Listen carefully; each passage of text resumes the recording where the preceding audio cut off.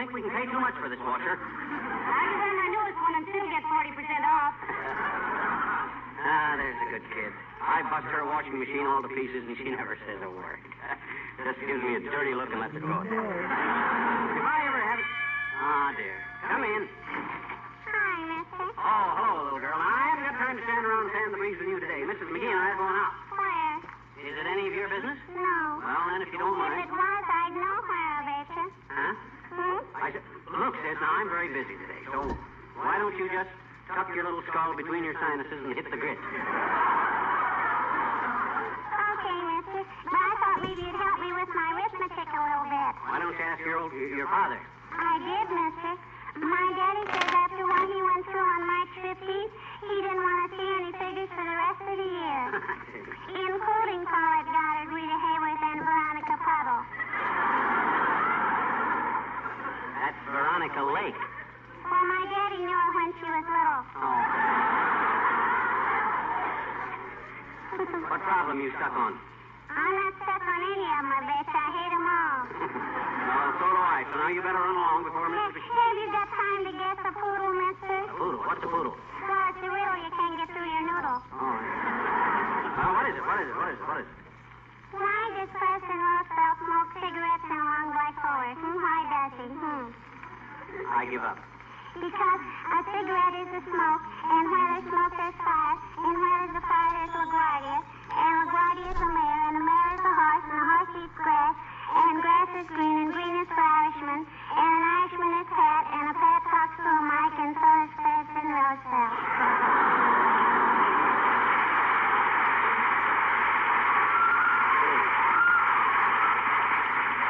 Yeah, but why does he smoke cigarettes in a long black holder? He keeps the smoke out of his eyes, silly.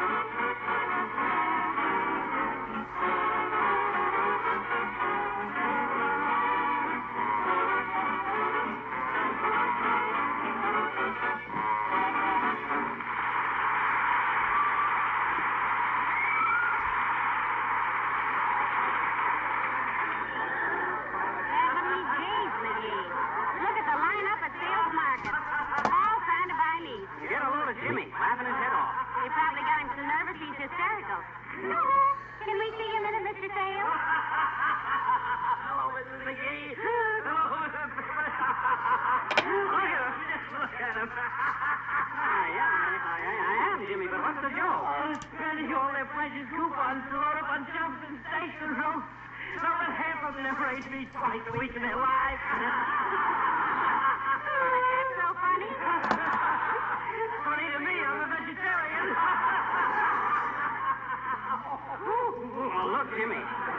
If you can control yourself a minute, we want some information. We're trying to buy a washing machine. I'm not the washing machine, Mrs. McGee, I'm sorry to say.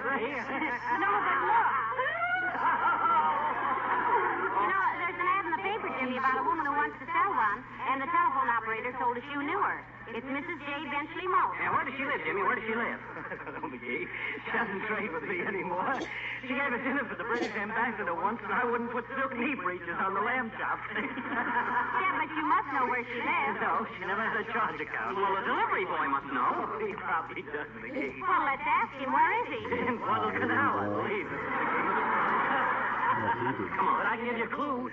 Mrs. J. Benchley Moak is a good friend of Mrs. Huffington. Well, you fella. What's your bag, Jimmy? Come on.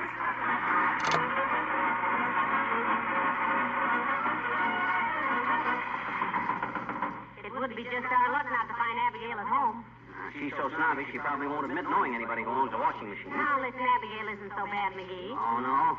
That old dame is so high-toned, she snores like a flute. I mind one time that... Yes? Yes, what? Whom did you wish to see? Look, Snarkins, or whatever your name is. Pigeon-toe your little way into the drawing room and tell old lady Uppington to draw herself out to the front door. We want to see her. Thank you, sir. And whom shall I announce? Why don't you try announcing Lum and Abner? That'd be quite a contrast for you. Thank you.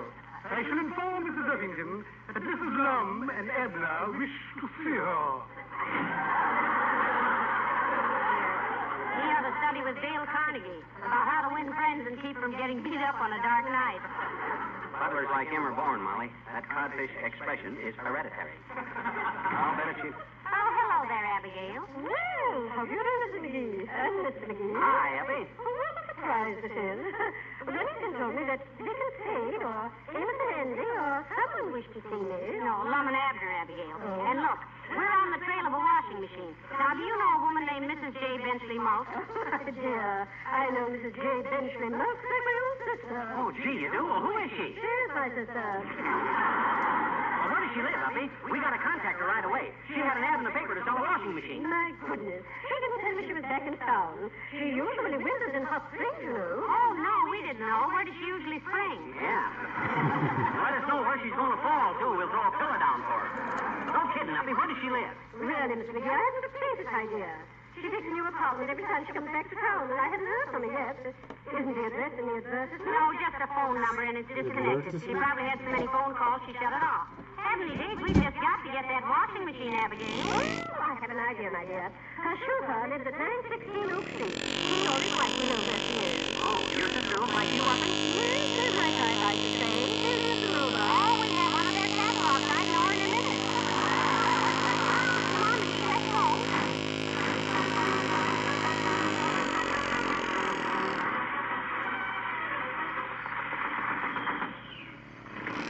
Yes. How do you do? We're looking for a washing machine, and we would go to Mrs. J. Benchley Moak's chauffeur with You're her. looking for a what? A washing machine. Washing machine. One of them things that stands in the basement and washes your clothes. Sure, it wrings them out, too. Yes, sir, and we want to buy it. You want to what? Buy it. Buy it. Is it for sale? For sale? Sir, you're speaking of a woman I love.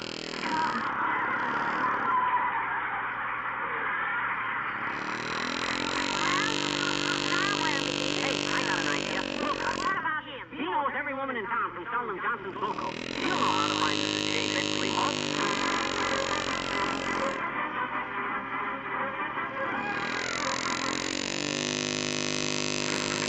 Good day. Hello, Mr. Wilcox. Hello. What can I do for you? Oh, how do you like that? What could he do for us? Look, Junior, I'm afraid you have the advantage of me, sir. Have we met? Have you met? Why, you've been bumping noses every week for 8 years. What goes on here? Who is it, Paul? What do they want? Who's that? That's my brother, Harlow. Well, then, who are you? I'm Paul Wilcox. Well, obviously. Are you guys twins? Well, yes, but we're not identical twins. Harlow likes nutmeg in his malted milk, and I like cinnamon. Well, I must be a lot of trouble going to the drugstore to find out who is who, huh? Who is it, Paul? No, who is it? Mr. and Mrs. Fibber McGee, Paul. It's Mr. and Mrs. McGee, Harlow. What do they want? What was it you wanted? Can little Harlow come out for a minute? No, he's taking a shower. Anything I can do for you? Won't you come in? No, thank you, Paul. We're trying to find a Mrs. J. Benchley Moak. She advertised the washing machine for sale, and, Hey, Harlow, we're trying to find a Mrs. Moe. Oh, she's the one I told you about, Paul. Tell Fibber and Molly. Who? Fibber and Molly. Fibber and Molly, that's Mrs. McGee. Oh, yes, Harlow was telling me. Yes, Harlow was telling me about a Mrs. Mote this morning. It seems that she had just been in her new place a very few days, and the linoleum was pretty bad shape. And Harlow was telling her how Johnson's self-polishing glow coat would make it look practically new again. Bring out the original colors and how it would look. Yes. We know about glow coat, Paul. These guys are certainly twins, all right. They only got one subject of conversation between them. But where does Mrs. Mouse live? Well, I'll ask Harlow in just a minute. But I wanted to tell you how happy Mrs. Mote was with Johnson's glow coat. Harlow said that when she discovered that you could just pour out a few drops, spread it around, and let it dry in 20 minutes or less to a beautiful, protective, dust and damp-proof finish, Harlow said she was just ecstatic. Look, Paul, never mind what Harlow said. Where does Mrs. Moakes live? We've got to see her. Yeah. Well, I know it's somewhere in his neighborhood. I'll ask Harlow. Say, Harlow. Yes, Paul. Where does Mrs. Mote live? 13, Paul. That won't take long if he's in the shower.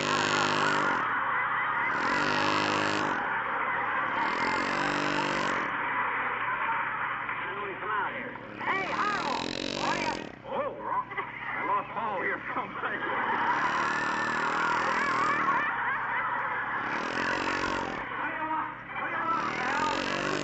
What do you mean you don't know where Mrs. Moakes lives, Harlow? Paul said you were telling her all about glow coats. I was. You called me on the telephone. Oh, my God. We'll have to canvass the neighborhood. Well, thanks anyway, Paul. Don't mention it, folks. Goodbye. Bye, Paul. So long, Harlow. Goodbye.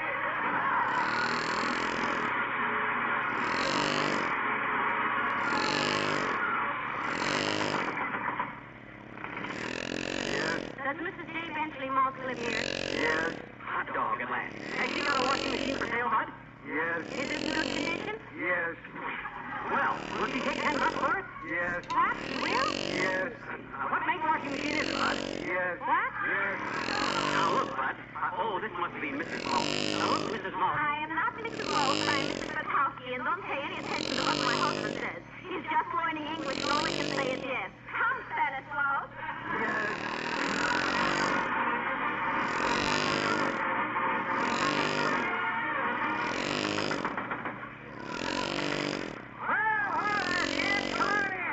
No, thank you, Mr. Oldtimer. We didn't even know you lived here. We're looking for a Mrs. J. Benchley Moe.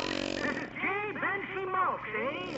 Tall, heavy-set gal with gray hair, green skin all day, belongs to the Book of the Month Club. Is that her? No, that's my sweetheart, Bessie. Is this Moakes woman anything like her? We don't know. We never met her, Oldtimer. All we know is she lives somewhere in this neighborhood. Yes, I don't know her. Sorry, Oh, kid. that's all right, Mr. Oldtimer. Say, are you and Bessie married now? Not yet, daughter. Bessie ain't back yet. Bessie isn't back from where? Africa. What on earth is Bessie doing in Africa? Matter of fact, daughter, we ain't sure it is Africa. Might be Alaska, Iceland, Solomon Islands, or Texas. Well, wherever she is, how'd she get there? Oh, what's she doing wherever she is? I'll be kicking her heels and hollering her head off, daughter. What? You see, she was working on an airplane out of the factory, and she must have welded herself into a wing. Nobody missed her for 3 days. We don't know where she is now.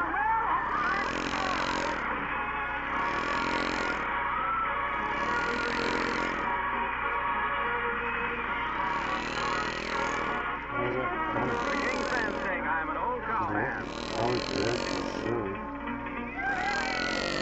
Step beside you, ornery tender feet, what else the things of the fall?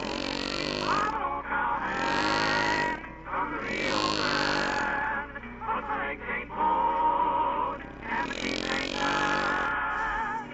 I'm a cowboy who never saw a plow, never roped a steer, never milked a cow, and I sure ain't fixing to start in now. Yippee-i-oh-ki-yay, yippee-i-oh-ki-yay.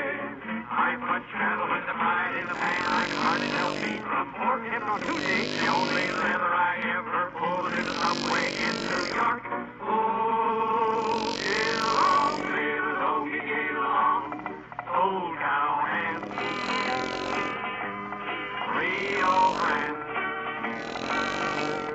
Learn to ride.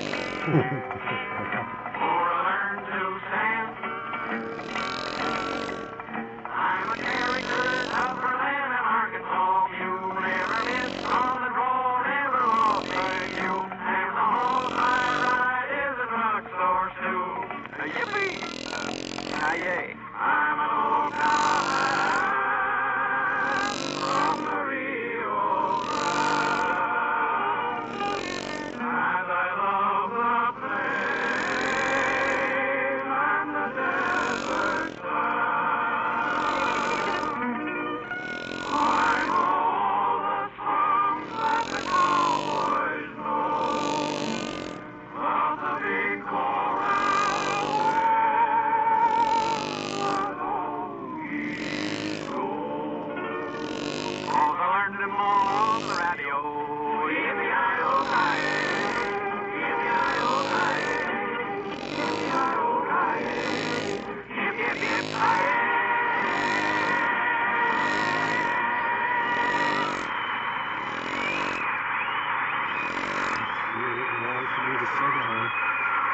Well, only 2 houses to go, Molly. Only 2 more blocks.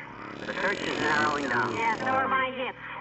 Well, the only good thing I can say for this expedition, let's let it go, McGee. No, sir, I'm going to get that washing machine. I ain't going to let my own wife slave away over a scrubbing board. I haven't got a scrubbing board. Oh, that's a very sweet. Hey, look, here comes the meal girl with the baguette. She ought to know where everybody lives around here. Hey, sis. Hello, Mr. McGee. Hello, Mrs. McGee. Hello, dear. Say, will you do us a favor? We're trying to find a Mrs. Moak. Mrs. J. Benchley Moak? That's the one, sis. That's the one. I remember the name because she gets us a lot of mail. Well, tell us quick, what? Yeah. Well, I really don't know, Mrs. McGee. Doggone it, sis. How can you deliver her mail if you don't know where she lives? I don't deliver it. She picks it up at general delivery. Well, nice to see you. Good day. Oh, dear, I'm beginning to feel like a 90-year-old quiz kid, you see. Let's stop asking people questions and go on home. No, we're too close to the end of the chase now. Only 2 houses to go. Let's try this one first. Why, I know who lives here. Who? Mr. Wimple. Hello, Mrs. McGee. Hello, Mr. McGee. Won't you come in? No, thanks, Wimp. We gotta keep going. Look, do you know where a Mrs. Malk lives? Mrs. J. Benchley Moak. Why, of course I do, Mr. McGee. Oh, fine. Lady Moak is in one of Babyface's physical torture classes. You mean physical culture, Wimp? I know what I mean. My goodness, you should see all those women in their sweaters and bloomers lined up doing their exercises.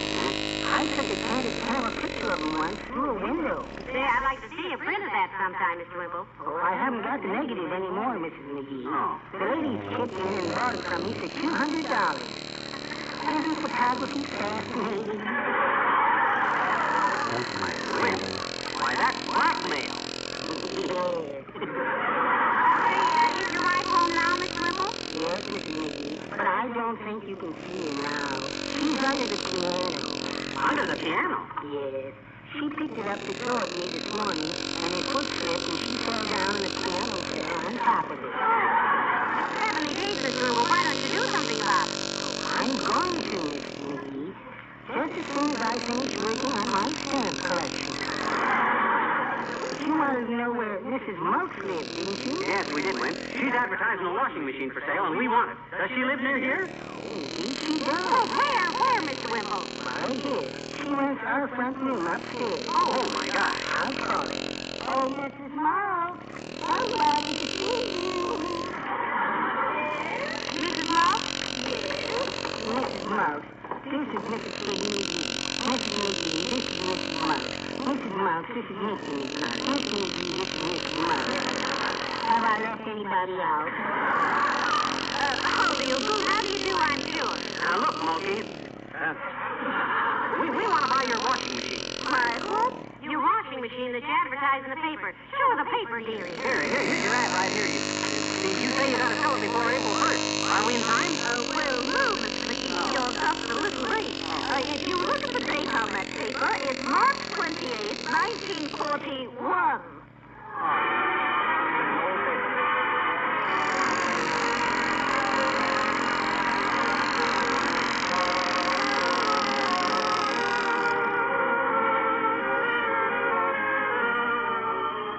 When you put a beautiful piece of linoleum down on your kitchen or bathroom floor, what do you say to yourself? I wish it would always look this nice? Or maybe I hope it wears forever? Chances are that's what you think, even if you don't say it. Now, suppose you already know all about how Johnson's self-polishing glow coat protects linoleum. Then what would you say? Probably something like this. I know this linoleum will always look nice and will wear practically forever because I'm going to protect it regularly with Johnson's glow coat.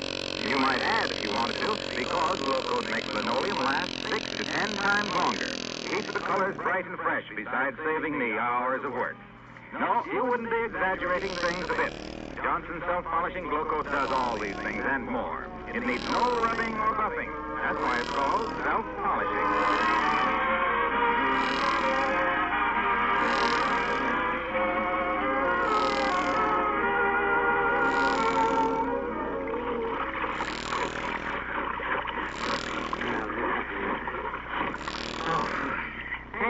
Yes? Isn't gluing supposed to make clothes white? Yeah. Well, then you got the wrong kind. I've used 3 bottles, and these sheets are getting darker all the time. 3 bottles? Good night. Good night. Good night, all.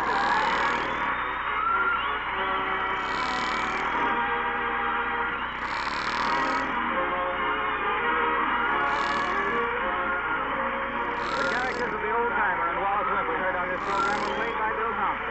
This is Harlow Wilcox, speaking to the makers of Johnson's Wax Finishes for home and industry, inviting you to be with us again next Tuesday night. Good night. This program has come to you from Hollywood. This is the National Broadcasting Company.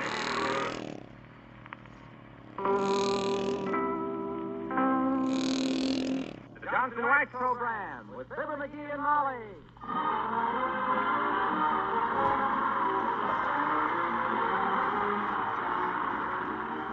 Johnson's Wax Products for home and industry presents Fibber McGee and Molly with Bill Thompson, Gail Gordon, Arthur Q. Bryan, Dean Carroll, and me, Harlow Wilcox. The script is by Don Quinn and Phil Leslie. Music by the King's Men and Billy Mills Orchestra.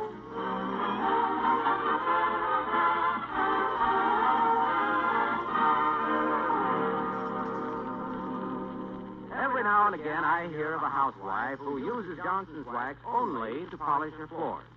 Now, I hope you're not like that, because wax can add rich beauty to your home in 100 other places besides floors. Take your dining room table, say. Rub a little Johnson's Wax on it, then polish it. Believe me, you'll say your table has never looked more beautiful. The finish will really glow and sparkle, and the grain of the wood will show up clear and lovely. When you've seen how your table gleams, there are many other things you'll want to polish with Johnson's Wax. Your radio, sideboard, leather goods, and Venetian blinds. Johnson's Wax gives them all such a wonderful richness. Such a smooth, mellow luster. And this hard wax finish is so easy to dust. So, by all means, polish your floors with Johnson's Wax, but also use it to beautify and protect the rest of your home. Ask your dealer for Johnson's Paste or Liquid Wax.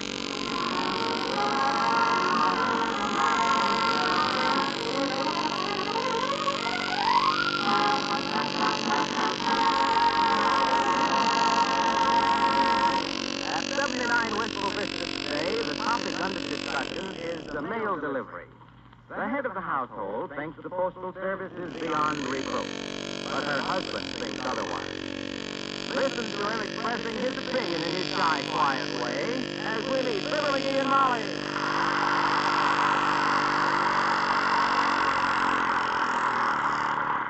And furthermore, I say they ought to take the post office department out of the civil service. It ain't civil and they don't give you any service. Oh, I don't know, dearie. I think the mail is very well handled. Oh, you do. Then where's my personal mail? Nothing but bills, bills, bills. We get so many window envelopes, I'm getting to feel like a peeping Tom. What do you expect the mailman to do, Pat? Sit down on a curbstone and write you a letter himself about how he got bit by 5 fox terriers last week? I expect him to bring me some personal mail, that's all. I'm entitled to more mail than I get, and I think they're holding out on me. I'll bet the post office downtown has got a back room jammed full of every personal letter they ever got from me. Oh, nonsense. How about that letter you got from the finance company yesterday? That was about as personal as anybody could get. That's trivial. You know what I'm going to do? No, and I think I'll hide under the bed till you do it. I'm going to write a letter that'll blow the lid off the whole political pork barrel. That's what I'm going to write a letter that'll. Where's my fountain pen? In your vest. Where's my vest? At the dry cleaner. Oh. They're sending your pen back by mail. And I'll bet I never get it, too, either. I'll use a pencil. Where's some paper? Oh, here. Dear Harry.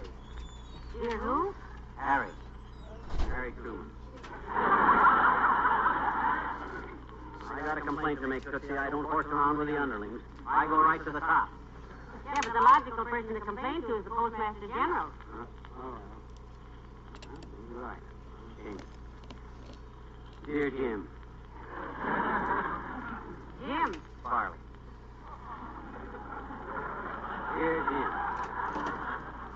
This is to warn you that I've set a trap for your uniformed stooges. My personal mail has not been... Oh, that bore down too hard. Broke pencil. Give me another pencil. He knows, Sandlot. But what kind of a trap did you set me? You wait and see, dear. The mail is due in 15 minutes. If I don't get a certain letter, I'm going to put a blast on the post office that'll make Hero Senior look like a wealthy trooper. See if Lena's got an indelible pencil. I'm going to use some blue language. All right, Master. Oh, Lena! Lena! What's the trouble? Another love is a problem. Didn't you know, Mr. McGee, that Mr. Farley ain't the Postmaster General anymore? I heard he left the Democratic Party and went into politics. You've been listening to our conversation, Lena? Well, I don't know how a buddy could help it, Mr. McGee. Gosh, you hollered so loud, I ironed 5 wrinkles into your green shirt. But I know how you feel about getting mail. I get the dearest letters from a war veteran. Love letters, Lena? Well, now that I couldn't really say, Mrs. McGee. They're all wrote in the Spanish language, and I can't read Spanish. Can he write English? No, he's a Spanish-American war veteran. He stayed in Cuba after the war, and he started a gambling joint. A gambling joint? Yes, it's really a chop suey parlor, but he calls it a gambling joint because he's the only one that can't lose. I thought you couldn't read Spanish. Oh, I can't, Mr. McGee. You see, a friend of mine transplants the letters into American for me. Oh. In his last letter, he said when we got married, we could go to the arena and watch the matadors as they fight El Toro. And do you know what that means? El Toro? Yeah, That's the bull, Lena. it must have been.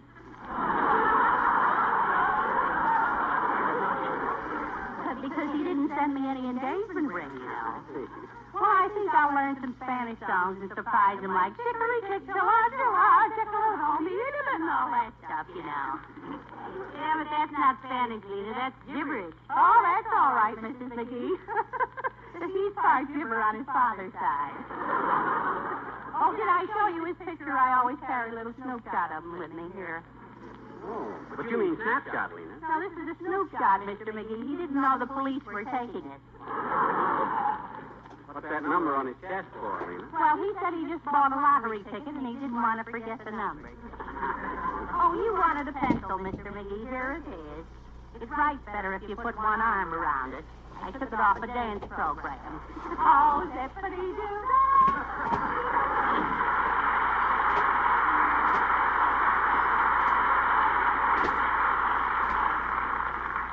Happy little character. Yeah, when she first started here. Hey, it's about time for the mailman. Keep an eye out the window, kiddo. You see you're expecting a letter, McGee? I sure am. Whom from? Me. You? Yep. I wrote it myself, through myself. Oh. It's a test case. And if that letter ain't delivered in this mail, I got him right where I want him. I'll take the next plane to Washington. Oh, there he is, McGee. There's the mailman. Yeah, look at him. Look at that batch of mail he's leaving next door. I'll bet half of it is mine. Here he comes. Here he comes. He stopped. Watch him, baby. Watch him. If he throws any letters down the sewer, you'll know who they are. Look. He turned away. He's passing us up. Aha, that does it. I trapped him. Get your hat, Molly. We're going down to the post All office. right, Jerry, but I don't think you... Where's my fax? I don't want to give the impression that I'm a nobody. Where's my fax? Oh, I remember the right in the hall. No, McGee, please. Now it has to...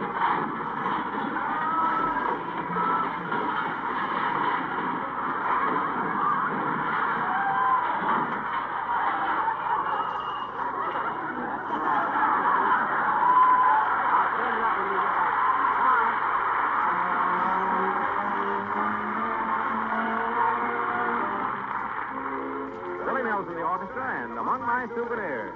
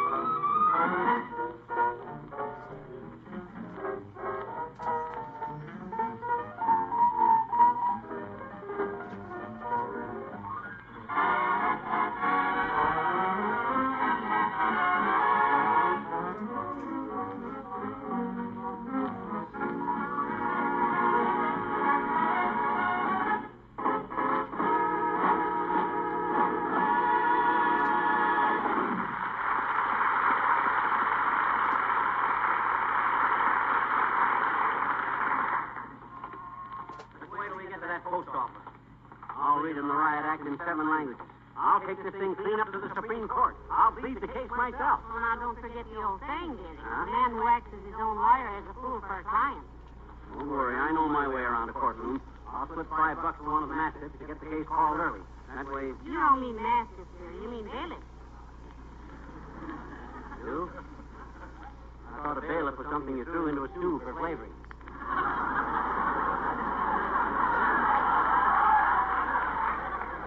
Nah, that's a bay leaf. Oh, now don't give me that, kiddo. A bay leaf is that extra page in the front of a book where it says all the coincidental characters in this book are purely. You're thinking of a flyleaf. I am? Well, then what's a mastiff? A mastiff is a big dog. Why, certainly it is. And that's what I said. I'm going to hound them post office guys through the biggest court in... Oh, hi, Wimp. Hello, Mr. Wimple. Hello, folks. Where are you going? I'm on my way to the post office, Wimp. Got a little case against them. They've been holding out my personal mail. Have you been having any trouble with your mail, Mr. Wimple? Not a bit, Mr. McGee. Sweetie Face, that's my big old wife. Sweetie Face opens it, reads it, answers it, tears it up, and throws it away. You mean she opens your personal mail? You let her get away with that, Wimp? Yes. I also let the sun rise every morning. You mean there's nothing much you can do about it, I suppose? Oh, you're so right, Mrs. McGee. Sweetie Face is a very strong-minded woman. In fact, she's as stubborn as a mule. And the resemblance doesn't end there either. Look, Wimp, old man, I'm not the type guy that interferes with another guy's personal life. I'm merely the type guy that has gone to the mat with matrimony. Always remember this, Wimp. The man of the house has got to be the boss, you see? Am I right, Molly? Absolutely, dearie. I know, You got to have crust if you're going to be the breadwinner, Wimp. Right, Snooky? Right. but baby, This is the guy that puts his foot down that don't get stepped on. So, baby, Check. not all, baby. assert yourself, Wimp. Horse flies don't let on the guy that cracks the whip. Got a match, Molly, my cigar. What did you say about horseflies? I say they don't light on the guy that cracks the whip. Get a match for me, will you, Molly? My cigar. Throw it away, dear. You're smoking too much. No, I'm not. I've only had about 3. Throw it away, dear. Okay.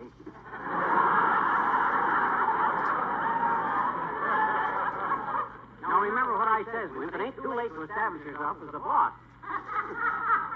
Let Sweetie Face know she's taking orders from you. Mr. McGee, you've done it.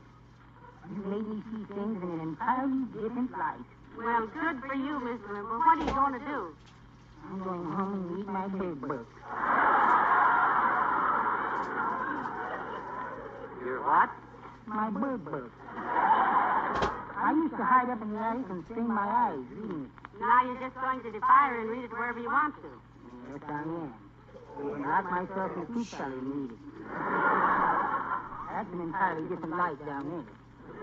You mean I've been wasting my breath on you, Wimp? No, you haven't, Mr. McGee. I'm going downtown right now and buy something that will show her who's boss. Heavenly days. You mean a revolver? No, a looking glass. Well, good luck at the post office, Mr. McGee. Goodbye now.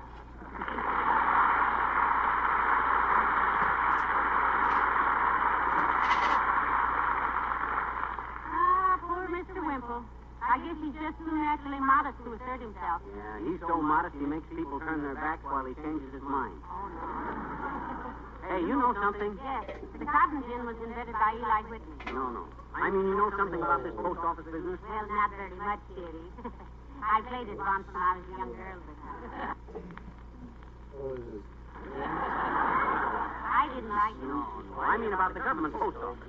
You see, tampering with the mail is a federal offense. And anybody that's caught... Molly, hello, pal. Out for a walk? Hello, Mr. Wilcox. Oh, we're not out for a walk, Junior. I'm on my way to the post office to raise a little ruckus. I'm going to start a shakedown among them stamp tramps that'll rattle the windows in the White House. He thinks they're discriminating against him, Mr. Wilcox. All he ever gets is bills and advertising. Look, Al, the United States Postal Service is one of the best organized branches of the government. You better have a good case before you barge in with any half-baked accusations. Who's making half an accusation? I got them postcard seekers red-handed. I knew they were holding up my mail, so I sent myself a letter, special delivery, and it wasn't delivered. Maybe you didn't put a stamp on the letter. I put a stamp on it, all right, boy. A 3-center and a special delivery. And what's more, the glue they put on them things shouldn't happen to a human being. Tastes like the underside of the last step of the back stairs of a tannery.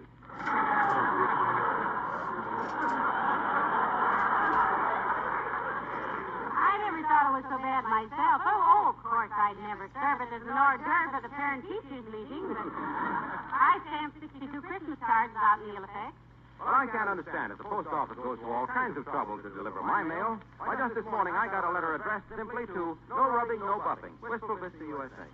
My goodness, isn't that wonderful? Oh, that's a different Of course, with Johnson's Flow Coat being so famous all the world over, they didn't have any trouble figuring out where it was supposed to go. Well, if it was The mailman said he was so familiar with Flow Coat that he'd bring me a letter that just had a hyphen on it. Wait a minute, Hugh. He says that practically every housewife on his route uses Johnson's Glow Coat. He says the minute a front door opens, he can tell if they use Glow Coat. Rich or poor, the houses that are bright and shiny and gleaming with hospitality are the ones where Glow Coat has taken the drudgery out of kitchen scrubbing. Yeah, but what... He said, my mailman that is, he says his own wife has used Glow Coat on her kitchen linoleum ever since they were married. And it looks as fresh and colorful as the day they bought it. And because it dries in 20 minutes or less... Yeah. Hey, Waxy. Hey? Your mailman said all this? Yes. Who is your mailman? Oh, didn't you know? My cousin, Big Baggy Wilcox. Oh, he got a big kick out of figuring out where to deliver that letter addressed. No rubbing, no buffing, Wistful Vista, USA. By the way, who was it from, Junior? I sent it myself. That's why I think you'll get yours, too, eventually. Let me know, will you, pal? So long now.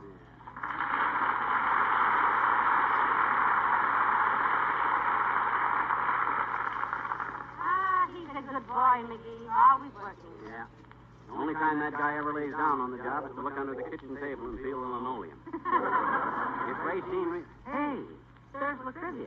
Hi, Latrivia. Well, hello there, McGee. Good day, Molly. Good day, Mr. Mayor. Nice day for a stroll, isn't it? Yes, but I'm not out just to exercise. I'm inspecting the pavement from Oak Street to 14th.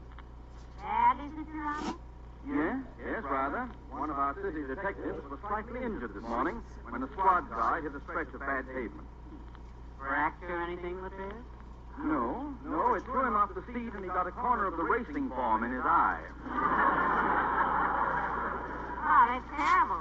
On the contrary, he played a hunch in the 5th race and made $35 on a horse named Cobblestone. I had an experience like that once myself, Latrivia. I tripped on my shoestring at Churchill Downs one year and bet my shirt on a nag named Button Shoes. Did you collect, McGee? No, Mr. Mayor. Stumblebum won the race.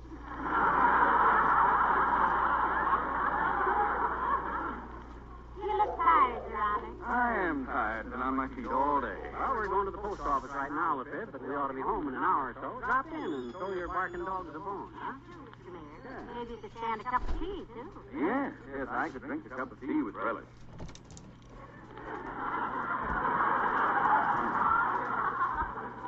With relish. Yes. Did you ever hear the Well, expression? whatever you like with it, we have it, Your Honor. What do you do? Mix it right in the teacup or eat it on the side?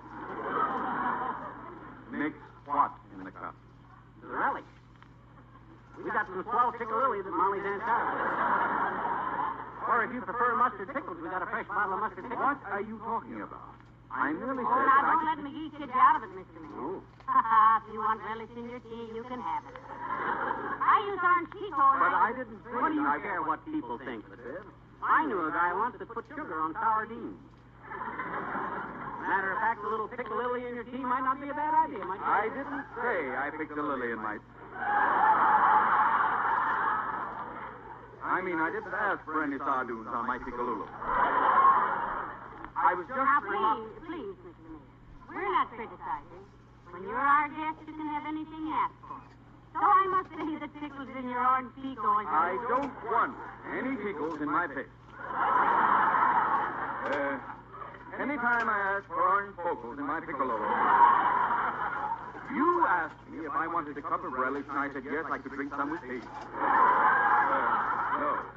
You said, would I cup like a pickled orange? No. Take it easy. We're not crowding you. The piccalilli was merely a suggestion. Maybe you'd rather have chili sauce. You're in a good dash at chili Will sauce. you please be quiet? I never put chili mix in my orange pickle. Look, you're the one who suggested sticking the pickle-chicky in the chickalabaka. The Tory pickles in the buckle. Nobody wants any mickle-bicky in their cup of orange tea. I'm just a ticket. A pickle-chicky. The chicky. The king. I was the... It was you.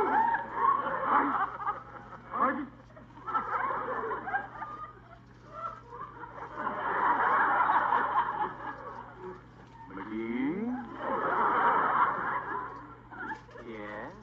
You're going to the post office, you say? Yes, we are, Mr. Mayor. Would you do something for me? Name it, boy. Just name it. Thank you. Will you please go into the dead letter office and wait till I call for you? Why, sure, boy. How soon are you going to pick me up? You should live so long.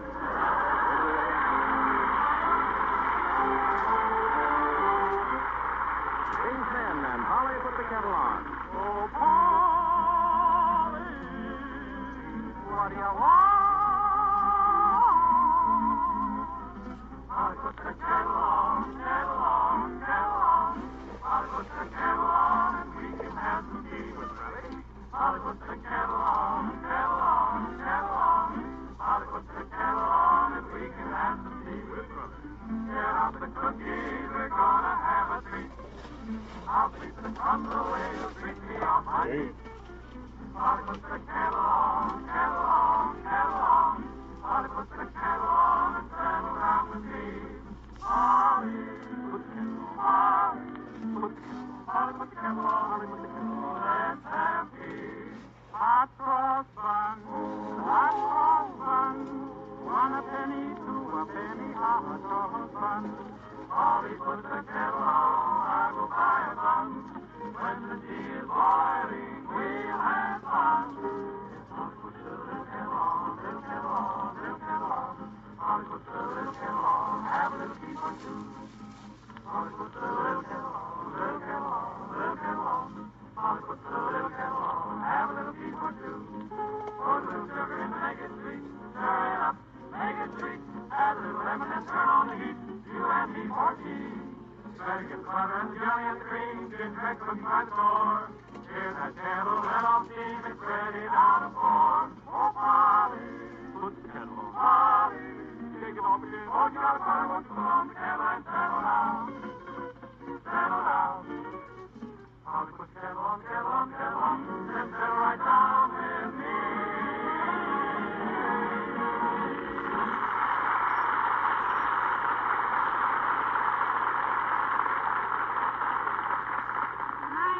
Post office is a very handsome building, McGee. I hate to think you're tearing it down stone by stone. Don't stand in the middle of the corridor, Molly. Why not? I don't want you to get hit by any flying bodies.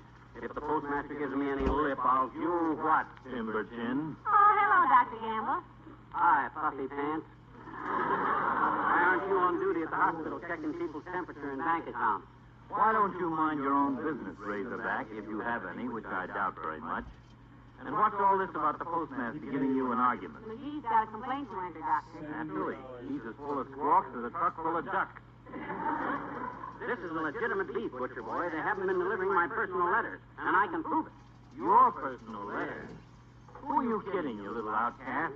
You haven't had a letter in 15 years that didn't start out by saying, "We regret to call this account to your attention again, but..." Well, he's got one coming this time, Doctor, that he knows about. You betcha. I knew they were holding up my personal mail, so I sent myself a letter. And what happened? They didn't deliver it. Maybe they can't read the address.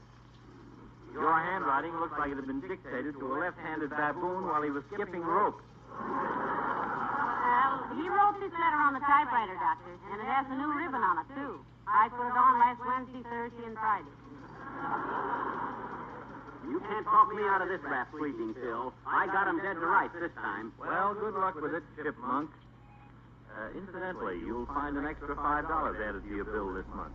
Want to know what it's for? Oh, not particularly, Doctor. You've never charged us as much as you should have. The heck he hasn't. He's as high-handed as a third-grade school kid that wants to leave the room. How about the time I had that slight case of pneumonia. How about that? $25 he stoked. Well, what do you think I'm in business for? Your health? What was the extra $5 for, Doctor? Just as a matter of curiosity. Easter seals, my dear. The National Society for Crippled Children and Adults. Chicago 3, Illinois. I like that organization. To help a crippled child or adult, they make only one condition, that the help is needed. That's all. They don't ask your race or creed or age. Germs and accidents don't consider those things either. No, they don't. Well, I hope you get along all right with the postmaster, McGee. Not a bad fellow, till you get to know him. So long, Molly. Bye, Doctor. Come on, Doc.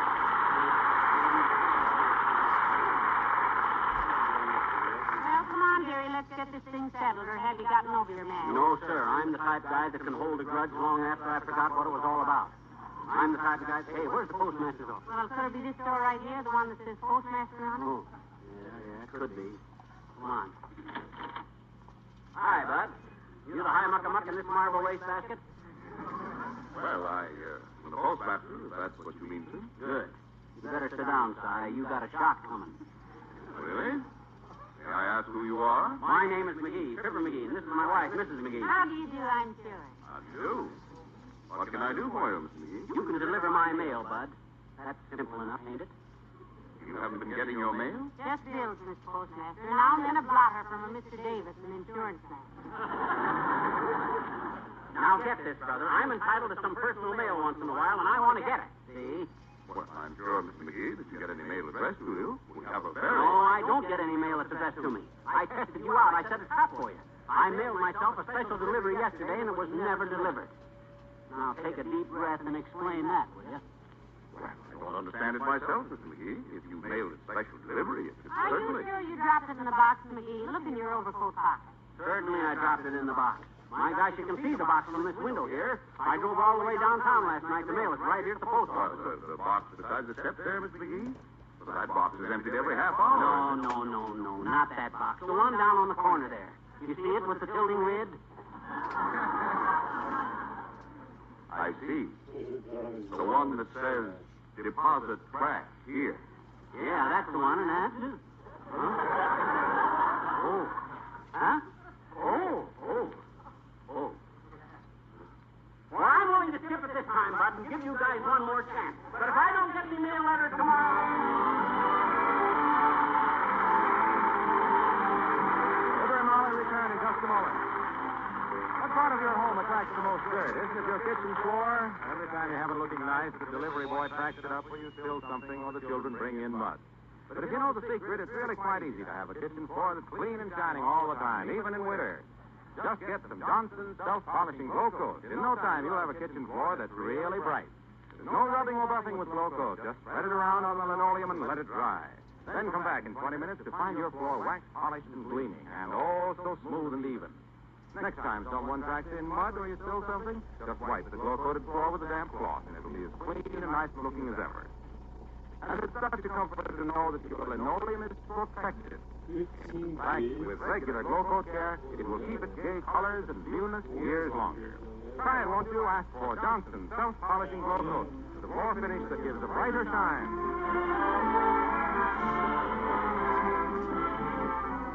Who are you writing to now, dearie? Postmaster, apologize. Good for you. Oh, I'm not stubborn. When I'm wrong, I admit it. In black and white. Well, I'm proud of you. Sign it and I'll mail it myself. Okay. How do you spell anonymous?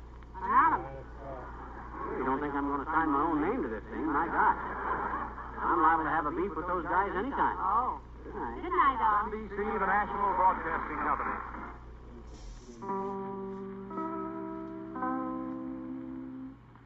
This is Chicago, WMAQ.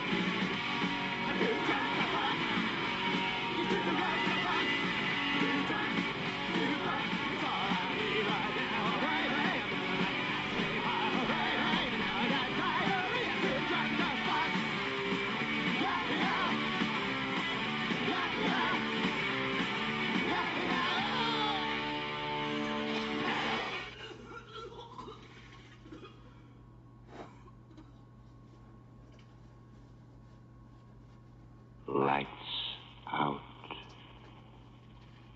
Everybody.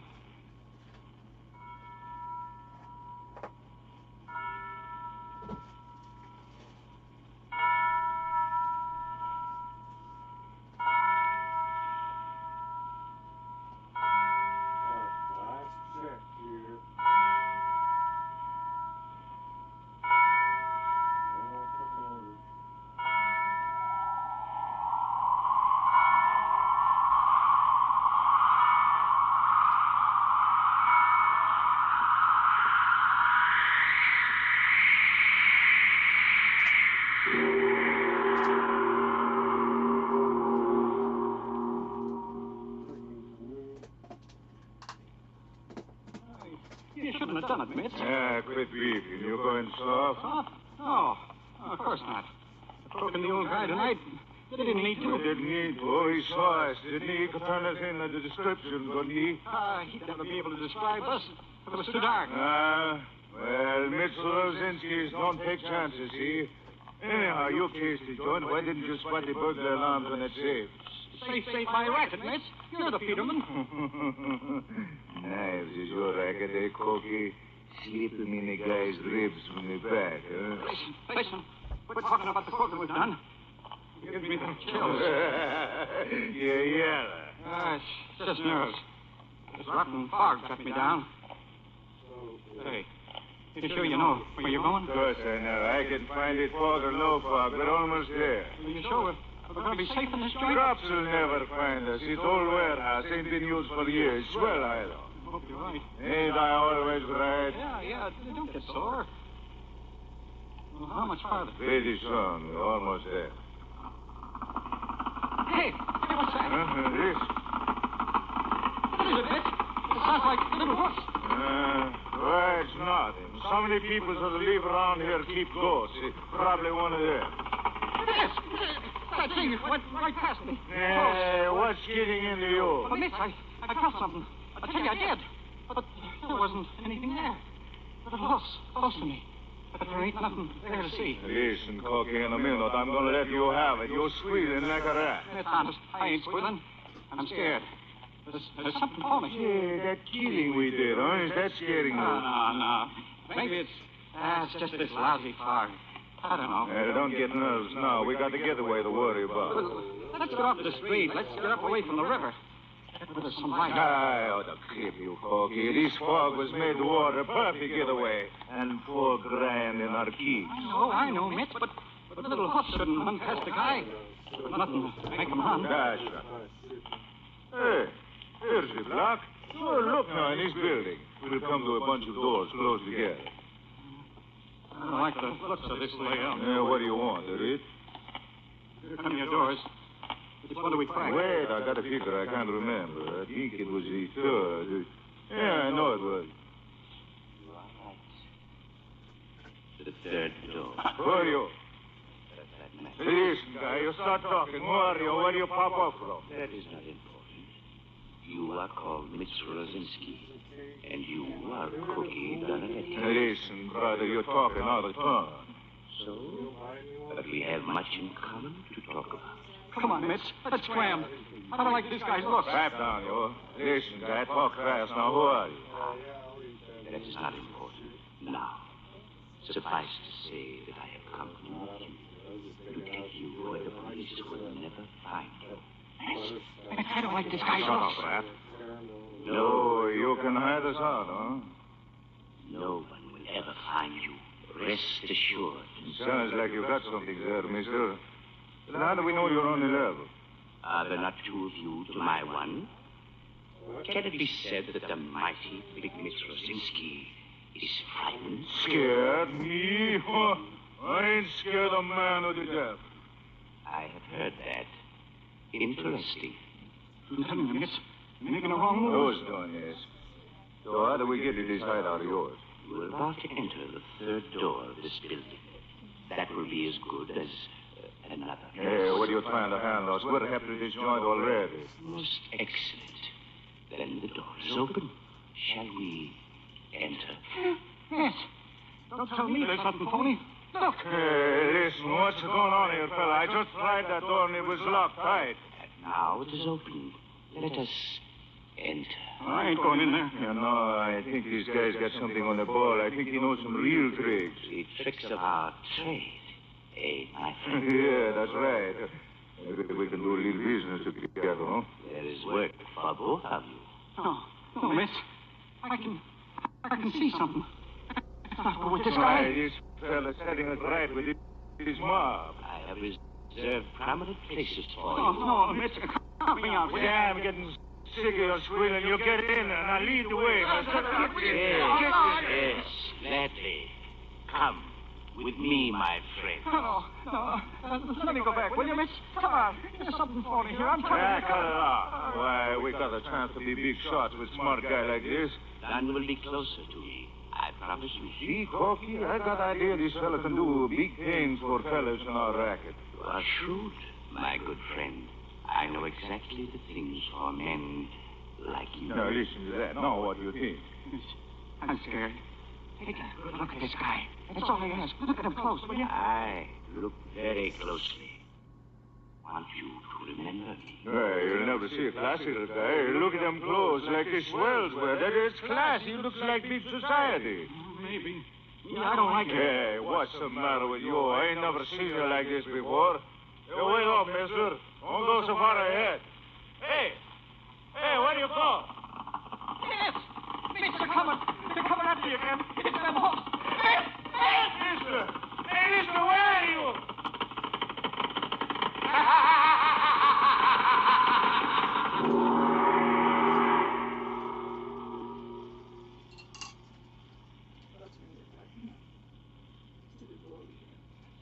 Let's get out of here, will you? That's where are you? But you're waiting. I'm willing to get out of here, but I can't see in the dark. I'm no cat. Well, I don't ask. Here, I got it. Never mind. I got a little flashlight. What's good in this barn? No. It is a feeble light. You? Where do you come from? I had not left. It's him. He's a phony, I tell you. Who are you? Where do you come from? I have always been here, watching your interesting partnership. There's something for me, miss. Let's scram. I think maybe you're right, Corky. Hear me out. Did you not know that I have long considered myself a silent partner in your enterprises? What do you mean? This hour shall see my partnership become active. I have joined you, my very dear friends. Now, go away from us, will you? Leave us alone. Tell us who you are. I have had many names. What does it matter? What would my name mean to you? Yet, I have told you, we are partners. Tonight, our partnership will be consummated. I will show you how strongly it can be welded. Remember the first job.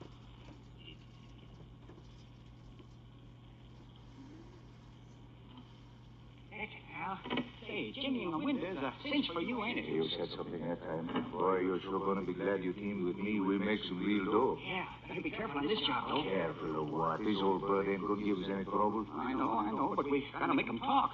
And we can't have a lot of racket. We can find his roll, all right. Probably hides it in his map. No, I went through this joint when he was out the other day. Couldn't find a thing. So you called me in, eh? Smart boy. There we go. Quiet. When we get in, I'll jump him. Where is his bed? In his room? Just to the right of the window. There's only one room in the shack. Okay, come on. Who's there? Who's there? Shut up or I strangle you. That a boy, Nets. Listen, guy, I'm going to let loose of you, but remember, when you body you and you're dead, remember, now. What do you want? What do you think we want? Corky, snap on your flash. Nets, somebody will spot us. Way out here in the country, snap it on. I can't do my best work unless I can see. Okay, here you are. Yeah, as well. Now, you, what do you keep? Keep what? Don't give me that. You know what I mean. What do you keep your roll, your dough, your money? Money? I have no money. I'm a poor old man. You're a poor old fool. Yeah, that's it. Let him have it. Come on, guy. Where's the dough? Honest, I have no money. Not a penny. Okay, mister, we ain't got all night. Corky, Yeah, Mitch. What do you want? you brought along some big needles, didn't you? You know me, Mitch. Sure I do. Okay, turn on that gas plate over there and heat them up. This guy needs working on. Come on, right out. Please, I'm telling the truth. I haven't any money. Not a Cut that out. Everybody around here knows you got plenty of money hid somewhere. It's a false rumor. It isn't true. I swear it. Yeah, pull him with a fire. It's red hot. Good. Gimme. Now, you're gonna tell us. Honest. I ain't got... Yeah? Okay, hold his hand. A hot needle through his fingernail.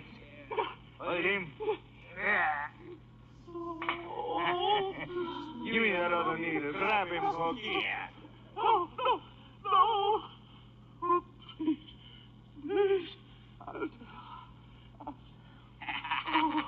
And I thought he'd come around. Sure, they all talk. All right, Jack Creek, where is it? Behind the picture. You hold him, Corky, till I see. Hey, here it is, pal. That's the stuff. What'll I do now? Well, he knows what we look like. Got a knife? Sure. Okay, Corky. You know how. Please, don't kill me. Don't.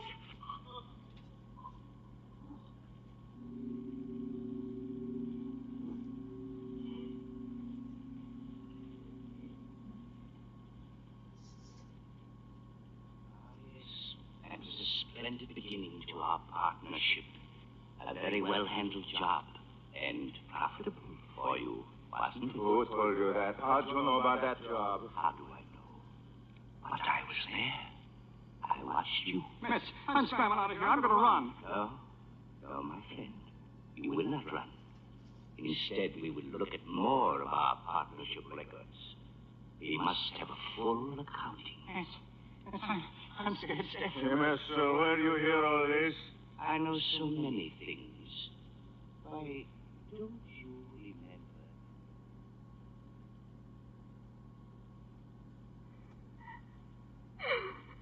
Cut out that racket. You ain't hurt. Oh, please let me go. I've never done anything to you. Of course you haven't. Listen, sister. We didn't snatch you because we liked your pretty face, see? We want dough. Get it? Dough. My father will pay well. Oh, if only he'll let me go. Please, I know he'll pay. I'll say that in... Nuts. When we get the money from your old man, we'll let you go, and not till we do get it. I promise you that you'll get it. Shut up. That you, Mitch? Yeah. Hurry up. Did you get it? Yeah, did nothing. The dirty crooks crossed us up. What do you mean? I went to this spot, the vacant lot, you know? Yeah. I got up on the garage roof across the street. Nobody figures me to be up there, so I get good look around. So what do you think? The place is lousy with coppers. Can you beat that? You know, I thought the guy had kicked through without a spark. Don't worry. When I get through, he will. Yeah, but this game is awful dangerous to keep around long. We're hotter than a firecracker We'll right now. just speed things up a little. What I say is, let's get this. Let's knock off the babe and beat it before the coppers catch up with us. Not me. I got better idea. Hey, you. What do you want? Your old man tipped the police. I can't have that. I wrote a note when you made me do it. Yeah, but it didn't work. We have to show your old man we mean business. What are you going to do? You'll see. Corky, you got that big knife of yours? Sure. What are you going to do? Send a little present to this babe's father. Hold the left hand, Corky. Oh, no. Please, not go. Oh, what are you going to do? Guess what? I'm going to send one of those pretty fingers to your old man. No, for the love of mercy, please. Give me a hand. Hold it on, Corky.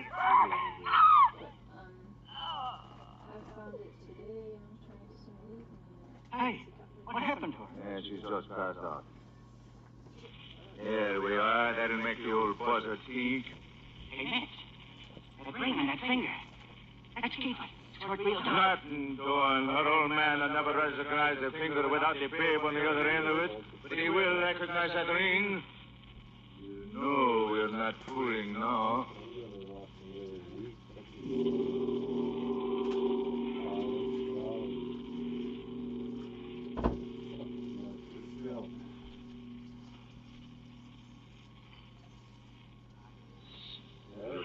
job very well, my friends. And when you sent the finger, no time was lost in paying you off. Remember? You made a neat sum. And what a splendid joke on the father of the girl.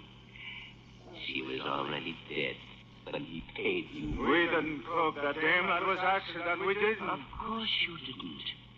But blood poisoning is a fine assistant, isn't it? But we have still another of our partnership activities to be reviewed. There you displayed an amazing ingenuity. It was a bakery, remember? A small bakery. One man ran it. A stolid old German. Too stolid, remember? But you beat him. He got nothing for his... That'll hold you. Give us a battle, will you? Why don't you're asking for it, huh? Skipper, let's get going on this safe. Yeah, but I'd like to give this mug a work. I know, but there's 25 grand in that safe. Unless the newspapers are kidding us. Let's get it, come Think on. we won't? Where's the soap? Huh? Well, don't ask me. I don't pack your rig. Cook, we ain't got to be the nitro. How are we going to blow that safe? Oh, Matt, don't tell me we're stuck now. No, we ain't stuck. Let's go talk to our friend. Hey, you. We ain't got time to fool with that. Tie up. I know what I'm doing. Hey, Henry. You want the combination of that safe, and quick. What for? The safe is empty. What are you handing me? Listen, we'll read the papers. You had a ticket on a horse that ran third in the sweepstakes, and they paid off 25 G's. You cashed your check and put the dough in that safe. We saw it in the papers. Now, what do you say? I said you... Mine on. Give it to him, Matt. You're a tough guy. Look, you give us that combination, or do we go to work on you? I don't talk. Hey, you've been making donuts, huh? Frying them in that oil, huh? I do not talk to you. That grease looks pretty hot. It's bubbling. Do we get the combination, or do I drop a little of this grease on your neck? You do not scare me. Scare you? Hey, you lug, I'm not trying to scare you. Cookie, here, stretch this guy out on the table. He thinks I'm kidding. Yeah? It's gonna be awful surprise. Yeah. Come on. Give me a hand, miss. Come on, this guy's heavy. Someday for this you ask. Yeah, we'll answer when we're spending your dough. Hold his head over here. Don't stall. Let him have a dipper full in the face. That ain't right, Corky. Let's show the gent how we're going to entertain him. Here, you look. Look at that, scalding hot. Nice, huh? How'd you like some of that on the back of your neck, huh? You gonna give us the combo? I give you nothing. Well, here, let me get a dipper of this stuff. Now, let's just drop a few little drops on your neck like this. Oh. That ought to loosen up your tongue, sort of oil it, you might say. Well, how about doing a little chattering? Or should we stick your face in it? I tell you nothing. Why not? Give him the work. Yes, but all right, mister. Now, let's do this slow, and anytime you want to quit, just say so. I don't talk. I don't talk. Okay, then let's get a little taste of this hot grease. And we do this slow, see? We push down your whole head. Down. Little more. Gonna get the taste of that grease soon. Don't do it. Don't do it. God, that evil don't do. Oh, you ready to give us that combination, huh? How about it? Hey, Matt. This is too rough. Look, the guy can't talk. He's tied. He can't talk. Well, that rat. He should have talked before I shoved his face in that stuff. It's too late now. Yeah, too late. He can't give us that combo. He can't talk. But it ain't too late for this guy to find out you can't cross up Mitchell Rosinski. I saw him. Get out of the way. Let me get a shoulder under that guy. What are you going to do? What am I going to do? This guy was so anxious to fry. Okay, so you'll fry. Open that oven door. Oh, this'll teach you to cross me. Get in there. Yeah, you can't make it, pal. Can't, huh? I will make it. Oh.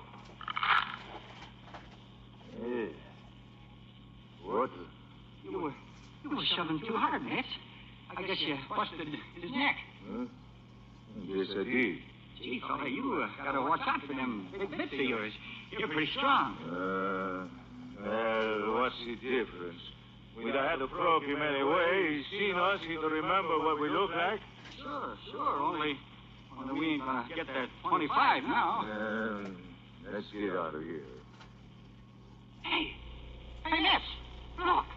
That safe ain't locked. Look, open just a little. Sure enough. That's a good one. Ah, let me at it. There it is, Mitch.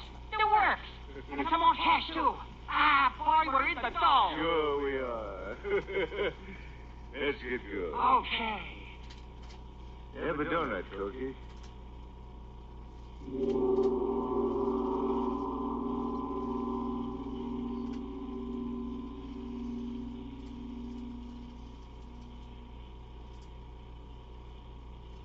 Very unusual piece of work. Novel and complete. I congratulate you both. You know all these things. Who told you? I was there, my friend. Haven't I assured you yet that I am your silent partner in all these little affairs? Mitch, this guy's lying. We never saw anyone on our jobs.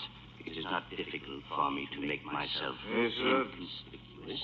Mister, I think Cookie was right. There's something funny about you. I'm beginning to feel it, too. On the contrary, you will find that I am very genuine. You must come with me. You will meet your friends, many of them. Mitch, we don't want to join up with this guy's mob. I don't know. He says we got friends in his club. My home is full of your acquaintances, and many more will soon be there to keep you company. Is this on the level? To be sure, we are not without a certain honor. Eh, my friends? Tell me one guy you got with you that I know. You once had a brother. Or have you forgotten, Cookie? You mean Lefty? Oh, no. Lefty ain't with you. Oh, no, on account of Lefty's. Yes. Well, Lefty ain't with you, that's all. I did not know you had a brother, Cookie. Oh, I haven't.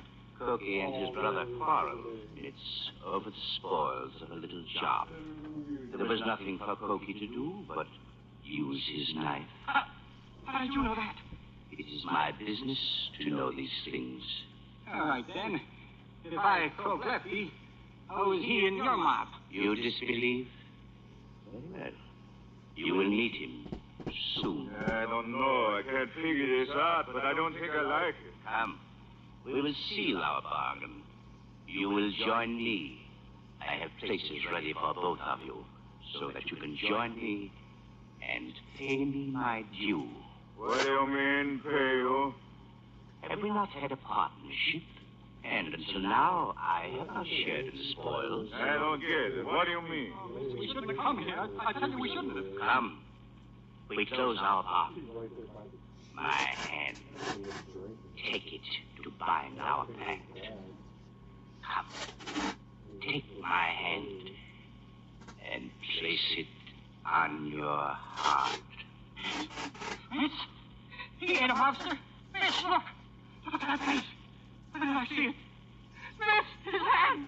Like fire. Like flame. Who are you? Do you have any doubts? I am Beelzebub, or Abaddon, or Belial, but you will.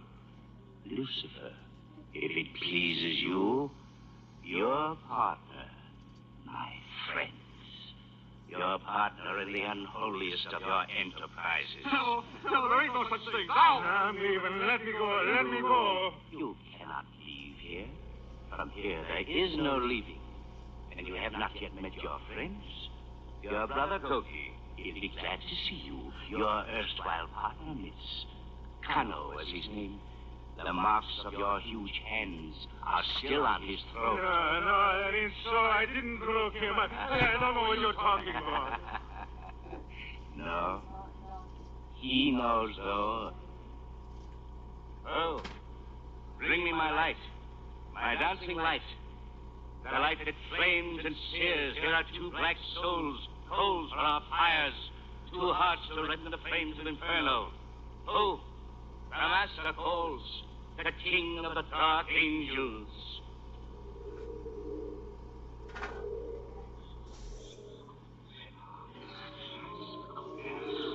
They welcome you.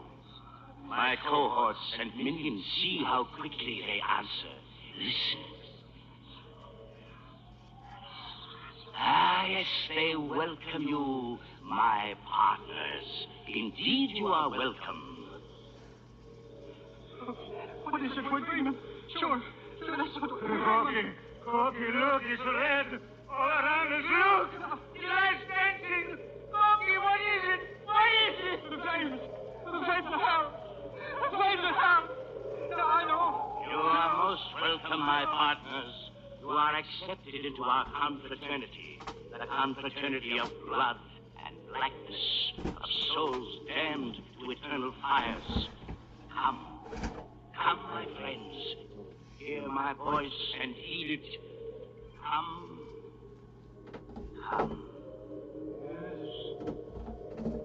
Ah, yes. Willingly you come. Come with me into the depths, where the flames are hottest. Come where you will be consumed entirely, and yet will never be consumed.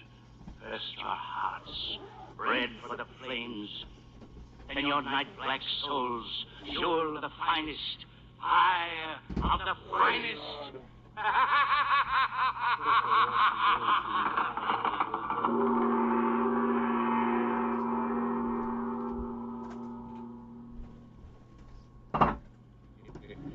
Now, rookie, is the river bait getting too tough for you already now, huh? Well, no, sir. I'm sorry to call you, Sergeant, but I didn't know what else to do. That's all right. Now, let me by. I'd rather you'd follow me than chance a mistake. Now, what is it? Well, a bum I picked up. Hysterical, babbling over a crazy story about... Where is he? The squad men took him. He was raving. Drunk? Delirium dreaming, huh? No, I don't think so. Let me show you. It's right down here. Yeah. Where are we going? Right here, this old warehouse. He was sleeping on the loading platform. Said he was waked by a bright red glow. Yeah? Go on. He said he looked in the window and... Well, I know this sounds kind of crazy, but... He said he saw the devil. Huh? Yes, I know. That's crazy, but... Well, here's the door to the warehouse. Do they all go to the old warehouse? We take the third door. I wonder how the doors in the back are. They say it's been open for months. But you can see that. Yeah, the back door's the same, and there are no windows. This loft was used for dead storage. Well, that red glow might have been a fire. Let's take a quick gander through the place anyway. Have you got a pass key? Yes. Yes, I have one, Sergeant. Wait a minute.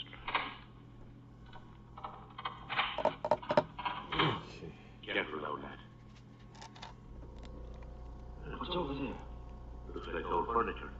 Let's take a peek at it. Turn your flashlight on it. Yeah. Careful of them loose boards. Don't. You notice a peculiar odor. What is it? It's kind of creepy, what with this devil business and all. It smells like burning sulfur. I didn't fall for the devil business, Sergeant, but I did figure something was... Look, two of them. Come on. They're dead. Sure they are. And man, look at the holes scooped out of their chests.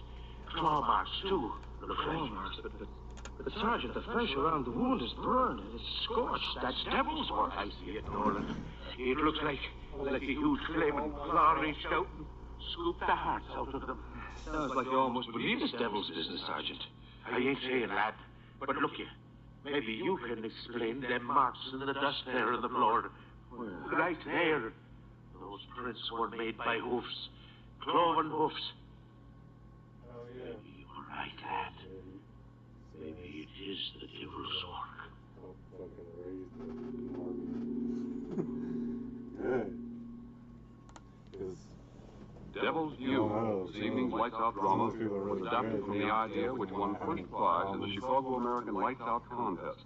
The idea was submitted by Fred M. France, and the adaptation was made by Howard Donovan.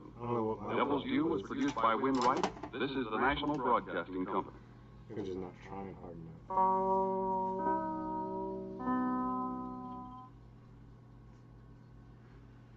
Miles Laboratories, makers of Alka-Seltzer, bring you another visit with Fibber, McGee, and Molly.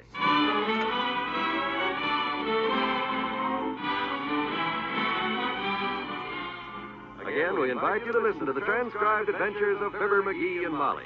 The show is written by Phil Leslie and directed by Max Hutto.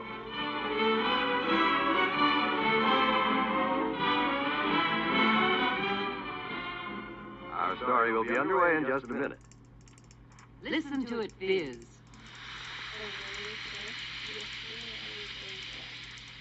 When you have a headache or aching muscles, that fizz can be the most reassuring sound in the world. Listen again.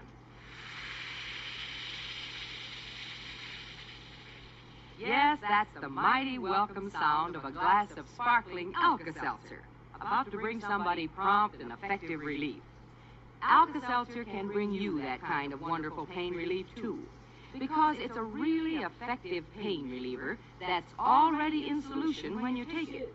And starting with a liquid is wise, because anything else has to be changed by your body into liquid form before it can help you. Try Alka-Seltzer, won't you? You'll say it's wonderful the way Alka-Seltzer takes charge of a headache. Buy a package or two at your drug counter soon. And then whenever a headache has you feeling bad, get to feeling good again with Speedy Alka-Seltzer.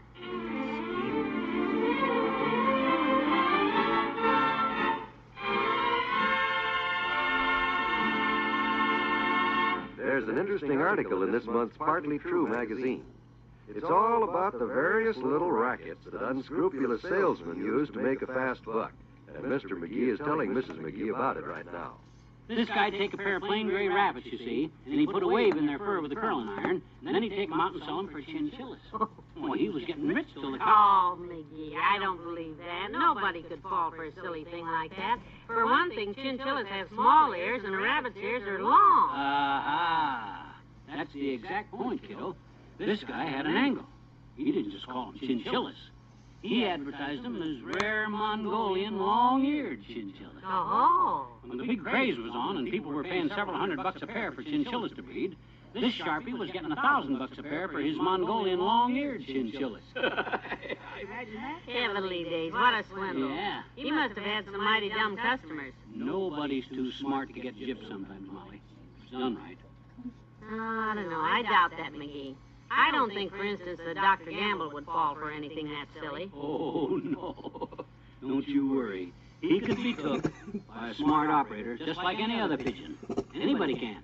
Okay, have it your way. I bet you if I had the right gimmick, I could con Doc Gamble out of anything.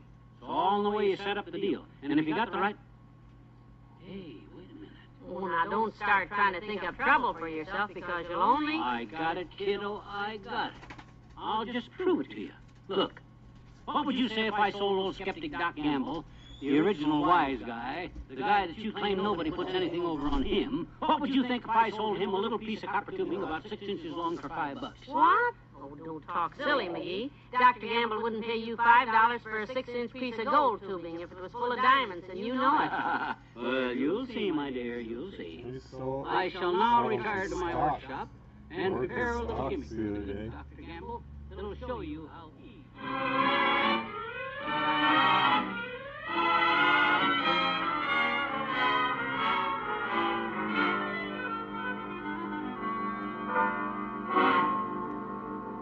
And there it is, kiddo. What's it look like? Well, it looks like a piece of copper tubing bent into a fancy curve. What is it? It's a piece of copper tubing, bent in a curve. Ain't fancy. It's threaded at both ends and with a wad of cotton stuffed inside of it where you can't tell it's there. Sounds very useful. For what? This, my dear, is a little gadget that I'm going to sell to Dr. George Gamble. I shall call it McGee's Guaranteed Gasoline Saver. Guaranteed to make your car use at least 50% less gas or your money back. Oh, for goodness sakes, it won't work, McGee. You know it. Ah, that's the gimmick. This little gadget will do exactly what I claim it'll do. It'll keep Doc's car from using gas. Well, if the tube is stopped up, naturally gas won't go through it. But if gas doesn't go through it, the car won't run. But we don't Maybe mention that saving part. gas. No.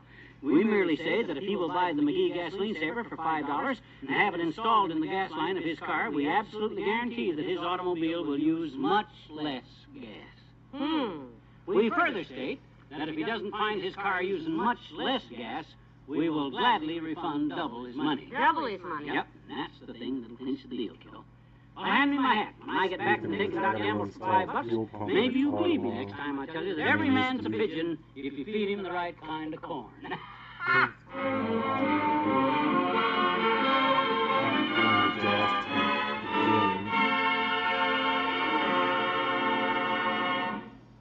In a moment, we'll return to Fibber McGee and Molly. Mother, I know you want to give your children every possible advantage. I've never met a good mother who didn't. So, as you probably know, your children must have enough vitamins to maintain normal growth and development, to keep alert and energetic as they should be. Now, your meals, no matter how well planned, may not always contain enough vitamins, because vitamins have a way of getting lost in cooking and processing of food. That's why so many mothers buy one-a-day brand multiple vitamin tablets to fortify their meals. You see, one-a-day brand multiple vitamins supply all the vitamins children and adults normally need to take.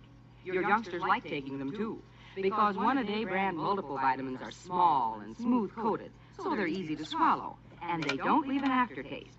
And there's no strain on the family budget, either. You can buy this protection for less than 3 cents a tablet. So protect your family from vitamin shortage. Fortify your meals with one-a-day brand multiple vitamin tablets, sold at drugstores everywhere.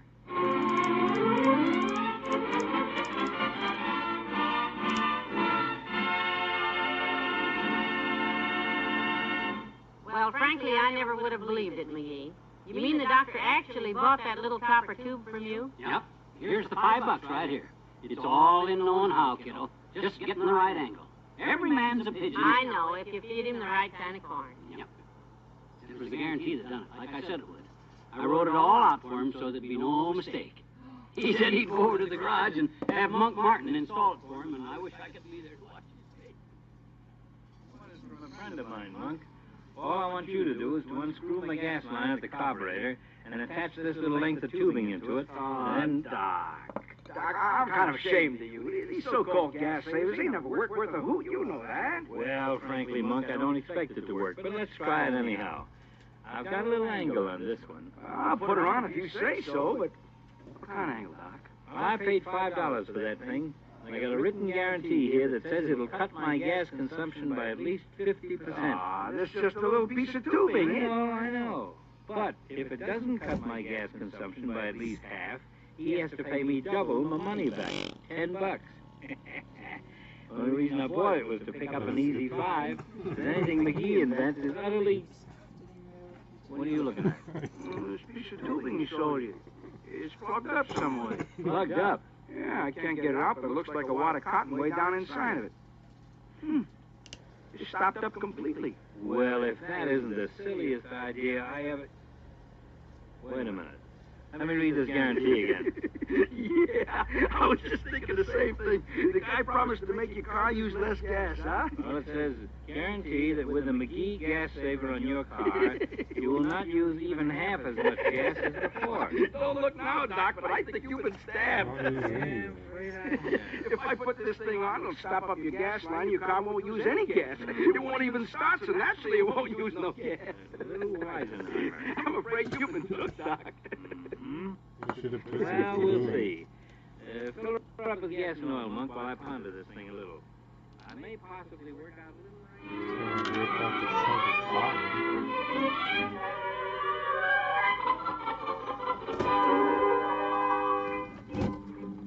McGee, have you heard anything from Dr. Gamble yet? No, and I'm kind of puzzled, Molly. I thought he'd be over here screaming and yelling hours ago. That's why I'm keeping a copy of my guarantee and you can read it. Oh, that's him. Come in. Hello, Molly. Hi. Come in, Dr. Gamble. Hi, Ralphie. I thought you'd been over here long ago. How does the gas saver work?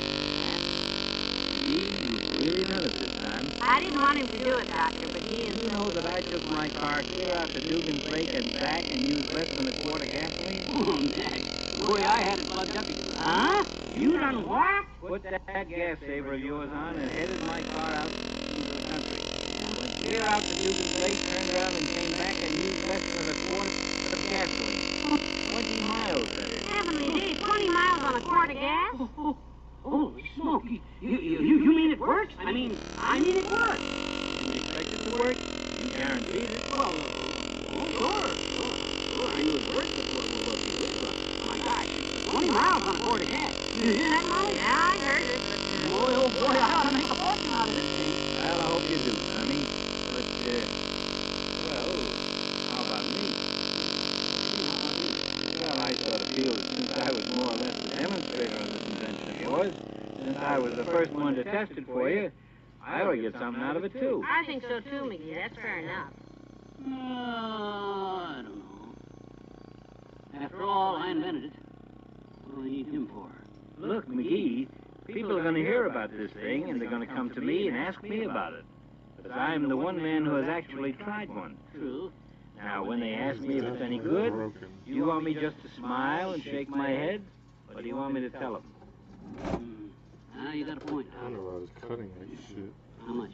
Oh, I don't know. Besides, Why don't we say $10 now and, maybe more later? It's a deal.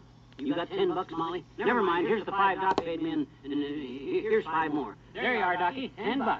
Thank you. Boy, oh boy, this is going to be the biggest thing to hit the auto industry since what you got there, Doc. This is my agreement with you. I wrote it all out before I came over. I'll take it, Doctor. Read it out loud, will you, kiddo? I want to see if everything is covered. Okay. It says, I, George Gamble, hereby agree to tell everybody, especially everybody at the Elks Club, about the McGee gas saver, with which McGee tried to gyp me out of $5. And I'll tell them how, when I found it wouldn't work, I turned the tables and gypped McGee instead. Hey, what you mean it wouldn't work? You just told us you drove your car out to Dugan's Lake and back on a quart of gas. Oh, no. I said I took it out to Dugan's Lake and back. Sure. Monk Martin towed it for me with his tow truck. What? Didn't use any gas, as a matter of fact. Couldn't get gas through that plugged-up tube you sold me anyhow. Boy, of all the dirty, chiseling, conniving.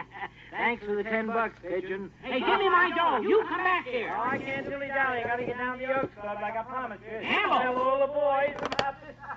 Oh, that dirty, chiseling. Oh, stop it, McGee. Stop it now. You proved your point. Every man's a pigeon if you feed him the right kind of corn.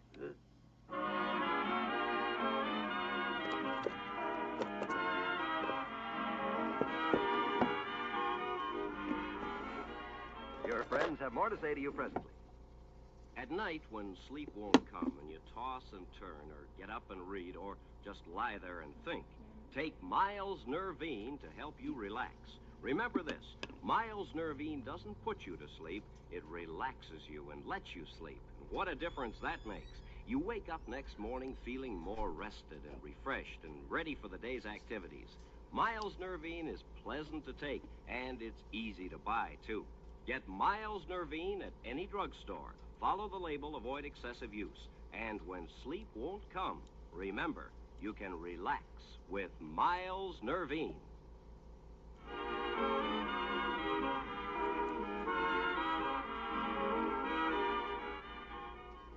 Smart aleck.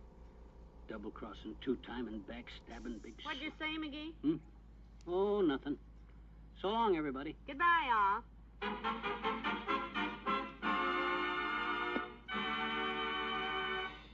Fibber, McGee, and Molly, transcribed, is brought to you Mondays through Fridays at this time by Miles Laboratories, makers of Alka-Seltzer.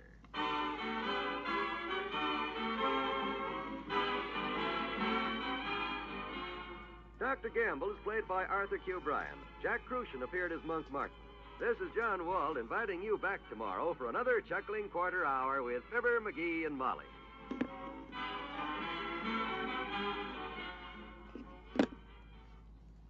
Hear the news with Pauline Frederick today on most NBC radio stations. God dang, what the hell is wrong with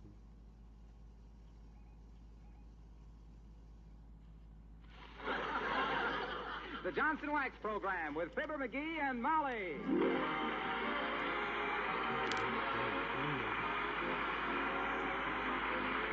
The makers of Johnson Wax products for home and industry present Fibber McGee and Molly, written by Don Quinn and Phil Leslie, with music by the King's Men and Billy Mills Orchestra.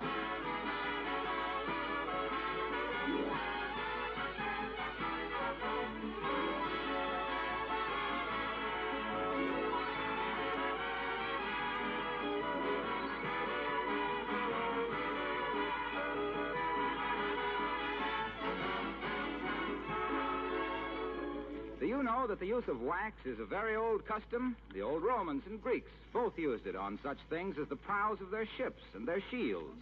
The ancient Egyptians used wax to protect their paintings. In fact, that's why some of those old murals have come down to us so well preserved. The fine furniture made by Sheraton was wax protected. Also, the floors of beautiful old French chateaus. So it was natural for us to use wax extensively in our own homes, on our floors, furniture, woodwork, and for many other things, such as leather goods, Venetian picture frames, and lampshades. It was the makers of Johnson's Wax who studied waxes scientifically and produced the perfect uniform blend to give you greatest beauty, maximum protection, and ease of use. You can now buy this famous Johnson's Wax in 3 forms, paste, liquid, or cream. It's used by good housekeepers the world over.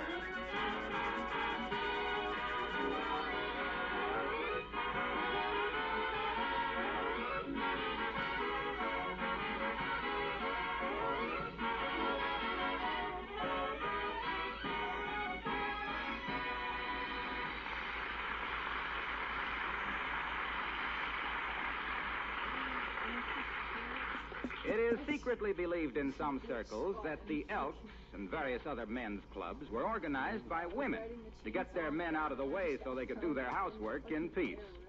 And here at 79 Wistful Vista, one of them is trying to get her spouse out of the house. As we meet Fibber McGee and Molly.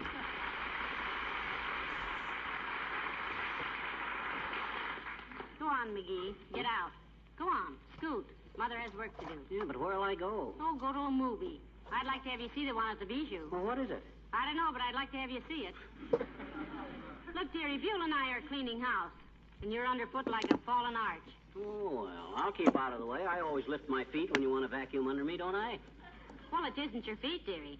I want your whole big, beautiful, handsome, well-knit body out of here. Gee whiz, I just can't walk the streets, can I? Well, go to the public library and read a good book. A good long book. Yeah. The only good long book they got is Anthony Adverse. And that's out. How do you know? I got it. I'm scared to return it because I owe $77.12 on it. Well, maybe they'll make an adjustment. Yeah, that's what the trainer at the Elks did when I sprained my neck playing handball. He made an adjustment, and for 3 weeks I walked around with my head under my left arm. Well, if the trainer at the Elks... The Elks, that's it. Why don't you go down to the club? I thought you says I've been spending too much time down there. Oh, I say the silliest things. I think it's a wonderful institution, really. Go on, sweetheart. Go on down to the Elks. Hmm? And when you get home with your lungs full of cigar smoke and your pants full of pool chalk, I'll have my housework all done. Okay, but you talked me into it, remember? And it may be expensive, too. We play pea-pool for a nickel a point. Dearie, today I don't care if you play drop the handkerchief for $9 a drop. All Buell and I want around here is nobody. On second thought, I don't think I better go. It looks a little kind of like rain. Oh, dear. Well, maybe you can get a ride with somebody. Alice is going to the airplane plant very shortly, and the car that picks her up goes right past the Elks. Say, that isn't a bad idea. I'll ask Alice if Oh, here she is now, McGee. Hello, Alice, dear. Hello, Mrs. McGee, Mr. McGee. Hi, kid. Look, you're leaving pretty quick for the airplane plant, aren't you? Yes, I am. I'm getting there early today because I have to instruct some new employees in how to adjust a centrifugal equalizer on the universal compensator and the hydraulic midsection booster gear. Oh. They always have trouble getting the lock flange clearance past the binder flap. You don't say. How ridiculous. Incidentally, Alice, that's an awful cute suit of coveralls you're wearing. Oh, thank you. I designed these myself, Mrs. McGee. The only coveralls I could buy made me look like I'd been smuggling wheelbarrows. Pretty sharp outfit, kid. What's that little pocket on the side there? Oh, that's where I keep my lipstick and compact and mirror and comb. It was my own idea. Yeah, but why is the pocket sewed up so that you can't get at them? Well, that was my boss's idea. He said they could assemble 4 bombers while I was correcting nature's mistakes. Well, I'm ready to go whenever you are, Alice. McGee? Well, he wants to ride as far as the Elks Club with you, Alice. You got a car picking you up, haven't you, Alice? Why, yes, Mr. McGee, but Creepers, it isn't mine. It's a fellow who works at the plant's car, and it's his turn for the carpool this week. Well, McGee doesn't care, Alice. He'll ride with anybody. Why, sure. Sure. What do I care if I'm seen riding along with a bunch of people in working clothes? Why, some of those people might be just as good as I am. Oh, now, Mr. McGee, let's not go all to pieces about it. Well, they are. In fact, kid, when a fellow of my standing mixes with the working classes, that's democracy at its best. And that's egotism at its worst. Well, anyway, Mr. McGee, it's only a coupe, and there are 6 of us in the carpool. There wouldn't be room for you. Ah, pshaw. Crowding doesn't bother me. I'm no snob. Don't crowd yourself in if it makes everybody uncomfortable, dearie. Oh, well, it isn't that, Mrs. McGee, but it would be so hard on the tires it would defeat the whole purpose of carpooling. What do you mean? Well, the whole idea is to conserve cars. There's a terrible shortage of new tires and cars and gasoline, and it'll get worse. Didn't you know that already over 4 million cars have had to be scrapped? Heavenly days, 4 million. I don't believe it. I think somebody's got the figures all wrong. Why, Mr. McGee? Because I read the other day that the average car traveling from home to work carries an average of 2.5 people. I read that, and that's ridiculous. It's got to be either 2 people or 3 people. Just half of people just don't make sense. Well, just the same, dearie, Alice is right. They formed that carpool with 6 people to save the use of 5 other cars. And if you overload this car, it certainly won't help anything. I'm terribly sorry, Mr. McGee. Oh, that's okay, kid. I ain't one to push myself in where I'm not wanted. I was merely trying to get... Oh, and there's my car now. Goodbye, Mr. McGee and Mrs. McGee. Goodbye, dear. Here's your tool chest, Alice. Oh. I'll pick it up for you. Ooh, what do you got in there? Sledgehammers? No, just my lunch. Just your lunch? Then why is it so heavy? My gosh, Oh, here you are. I had my foot on it. Well, I've got to run. Goodbye now. I'm sorry we can't take you, Mr. McGee. Personally, I just love to drop you off someplace.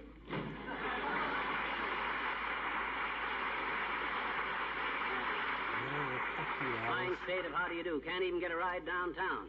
I got plenty of rides during the last war. Well, in the last war, we didn't have any B-29s using more gas in an hour than an average driver uses in 5 years, dearie. Why don't you take the streetcar down to the Elks? What? Spend a nickel just for a little short trip? No, sirree. It's reckless spending like that leads to inflation. I'll get me a ride with somebody.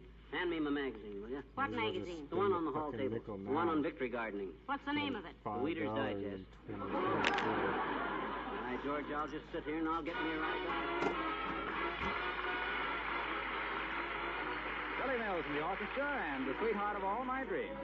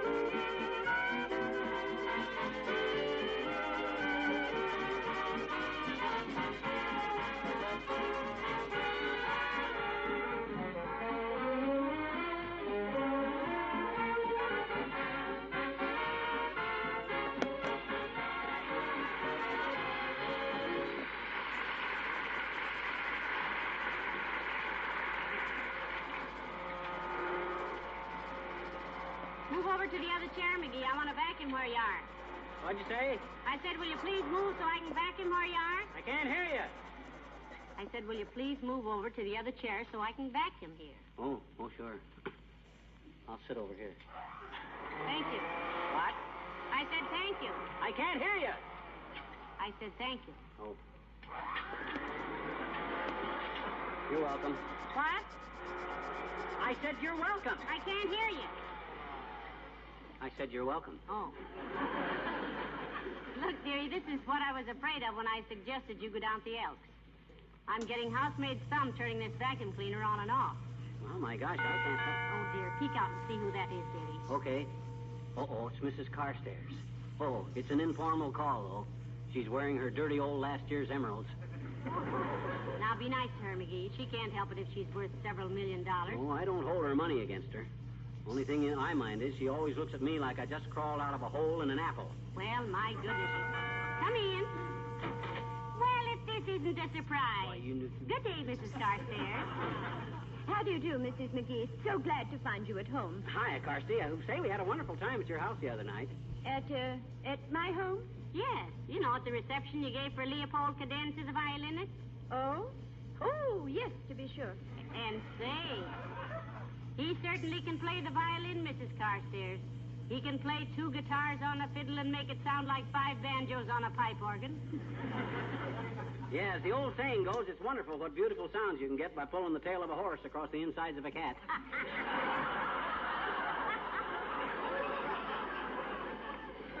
Leopold has a genuine Stradivarius violin, you know. Is that so? Over 300 years old. Well, my goodness. Nobody would ever suspect it. Sounds just as good as a new one. Christ. Hey, Carsty, if you're going past the Elks Club, I'll bum a ride with you. What a perfectly descriptive phrase under the circumstances. But I regret to say, Mr. McGee, I haven't my own car today. I'm driving the station wagon. My gosh, really? What precinct? I know the captain at the 14th very well. If I go with you, can I ring the gong? I always wanted to ride the front seat. McGee. Huh? She didn't say a paddy wagon. She said a station wagon. You know what a station wagon is. That's a truck that city people buy when they move to the country to show the country people they're from the city. Anyway, Mr. McGee, this station wagon is the property of the Red Cross. I just stopped here because it was on my way to headquarters. We are not permitted to use it for anything but official business. Oh, that's okay, Carsty. We can make it official. I'll stop in and roll a couple of bandages. How would that be? Slightly septic, I'm afraid. This car-saving business is really important, isn't it, Mrs. Carstairs? My dear, you have no idea. Automobiles are wearing out at a simply appalling rate. People absolutely must use their cars only for necessary driving. Save them in every way possible. Mr. Carstairs and I use our own car very sparingly, I assure you. You mean you got to make the Carstairs car last because it's the Carstairs last car, eh, Carsty? Yes. That was neatly phrased, Mr. McGee. Yes, it was put very... Well? Well, what, Mrs. McGee? Well, will you give me a lift down to the Elks? Mr. McGee, I'm very sorry, but you remember what Thomas Jefferson said to Alexander Hamilton. No, I don't. Neither do I. Isn't that irritating? Well, good day, Mrs. McGee. Good day, Mrs. Carstairs. Why, that triple-chinned old crumpet. Who does she think she is not giving me a lift? She had time to stop in here on a social call, didn't she? Yeah, but that took no extra gas or tires, dearie. And besides, she probably has to stop and pick up some other Red Cross workers. Well, so what? Well, rules are rules, and if they broke them for you, everybody'd be breaking them for everybody else. Well, my gosh, I'm entitled to ride in somebody's car, pooling or no pooling. Look at the gas and tires we're saving the government by not even owning a car. Well, that's a fairly negative hunk of war effort, sweetheart. Oh, well, what was I about to... Oh, yes, I was going to... Hello, folks. Oh, hi, Junior. Hello, Mr. Wilcox. Excuse the looks of things. I'm doing a bit of house cleaning. Well, there's your opening, kiddo, if I ever heard one.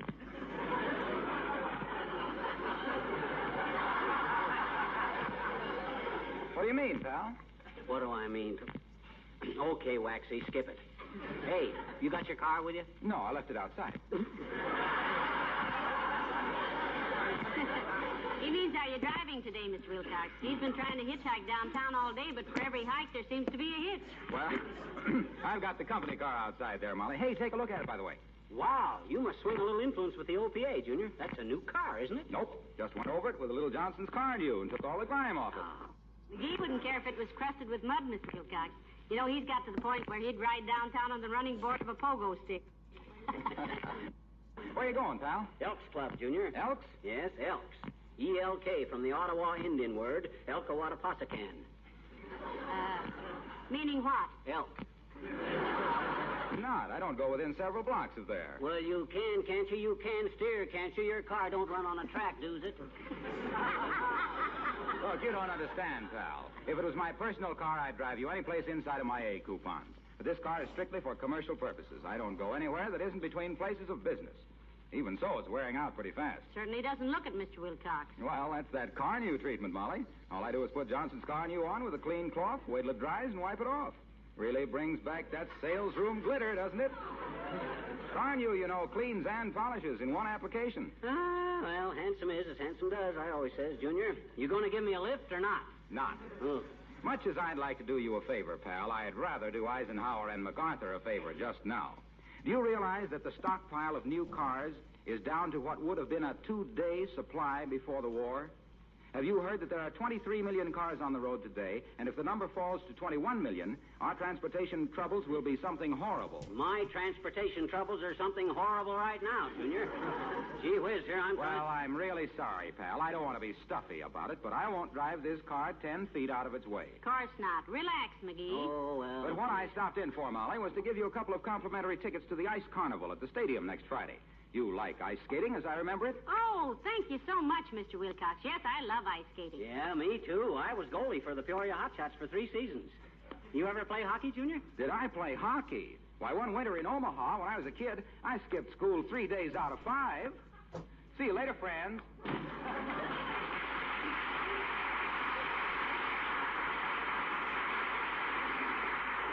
Ah, dear. He had that confused with hooky, didn't he? He's got everything confused, including me.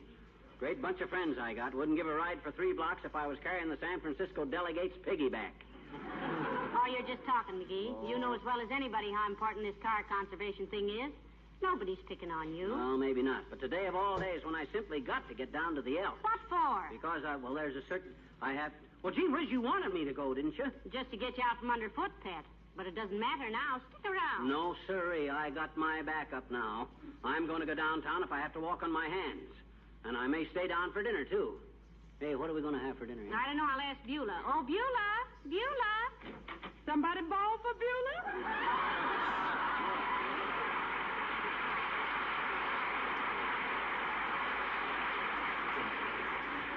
Look, Beulah, I may eat downtown tonight if we haven't got something pretty enticing here. What are we having, Beulah? Well, ma'am, I ain't had much time to prepare no luscious repast, but we're going to do all right.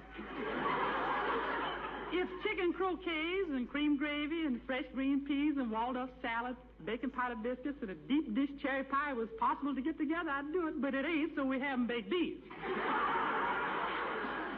That does it. You're staying downtown? No, I'll be here. I love baked beans. Lots of molasses, Beulah? Mr. McGee, sir, if them beans had eyebrows, they'd be in molasses up to them. We still have half a chocolate cake, haven't we, Beulah? No, ma'am. You see, Ira dropped in to see me last night and established a beachhead on that cake. I hope you don't mind. Why, certainly not, Beulah. The way to a man's heart is between his teeth. I hope a taste of that cake convinced him you're a wonderful cook. Oddly enough, sir, it did. What was so odd about it, Beulah? I didn't bake it, ma'am. You did. Oh. You're engaged to Ira, aren't you, Beulah? Well, not formally, sir. He realized before he can pop a question, he better question Papa. Ain't that corny? Will your father be in favor of it, Beulah? Well, ma'am, Papa, he got to know things. He asks questions. Papa, he old newspaper man, you know. An old newspaper man, eh? Retired? Yeah, sir. He found there wasn't no money in old newspapers. But anyway, before he gonna let Ira marry his little gal, he gonna be sure I was in a position to support me in a manner to which I would dearly love to become accustomed. Well, what if he finally says no? Then us elopes, ma'am. Be careful with that eloping business, Beulah. Don't be hasty. You know the old story. Out the window and down the ladder, and you might wind up in Reno, Nevada. That's kind of corny, too, isn't it?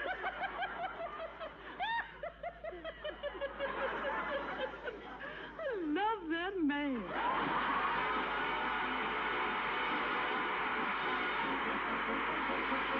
The King's Men and the Choo-Choo Polka. The brakeman gave it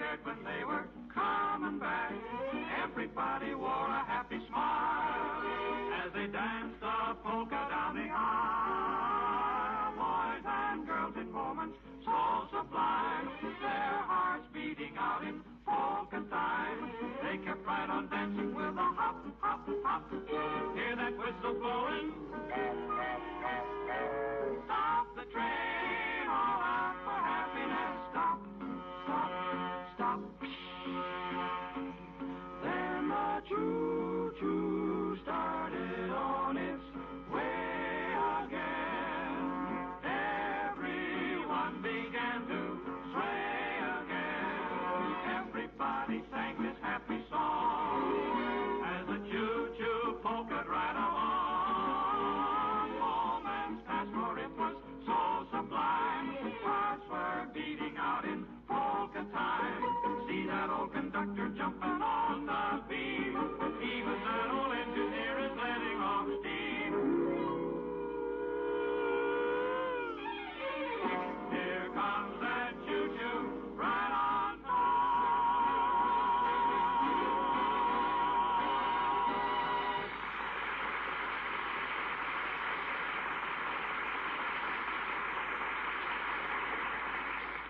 Look, McGee, Buell and I are pretty well along with the housework now. You don't have to go at the Elks. I know I don't, but I'm gonna. This thing has become a challenge to me. I'll go down there now if all the members were after me with sawed-off shotguns. Come to think of it, some of them are. Why? Oh, just because at one of their luncheons, some practical joker with more time than brains scraped all the meringue off the lemon pies and put shaving cream on them. Yeah, and they think it was me that did it. Why, that's silly. You'd know better than to do a silly thing like that. I do now, anyway.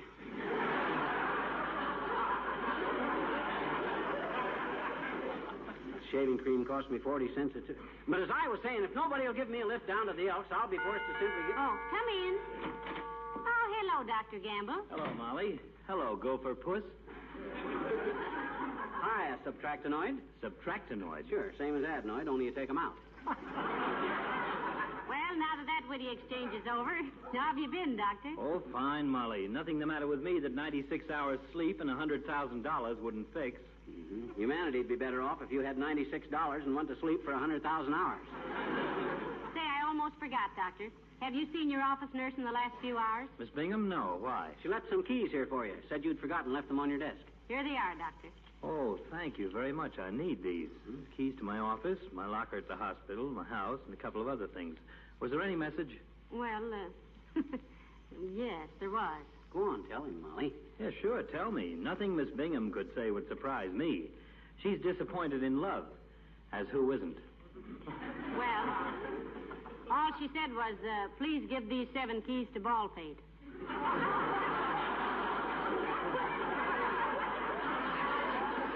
By the way, Doc, you going downtown from here? Yes, I am, Sonny. Do you go past the Elks Club, Doctor? Within 5 feet of the door, my dear. Close enough so they could reach out and slap me with my long overdue dues. Now, look, Doc, you mind if I go along with you? Not a bit, my boy, not a bit. We can have a very intelligent little chat on the way. Oh, fine. If you can manage to keep your ignorant trap shut and let me do the talking. Well, at last, McGee, you finally did it. Yeah, I sure did, didn't I? Well, come on, Doc, old pal, let's get going. I got to get down to the Elks. Got a big billiard game lined up. Oh, fine. Hope there's no money riding on it. With a billiard cue, you're as clumsy as a cub bear with 90 feet of barbed wire. I always heard he played a pretty good game of billiards, Doctor. From whom did you hear that? From him. I can play the pants off you, Aerosmith. I've seen you play. And you couldn't hit 3 cushions if you were laying on a sofa with a tennis racket. Listen to the poor man's Willie Hoppy. Why, Look, boys, I don't like to break up what looks like the beginning of a beautiful enmity, but if you're going to be back for dinner, McGee, you better get going. Yeah, I guess I better head at that. Well, come on, Doc, old pal. All right.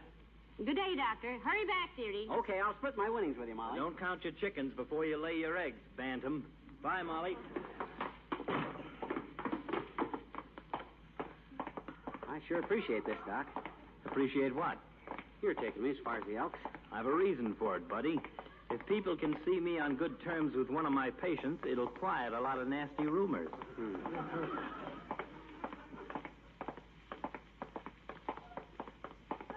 You know, you're the first person I met today that acted human. It's a great act, isn't it? Sometimes I wonder how I do it. Without makeup, too. Well, what I mean is I've been getting the brush off all day. Pushed around like a set of checkers. It's too bad.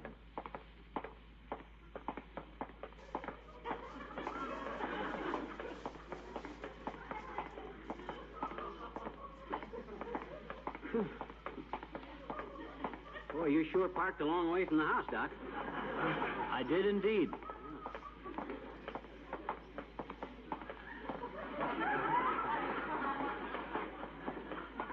My gosh. Where is your car? In front of the Elks. In front? Oh, this is ridiculous.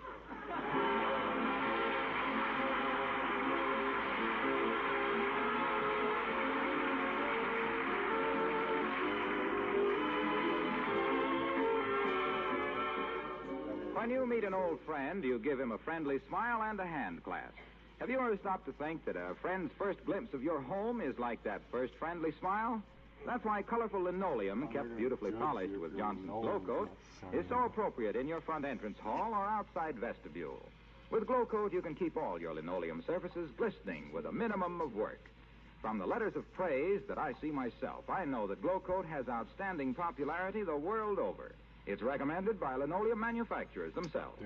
Glow Coat needs no rubbing or buffing. Takes practically no work from you. Simply apply and let dry and come back in 20 minutes to find your floors smiling at you. Regular care with Johnson self-polishing Glow Coat adds greatly to the life of your linoleum. Use it on asphalt or rubber tile and finished wood floors, too.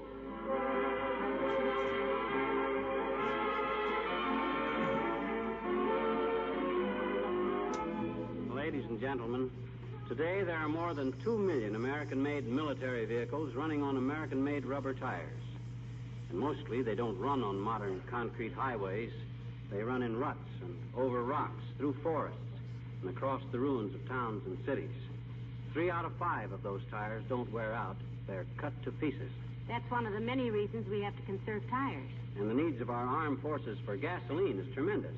25 million gallons a day. Which is why we have to use as little gasoline as possible here at home. So pool your car wherever possible. The kind of carpooling that really means something is where members rotate the use of their cars and ride together. So see if you can't adjust your necessary traveling to carpooling. You know, our fighting forces are getting places by smart planning, and so can we. Good night. Good night, all.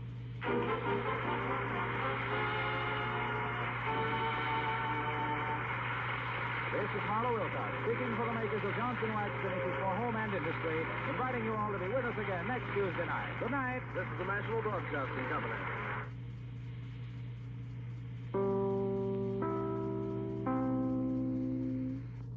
And now, the Mole Mystery Theater, presented by M-O-L-L-E. Mole, the heavier brushless shaving cream for tender skins.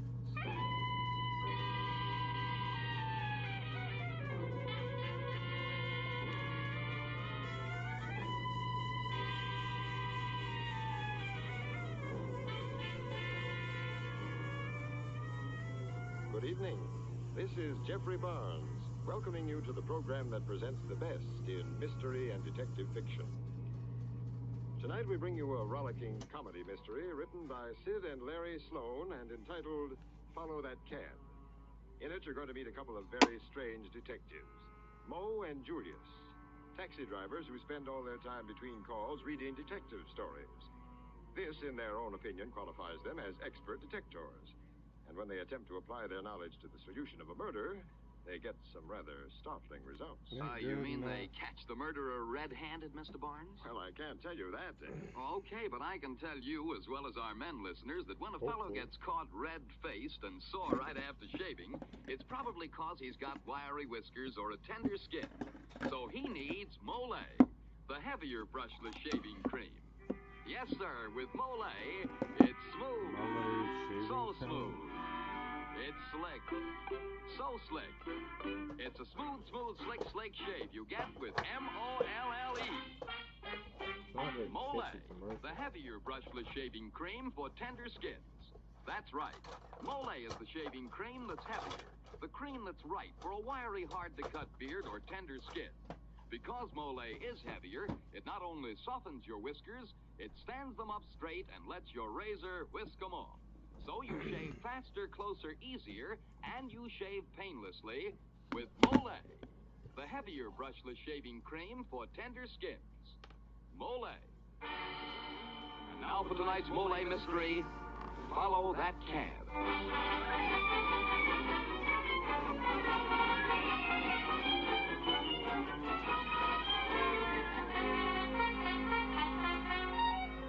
Maybe you were reading in the papers about them two hack drivers, Julius and Mo, which is solving this here Larkin murder.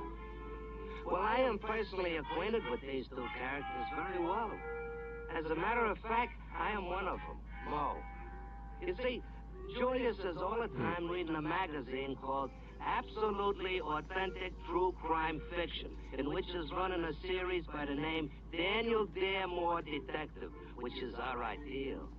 Now, on the day in question, Julius and me is parked in a hack stand at 55th and 6th waiting for a fare.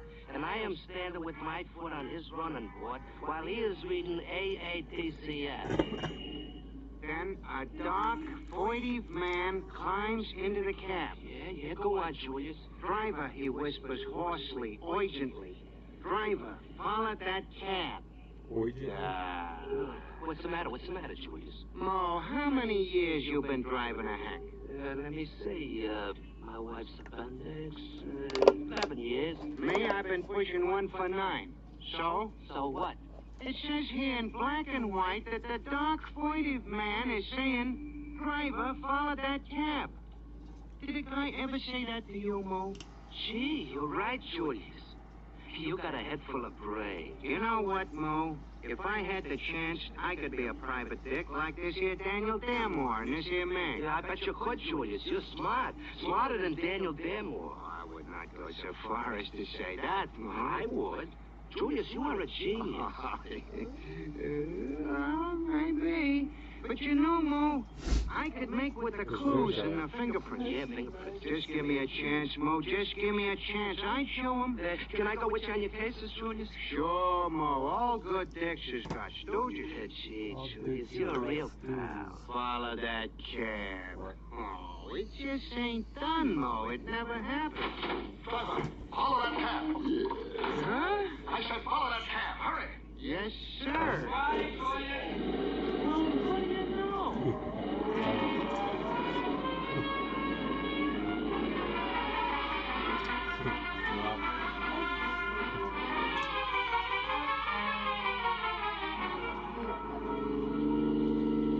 Uh-oh, that cab we're following is pulling into the curb in front of that apartment building. Stop right behind him. Yes, sir. Hey, look, the guy in the cab is running into the building. He's not going to get away from me. Hey, wait a minute. What about my fare? People didn't.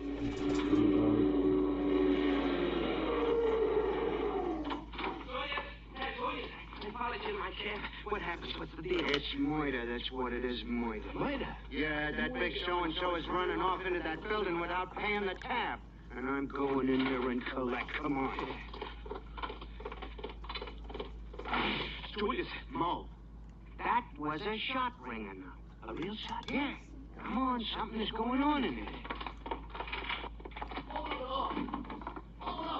There's the guy who was in my cab. Come on, Mo. Yeah, right with you, Julius. Come on, Mo. Hey, you. Someone's been shot in this apartment. Shot?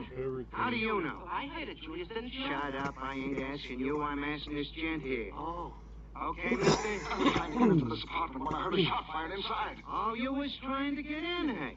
Besides jumping taxi fares, you're also a burglar. No, you don't understand. Hey, Julius, the door is open. What? It was closed. Oh, just a minute ago. I tried it. A likely story. Julius, if the door's open, why don't we go in and see what goes? Don't rush me. Don't rush me. Come on. Well, Everything looks okay in his... Oh, just a dead body. A corpse, Mo. A corpse. Yeah, and dead, too. It's Larkin. Say, how come you know his name?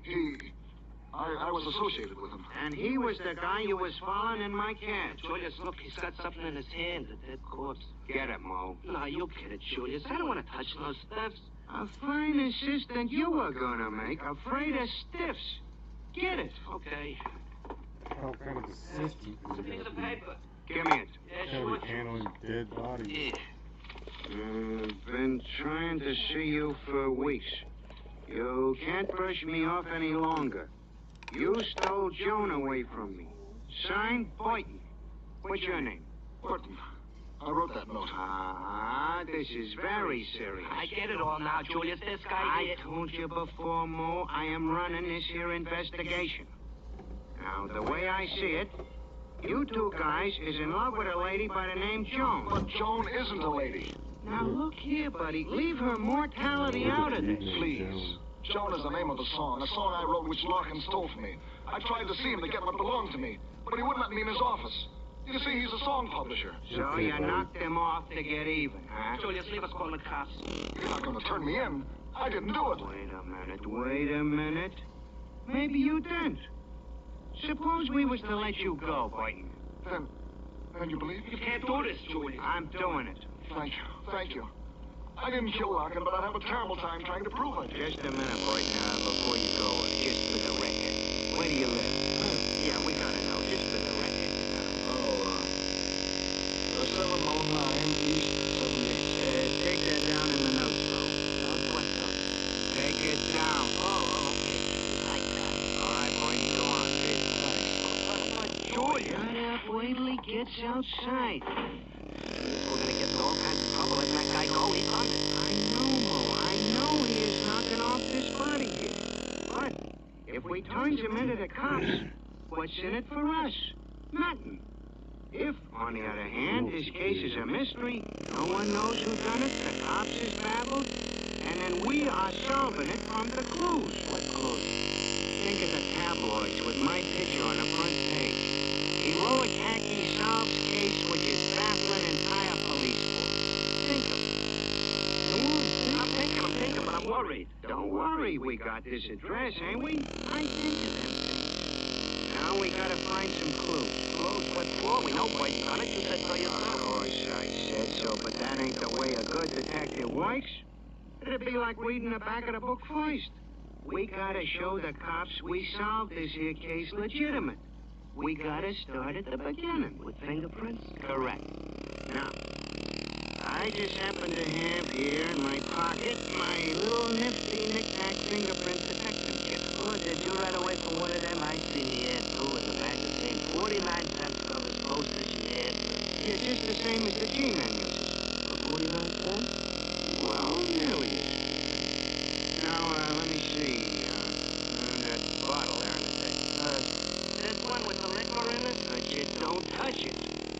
I want you should smudge the prints, understand? I will take care of that bottle. Oh, yeah, sure, Julius. All right, just blow a little of this powder on the bottle to make the fingerprint show up. Hey, look. What did I tell you? Fingerprints. Gee, real ones. Now I need a clean white handkerchief to wrap around the bottle. Right there. Now... Julius, you're drinking the evidence. Don't be a joke. The evidence is on the outside of this here. Oh. Now look, wipe the rest of the things off in this room, doorknobs and other things. We got the evidence now. We don't want the cops should get it too. This'll make it baffling. Yeah. Now let me see. I wonder... Holy mackerel. What goes, Julius? My meter in my cab. I forgot to pull the flag. The meter's still running. Oh, wait a minute, Julius. Where you going? I gotta turn off the meter. Well, I'm coming with you. Stay there. I'll be right back.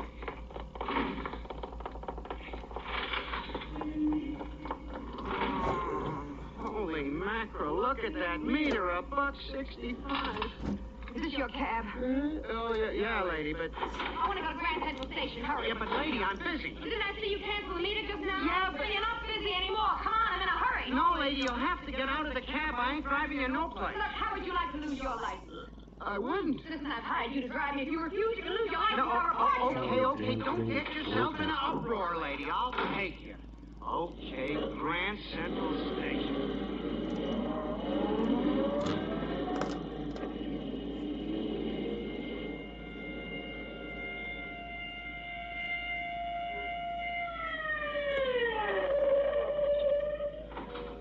Come on, this is the place.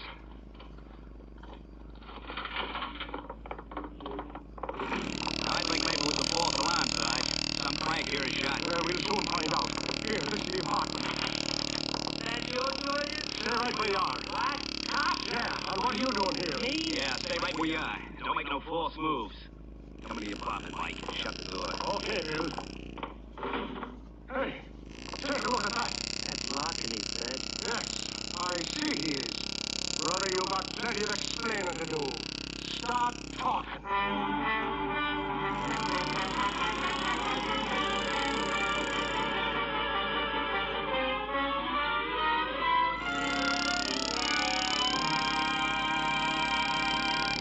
As the curtain falls on Act 1 of tonight's play, Mo finds that being a detective has its ups and downs, and he's really got his... Excuse me, Mr. Barnes. Did I hear you say ups and downs? Yes, I guess you did, Dan. Well, you know, I have a secret solution for some of the ups and downs that men have. Now, come on over here and listen closely. Men, if getting up in the morning gets you down because shaving is torture, chances are you have wiry whiskers or a tender skin. So try Mole, the heavier brushless shaving cream for tender skins. Why, Mole gives you a shave as smooth as an apple. Yes, Mole is a heavier cream. The cream that not only softens your whiskers, but holds them up straighter and lets your razor cut them off close and clean. With Mole, you shave faster, closer, easier, and you shave painlessly. Try it. See if you don't say, it's smooth, so smooth. It's slick, so slick. It's a smooth, slick shave you get with M-O-L-L-E. Mole, the heavier brushless shaving cream for tender skins. Mole. Now back to Jeffrey Barnes and Act 2 of Follow That Cab.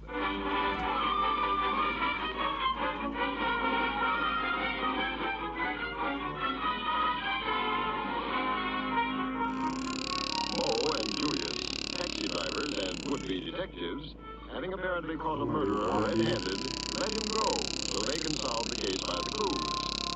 Having wiped away all the fingerprints to make the case more baffling, Mo is left alone with the corpse, all unaware that Julius is not coming back.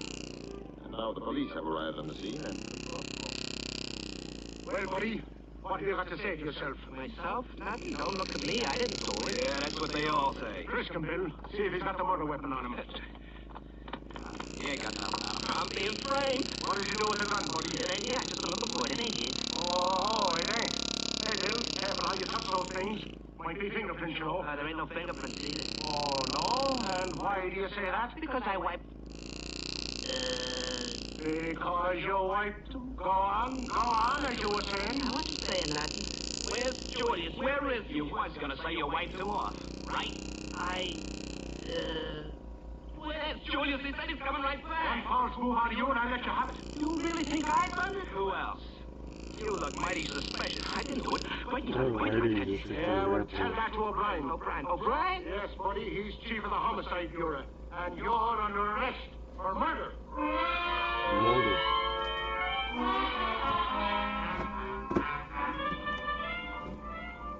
So they are taking me to see Inspector O'Brien. At first, I won't talk because I remember what Julius says about how we are going to solve the case our own selves and get famous. But finally, I am realizing that instead of getting famous, I am getting the hot seat if they can pin the murder on me. So they throw me in the cell, and the next morning, about 10 a.m. Julius. Hello, Mo. You know what day this is? Huh? This is Visitor's Day. Oh. You got just 5 minutes, mister. Mo, why did you do it? Do what, Julius? You don't have to pretend now, Mo. You can tell me. I'm your friend. I don't get it, Julius. What? Mo, crime does not pay. Why did you do it? Do what? We know you done it, Mo. Confess and things will go easier with you. Confess? Come, my patience is getting exhausting, my friend. You know you murdered Larkin. Murdered Larkin? Julius. Don't make me put you through the third degree, my friend. Julius, are you crazy? You was with me when it happened. What are you trying to do with me? You know what happened. All right, Mo. Settle down. Settle down. I was just practicing. Practicing? For what? You know the way Daniel Daremore, once he gets a crook in a corner, how he starts to make with a third degree and bust him down? Oh, that. You didn't have to do that to me, Julius. I didn't do it. Had me scared for a minute. Did I? Oh, Julius, you gotta get me out of here. Don't worry, my friend. That little matter has just been taken care of. I turned in the evidence to Chief O'Brien. You mean the bottle of whiskey with the fingerprints? The empty bottle with the fingerprints. Yeah, the empty bottle. Oh, I give O'Brien Boynton's address. Then you were in the clean. The cops will pick up Boynton, and I will be in the tabloids as the guy which cracked this case open. Here comes Chief O'Brien to let you out now. Hi, Opie. You say a man named Burton gave you this address, 790 78th Street? Yeah, officer, that's right. That's where he lives. Did you make the pinch, Chief? You got him, huh? We checked that number. It's the middle of the East River. What? Maybe he moved. Oh, Mo, the rat is giving you the double cross. Julius, ain't they gonna let me out of here? Just a minute, Mo. I'll do my best for you. Look, Chief, this man is not guilty. What about the fingerprints on the empty bottle I turned into you? Oh, yes, that's another thing. We've checked that, too. It's Boynton's. No. It ain't Mo's. No. It belongs to the man who's going to burn for Larkin's murder. Whose prints is it? Yours. Mine? What do you know? I took my own prints.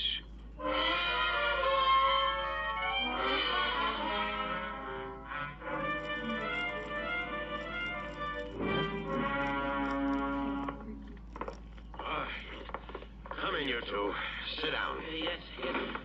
I suppose you are bringing me in here to your office because the entire police force is baffled, huh, Chief? I knew you would have to come Get to me. your big feet off of my desk. Sure. Don't get excited. Say, what's all this here stuff on the table, Chief? Oh, that's some odds and ends we picked up in the Larkin apartment. Keep your hands off that stuff. All right. Clues, huh? They might be. Stay away from it. You've done enough damage already. Yeah, enough damage already. You know, you two boys are lucky. Very lucky. Yeah, lucky. How do you mean, Chief? Burton has just given himself up. He saw in the evening papers that we were looking for him. So you're in the clear. Burton give himself up? Julius, we are free. Yeah, very interesting. Extremely. By the way, Opie, is Boynton confessing? No, but he will. I am sorry I cannot see eye to eye with you, Opie. No? Now, I have a theory about who is knocking off who. Oh, look, you. One more theory out of you, and I'll send you up for 10 years. Now, get out of here, and get out fast before I change my mind and hold you as accessories after the fact. We're going, ain't we, Julius? Yeah. Whew. It certainly is lucky for us that Boynton gave himself up. Mo, Boynton didn't do it. Didn't do it? But we seen him. You said he done it your own self. It's a dame which done it. A redhead dame. She's the dame which got in my cab yesterday and makes me drive her to Grand Central Station. Why, her, Julius?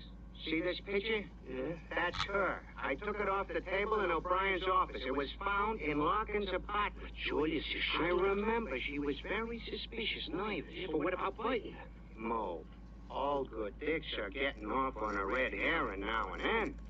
Remember what happens to Daniel Daremore in the case of the Black Nighty? Oh, but that wasn't a red herring he got off on. That was... Shut up. Now, look. This redhead dame, which is in such a stew to get away, is the real killer. Yeah, Julius. A redhead herring, huh? Oh, we know who done it. We got a picture. Now, all we gotta do is get her. Yeah, all we gotta do. Wait a minute, Julius. Remember what O'Brien said about being accessories? Accessories, schmesseries. We got the real clue. Now let's go find her.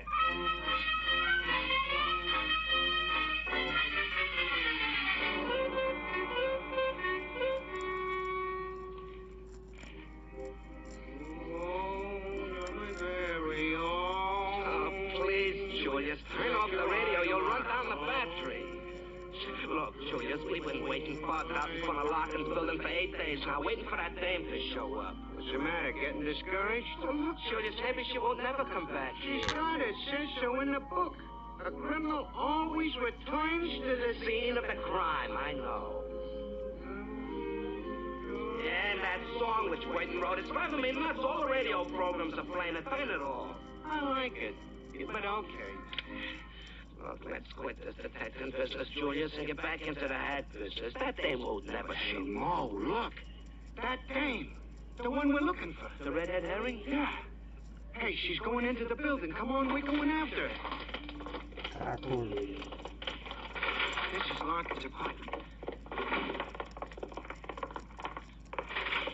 There she is. What? Okay, lady, you are under arrest for the murder of Larkin. I don't know who you are, what you're talking about. Come on, she's reaching for a gun. Yeah, sure. Hear me. I got it, Julius. Nice work, my friend. Now, missus, what you got to say for yourself? Well, okay. Okay, you got me. Now, aren't you proud of yourself? Hey, Julius. The dame's spoiling. I can't help it. Crime does not pay. Yeah, you're right. I killed him. I killed him because he mistreated me. He beat me. Me and my 4 children. 4 kids? The dirty rat. Well, I'm sorry. It was bad enough when we were poor, but when he started making money, he just threw us out. Out into the cold, cold night. We were starving. Starving? Oh, that dirty bum. Yeah, I had to sell my new mink coat to get food for my little children. A guy like that didn't deserve to live. That's what I kept telling myself, so I bumped him. I killed him in self-defense. Everything went black before my eyes. I didn't know what I was doing. Naturally. Hey, Mo. Yeah, Julius. Got any money on you? About $1.75. Give it to me. For her? Yeah. Here. I couldn't accept it. I insist. Gee, you are a generous character, Julius. Don't mention it. Here, lady, take it. Oh, gee, thanks. Thanks a lot. You gonna let me go now? What else? Oh, you're so kind. You're so sweet. Oh, you're just saying that.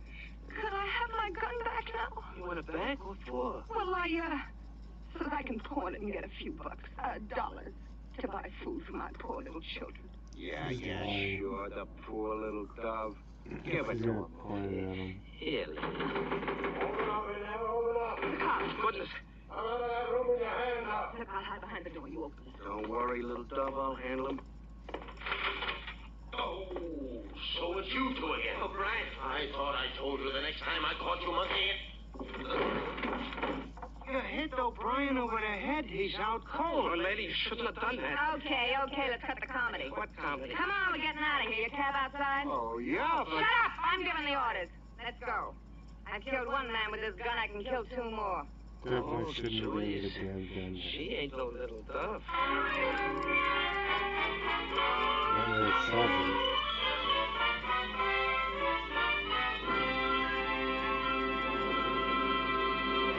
This is Jeffrey Barnes again. In just a moment, we'll bring you Act 3 of Follow That Cab. If you've been having trouble trying to combat dandruff, bear in mind that most ordinary hair preparations merely remove loose dandruff. Now, plain water does that. So if you want to fight a common type of dandruff effectively, the thing to do is use double danderine. Double danderine is a scientific product that goes to work on your scalp and actually combats this dandruff by killing the germs that many outstanding authorities contend are a cause, and it kills them on contact. Now, the reason why double danderine is so amazingly effective is that it contains an active antiseptic called Alzan. This is a special ingredient used by many hospitals because of its remarkable efficiency. And no other hair preparation contains Alzan. You get it only in double danderine. So try double danderine and see why most ordinary hair preparations can't compare with its dandruff-combating effectiveness. If you're not completely satisfied, return the empty bottle and get your money back. Buy double danderine at your druggist.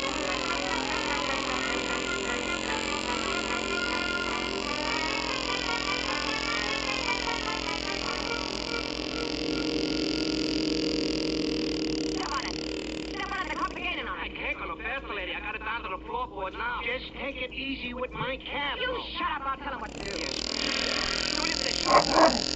Lord, don't let him hit the tires. Come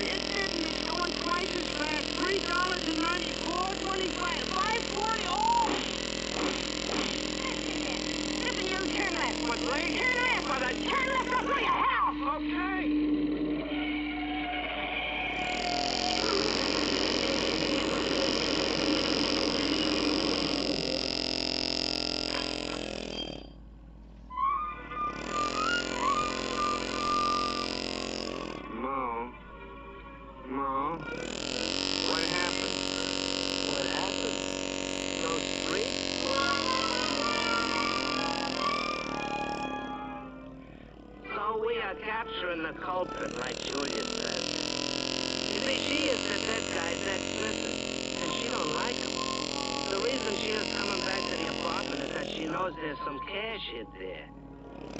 Well, Burton is let go by the cops, and he gets his song back. And that is why the papers are calling it murder in A flat. You see, A flat is an apartment. But the best thing about the whole deal is Julius and me is becoming real famous. No kidding. It gets the magazine absolutely authentic true crime fiction.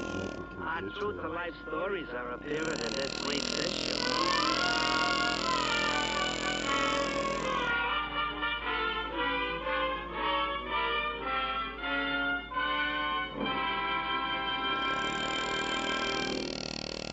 This is Jeffrey Barnes again, inviting you to be with us next week when we present Richard Connell's The Doctor and the Lunatic. Here is a story that is as tense and suspenseful as Follow That Cab was comic. A mysterious madman is on the loose, a man who is driven to destroy all things of beauty. Plenty of excitement, action, and chills, and a real bang-up climax. So don't miss Richard Connell's The Doctor and the Lunatic.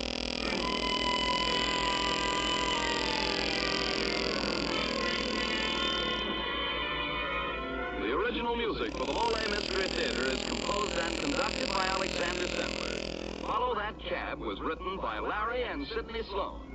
Johnny Gibson and Larry Haynes were featured in tonight's program. This is Dan Seymour saying goodnight until next Friday at this same time when the Mystery Theater presents The Doctor and the Lunatic.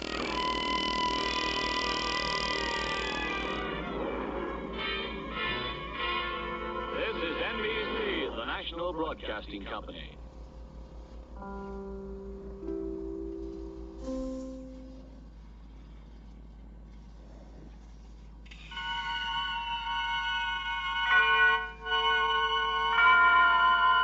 Autolite and its 96,000 dealers present Suspense. Tonight, Autolite brings you the story of a man who would live as long as he kept talking. Tell you why I shouldn't die. Starring Mr. Richard Widmark.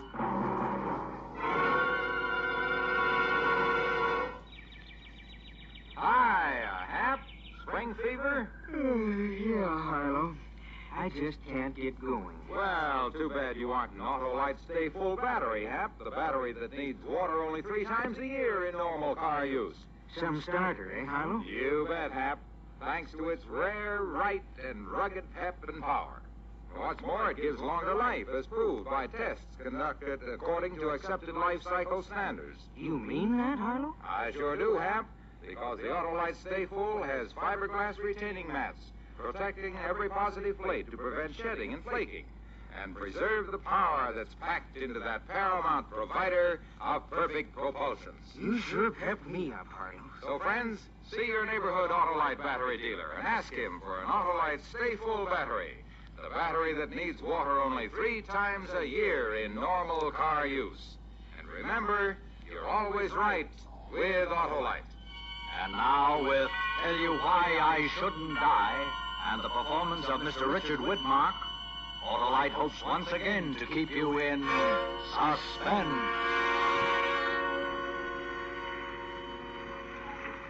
All right, Matt.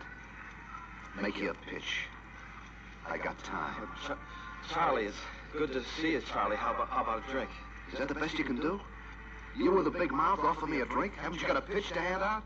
Are you pure as the driven snow and everybody else is wrong? Oh, come on, sell me a big order, Matt.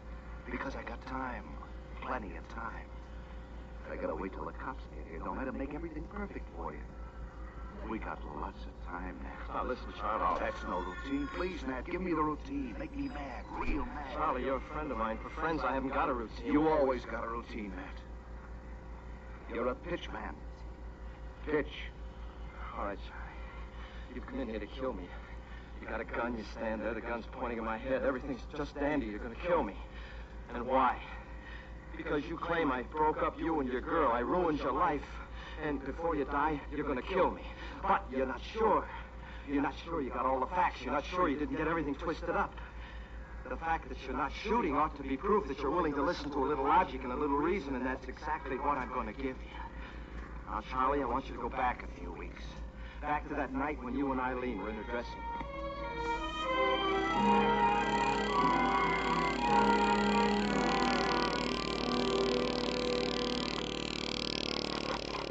Sorry to bust in here, kids, but there's a little thing I'd like to take up with Eileen. You don't mind, do you, Charlie? No, I don't mind.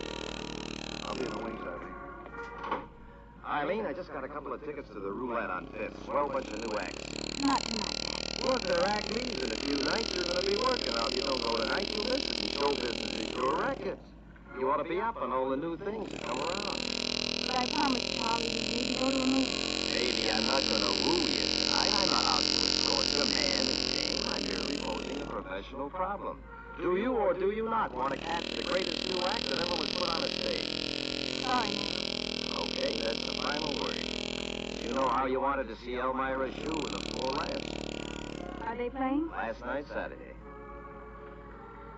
All right, Ned. I guess it wouldn't hurt this one night. Atta girl. I'll be ready at 7:30. 6:30, we'll snag a meal. 6:30 then. Well, see you tonight, honey.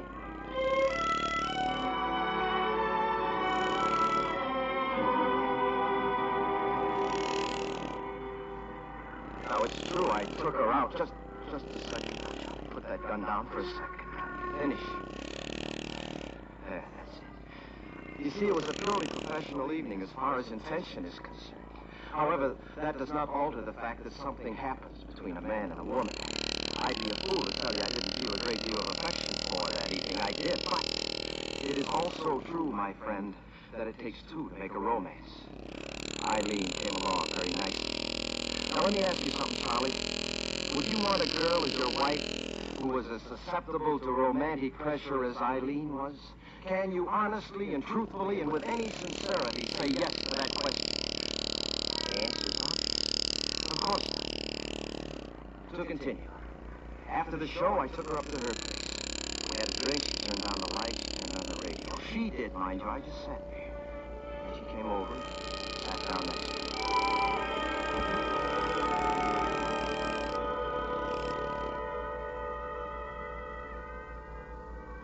I feel guilty, Ned. Guilty as sin. Why did you lie to me about that act being at the roulette? What's the difference? You had a good time. Well, I feel guilty.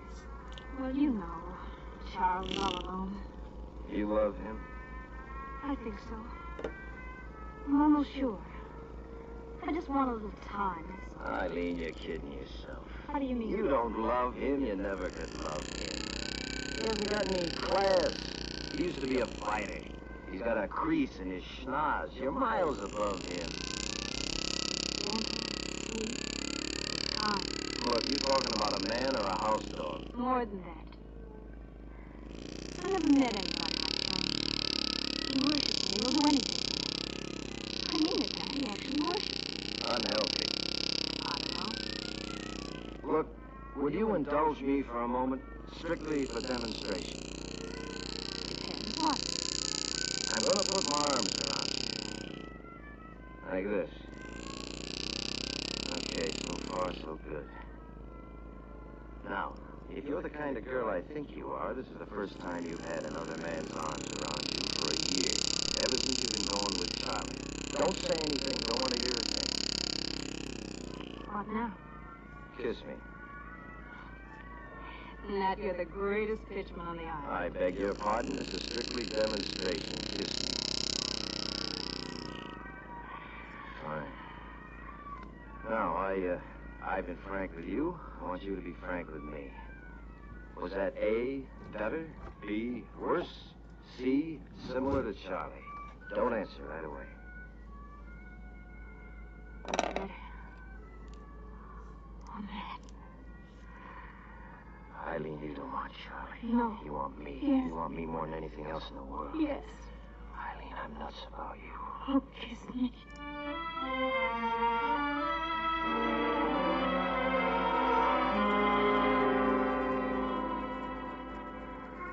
Now, Charlie, would you consider me a well-adjusted individual if I went into that apartment and failed to make love to Eileen? Would you believe me if I told you I tipped my hat, said goodnight at the door? Certainly not. Now, I could lie to you, Charlie. I could hand you every story in the book. And what would it get me? A bullet through my head, right? Right. Therefore, you're going to get the truth. After that evening, after we decided we were going to get married, we went to you and informed you as to our plans. Now, could anything have been more on the level, Charlie? Ask yourself that. And then I sent her out. You remember our conversation at that time.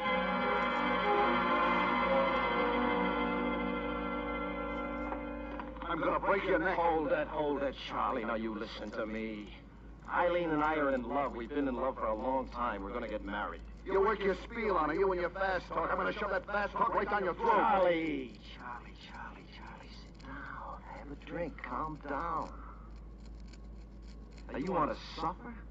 Living your life with somebody who could never love you? She told me she loved me. She told me, she told you. She didn't know herself. She was trying to let you down easy, Charlie. Now, it's tough. It's very difficult to accept the news. I know. I've had it myself time after time. But, Charlie, a little pain now is 1,000 times better than a lot of pain later. Agreed? What are you trying to do? I'm trying to tell you, Charlie, that you almost made a big mistake. That girl is not for you. She never was for you. Eileen is a showgirl. Why, if I told you... Listen to me, Charlie. I happen to be the same kind of no-good type that she is. I am. That's why we go well together. I'm nothing but a Coney Island pitchman. That's all I am, a nothing, a nobody. But you've got something, Charlie. Something called heart. No, Charlie, you're way too good for our kind. I can't understand it. I can't understand it. I had it all figured out. You mixed me all up. Matt, is it true, all those things you said about her? Every single word. Charlie, we're too old to lie to each other. We've been friends too long. I never knew. I never knew. Now, don't worry, Charlie. The right one will come along. I'll be there to give my blessings. All the luck in the world, Charlie. You're a great guy. Much better than we'll ever be. Thanks, Nat. You're all right.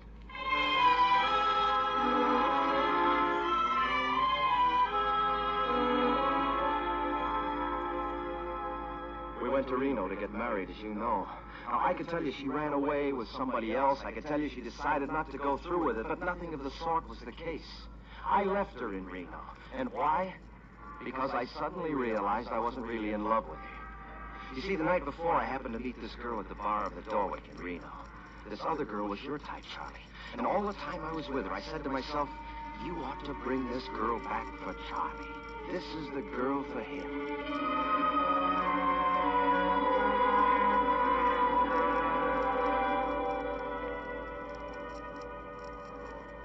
$9:30. Thanks. Another drink? No, I'd better get going. At 9:30? I'm supposed to meet somebody. You just got your papers today, right? Yeah.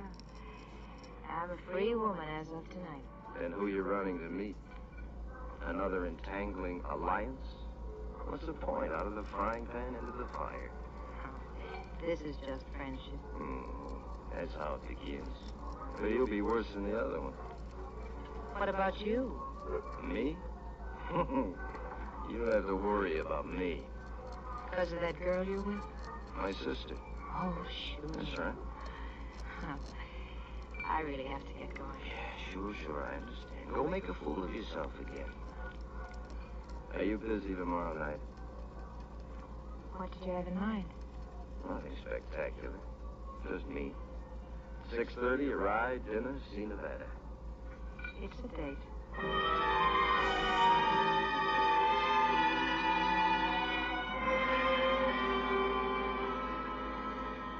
So we traveled around. Sure, I knew she had money. I'm no fool, Charlie, but you can't buy affection for money. That's one thing you learn in life. She'd have to have more than money as far as I was concerned. And I was as honest as anybody could be with Eileen. I sent her home to you. To you, Charlie. The fact that she didn't go back to you had nothing whatever to do with what I told her. So believe me, Charlie, when I got back to New York, I was the most surprised man in the world when you came up to my place and gave me that piece of information. Nat, you gotta help me, Nat. Oh, you look terrible. I know. Look, Nat, I didn't know what I was doing. I saw her. I was like a madman. What happened? I heard she was coming to town, so I waited for her, and I followed her home, and I did it. Did what? I killed her, Nat. I took my gun and I killed Eileen.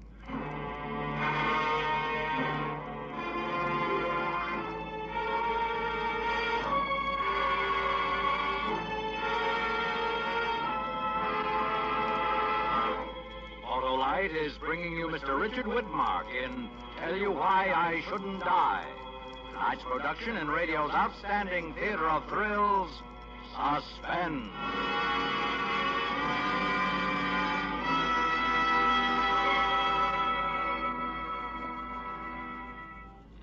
Say, Harlow, what rhymes with June besides moon? Soon, Hap. And that's when you should see your neighborhood Autolite battery dealer for an Autolite Stay Full battery, the battery that needs water only 3 times a year in normal car use. The sooner the better, eh, Harlow? Right, Hap. Because the Autolite Stay Full has over 3 times the liquid protection of batteries without Stay Full features to guard against one of the greatest causes of battery failure. That's why the Autolite Stay Full needs water only 3 times a year in normal car use. And it's got other protection, too, Harlow. It sure has, Hap. Because the Autolite Stay Full has fiberglass retaining mats protecting every positive plate to prevent shedding and flaking and give longer life, as proven by tests conducted according to accepted life cycle standards. So get ready for summer starts before summer starts. Yeah. And take a tip from me and visit your friendly Autolite battery dealer. He's equipped to give you the best in battery advice and service. And he's got your Autolite Stay Full battery, the battery that needs water only 3 times a year in normal car use. Remember, you're always right with Autolite. And now, Autolite brings back to our Hollywood soundstage Mr. Richard Widmark in Elliot Lewis's production of Tell You Why I Shouldn't Die. A tale well calculated to keep you in suspense.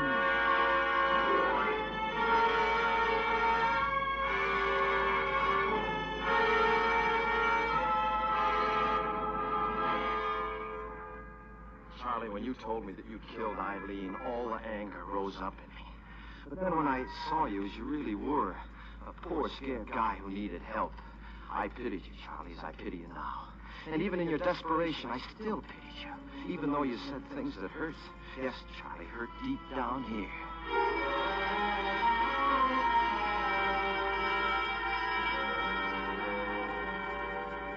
You made me do it, Nat. I'd never have done it if you hadn't made me do it. Now, that's no way to talk, Charlie. Nat, you've always been my friend. You were the one who told me about her in the first place. You've always been the best friend I had, Nat. You gotta help me. Charlie, you're not gonna like what I'm gonna tell you to do. I can't give myself up. They'd kill me. They'd try me for murder. Charlie, there's no other choice. There is. A friend of mine owns a boat. Now, the same friend of mine, he told me that you were going with a girl in Reno who had some money. You got some money, Nat. Give me $500. Look, I don't know where you're getting your information, Charlie, but I went out with this girl strictly because I liked her. Money had nothing to do with it. She never gave me one single solitary cent. And besides, do you think I'd allow you to become a fugitive? Do you think my conscience would ever let me alone, knowing that I sent you out into a life of hiding? Don't give me a pitch, Nat. All I want is $500. You got a nice apartment. You got a silk dressing gown. Now, don't tell me you ain't got $500. All right, Charlie. Just to show you I've got nothing but a soft heart, this will put you on... What ship did you say? The Marianne Frederica. Yeah, that's right. All right, this will get you on. 500, Charlie. You don't deserve it, you know that. Thanks, Nat. I'm sorry I talked that way. Now get out. You bet, Nat. I'll never forget this.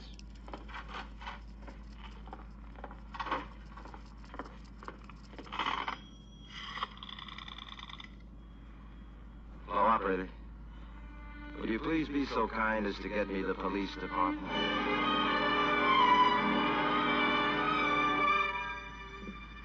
Wait, Charlie, please give a guy the right of explanation. Now, let's look over the facts. Number 1, you killed her. I didn't kill her. The man next door didn't kill her. My grandfather didn't kill her. You killed her, so that makes you a murderer. I admit very frankly that I did call the police. And why? Because I knew that if you ran away, they'd get you, Charlie. You'd be already convicted. You wouldn't have a chance. So you see what I did, Charlie? I took my life in my hands just to give you a chance at your trial, taking the chance you'd think I was a double-crosser. Oh, Charlie, when they sent for me down at the station after you'd been picked up, when I saw you sitting there, those lights on you, your shirt open and the sweat and your hair disheveled, when I saw that, Charlie, I cried. You didn't see that, did you? Oh, I did, Charlie. Tears were running down my face. And ordinarily, I'm not known as a sentimental man.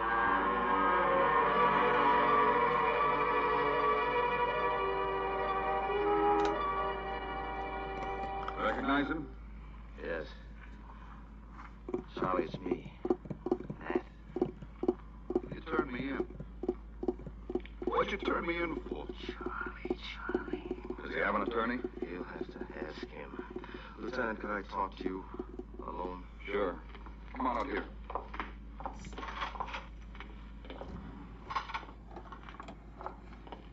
Lieutenant, I've got a young lady waiting for me, so I've got to rush.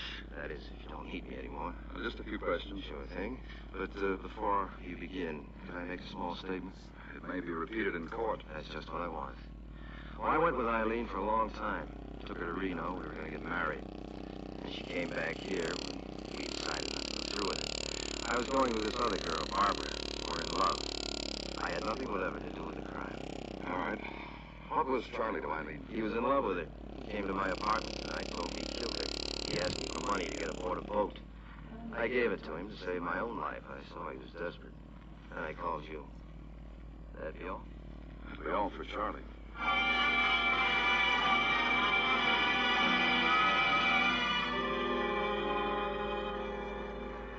You see, I told him the absolute truth. I'm that kind of a guy, Charlie.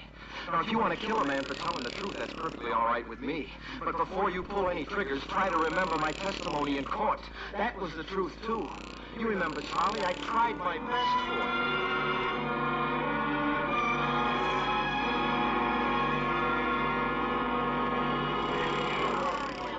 And now, Mr. Driscoll, will you tell the court what your relationship was with Miss Eileen Bishop? I certainly will. Be more than happy to. It was love. I loved her, she loved me. It was that simple.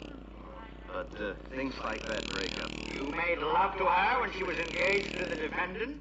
She made love to me. But you acceded to her advances.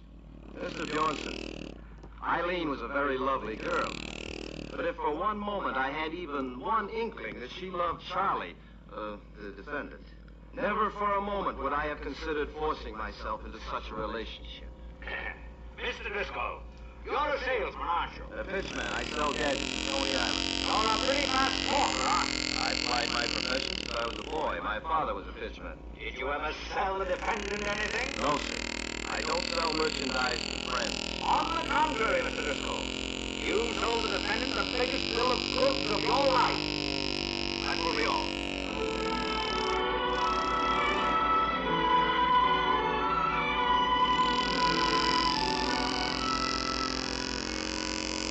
When they sentenced you to life in prison, I smiled. Yes, Charlie, I was happy. I was happy because I felt maybe I had something to do with the leniency of the court. Maybe because the jury thought I'd prodded you into a murder, which of course was totally untrue, as you know. Maybe by being a villain, I'd made things a little better for you. And then what do? Instead of making things easy for yourself, instead of being thankful for your good luck, you negotiate a break and boom, you're out of jail. Charlie, when I heard about that jailbreak, my heart hit the bottom of my stomach. I can't tell you how I felt. I thought you'd gone crazy. Well, you had.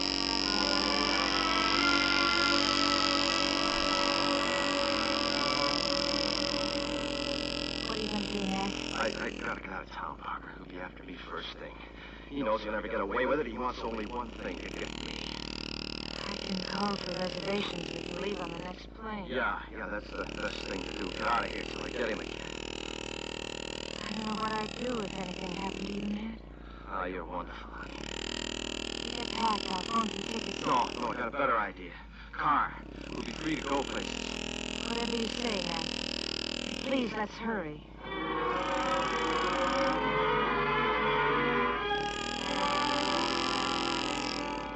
I was hoping so hard for you, Charlie. You never know. Because killing me would guarantee your death, Charlie. And I felt bad enough about the whole thing, let alone have my death be the cause of yours. What is it? A moment, and then the suffering begins. So Barbara and I left with Charlie. We got as far as South Carolina, near Charleston, when Barbara told me the news.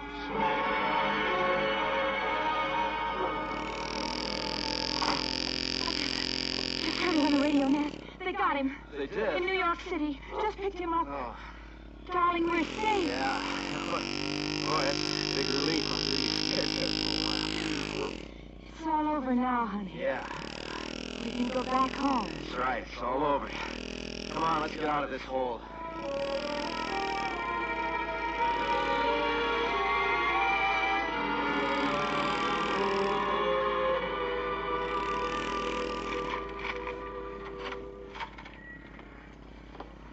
Feels good to be back, huh?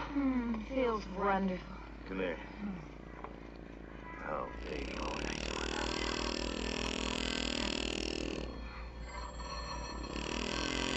That is Ranger.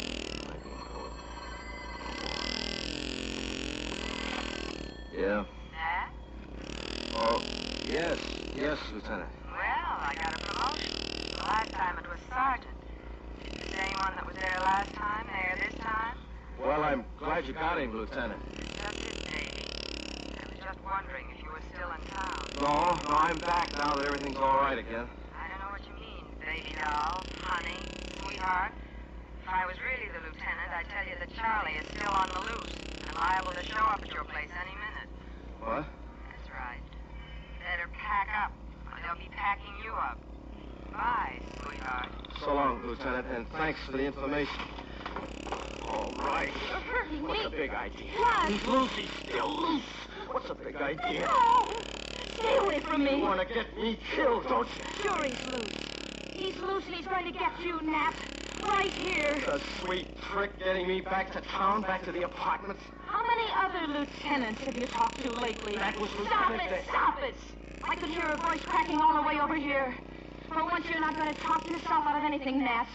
Charlie's going to be here soon. I'm going to call the police. Too late, Nat. You left town. The police didn't have anything to protect you or gone. This place was empty, remember? What? Go on, Nat. Talk! Talk loud and fast. You're going to need every I'm word. getting out of here. You're going to wait here till he comes. Out of my way. I knew I could hate anybody as much as I hate you. Smooth, fast talk. You broke me, Nat. Like you broke Eileen, like you broke Charlie, like you broke everybody you ever met. Out of my He's way. coming up the stairs. Hear him, Nat? Out of my way. Talk yourself out the back way. Go on, Nat. Talk. Charlie. Get out, lady. Get out of here. You didn't get out of town like I expected, Nat. You just sat up here waiting. All right. Make your pitch. I got time.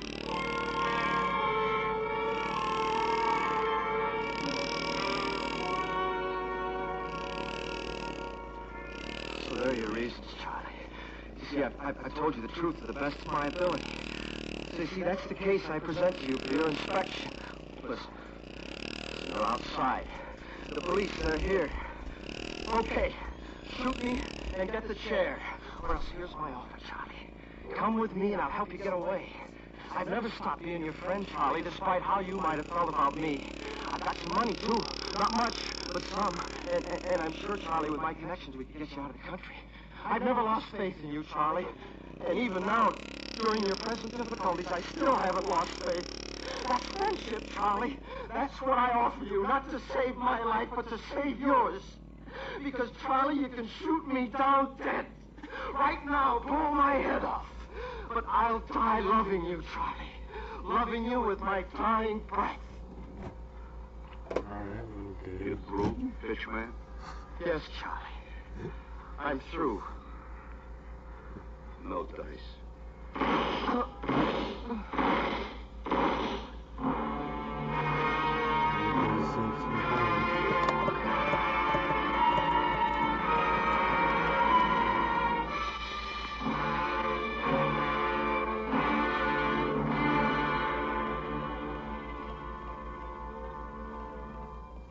Suspense. Presented by Autolite.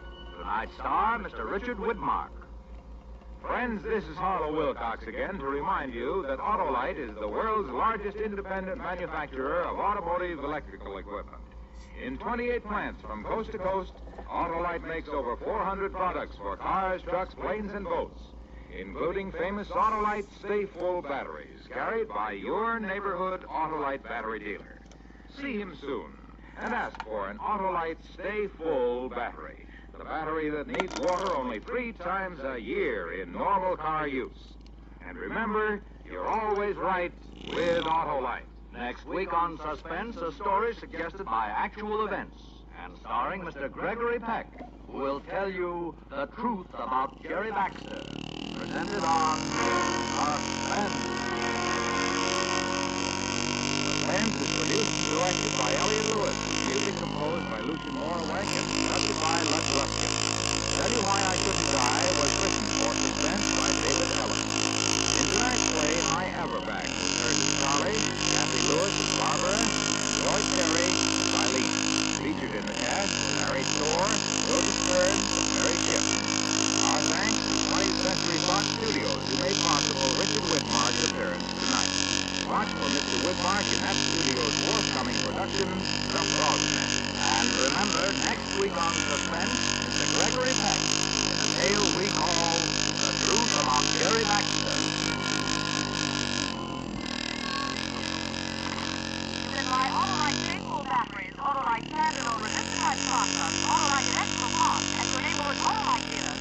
Switch to Autolite. Good luck. Today, many physically handicapped persons are performing important jobs in almost all fields. If you're an employer, why not check with your state employment service? Perhaps your employment problems can be solved by physically handicapped but skilled and capable workers. This is CBS, the Columbia Broadcasting System.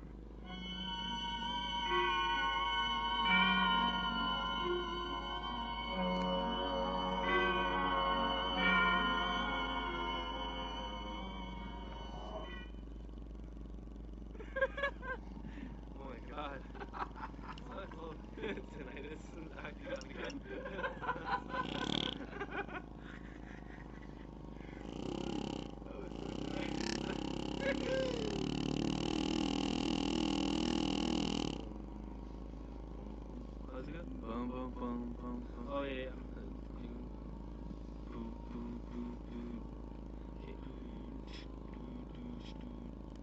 2, 3.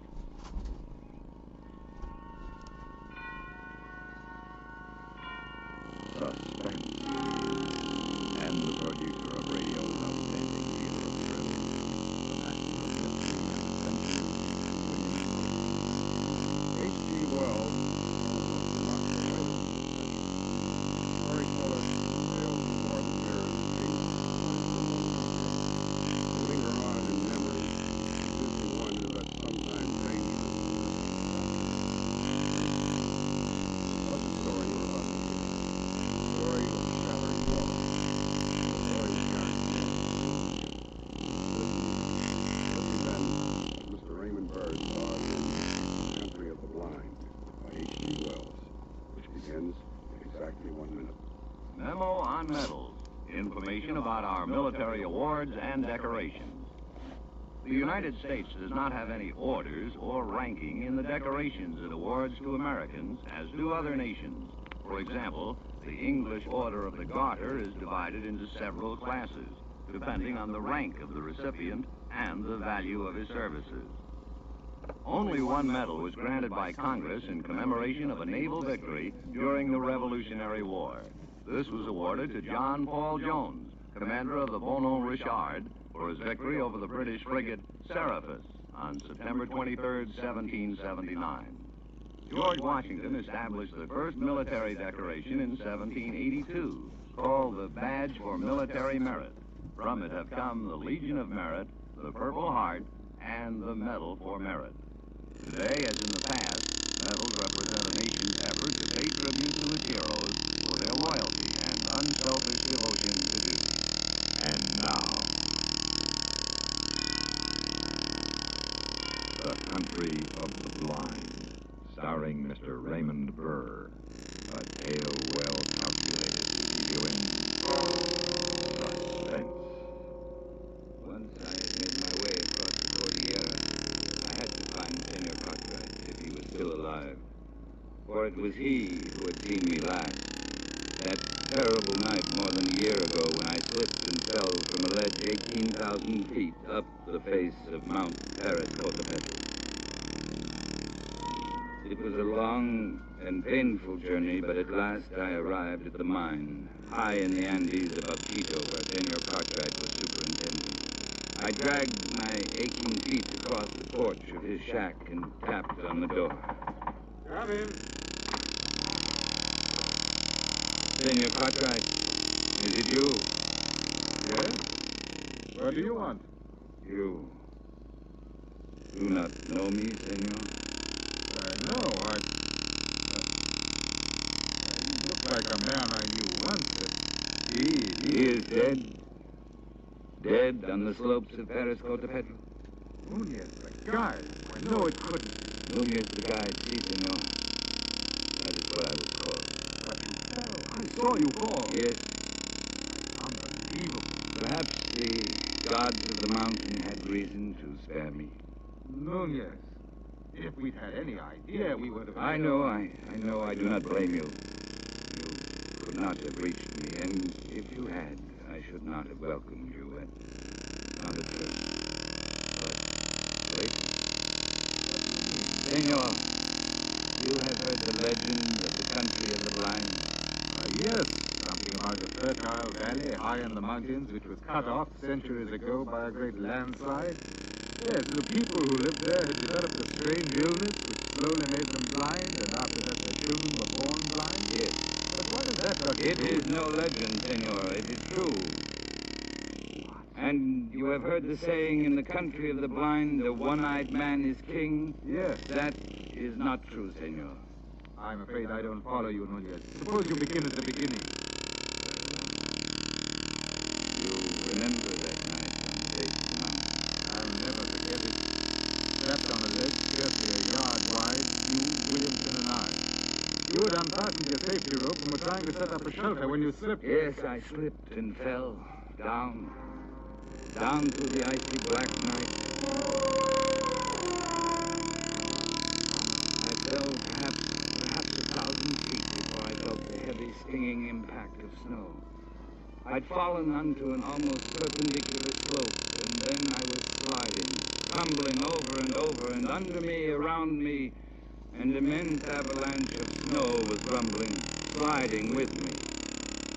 I fell with the snow for what seemed minutes, every second expecting the terrible, final impact. But the impact never came. Slowly, the avalanche subsided, flowing out upon a gentler slope, and finally, mercifully, I lost consciousness.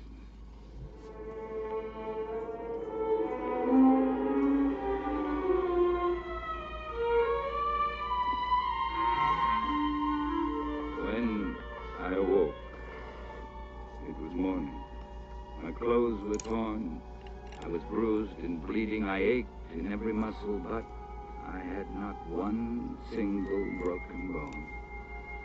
I lay there and offered up a prayer of thanksgiving to the gods of the mountain.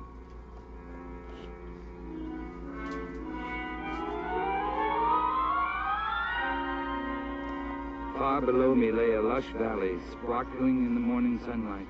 I could see the stately trees and the green meadows fresh with dew. And then I saw them. People, men and women, working in the fields. Two of them who were quite close failed to notice me as I approached until I shouted. Only then did they look up attentively in my direction. I waved wildly at them, but they took no notice. Why, the fools must be blind. Blind? Could it be that I had fallen into the country of the blind? The second act of Suspense continues in 1 minute. Another visit with Joe and Daphne Forsythe.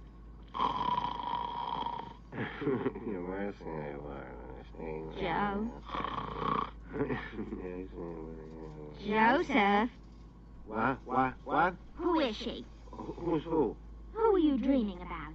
Was I dreaming? You were talking in your sleep. and giggling. How about that? What were you giggling about? I can't remember.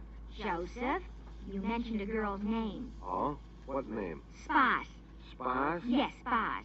Candy Spas. It sounded like a dancer or a striptease or something. Oh. Oh, what? Well, I must have said Candy Spots. Candy Spots is a horse. I bet on him once. You bet on a horse? Yeah, we had a pool. I could have won $3. Well, you should have put the money into savings bonds. They're a much better investment. It was only 50 cents. For 63 cents a day, you can buy a $25 bond a month. And 1 year's worth of bonds will bring $300 when they mature.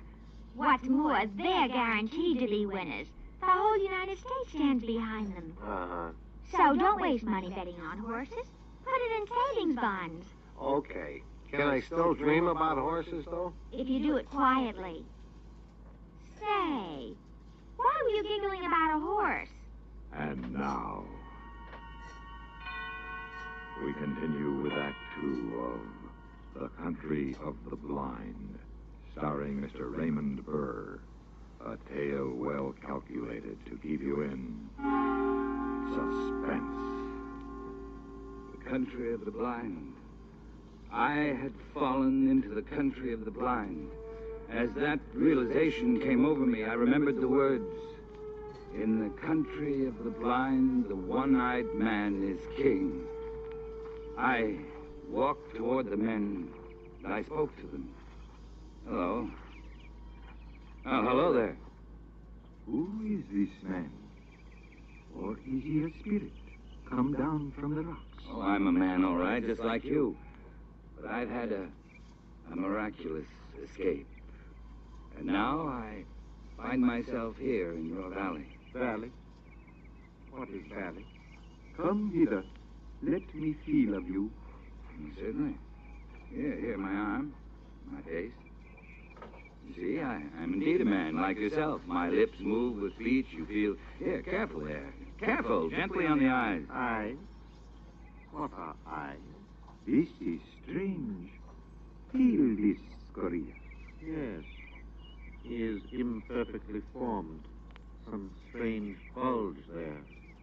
Unseemly. Oh. Oh, your eyes are shrunken in, but mine are whole. I can see. See? Pedro, he is a strange wild one. I wonder where he comes from. Down out of the rock? No. Over the mountains, out of the country beyond there, where men can see. From Bogota, where there are 100,000 people, and the city stretches out of sight. Sight? What strange words he uses, without meaning. We must lead him to the elders. No need to lead me, I can see. See? His senses are still imperfect. Lead him by the hand. But look, I can... Oh, well, all right.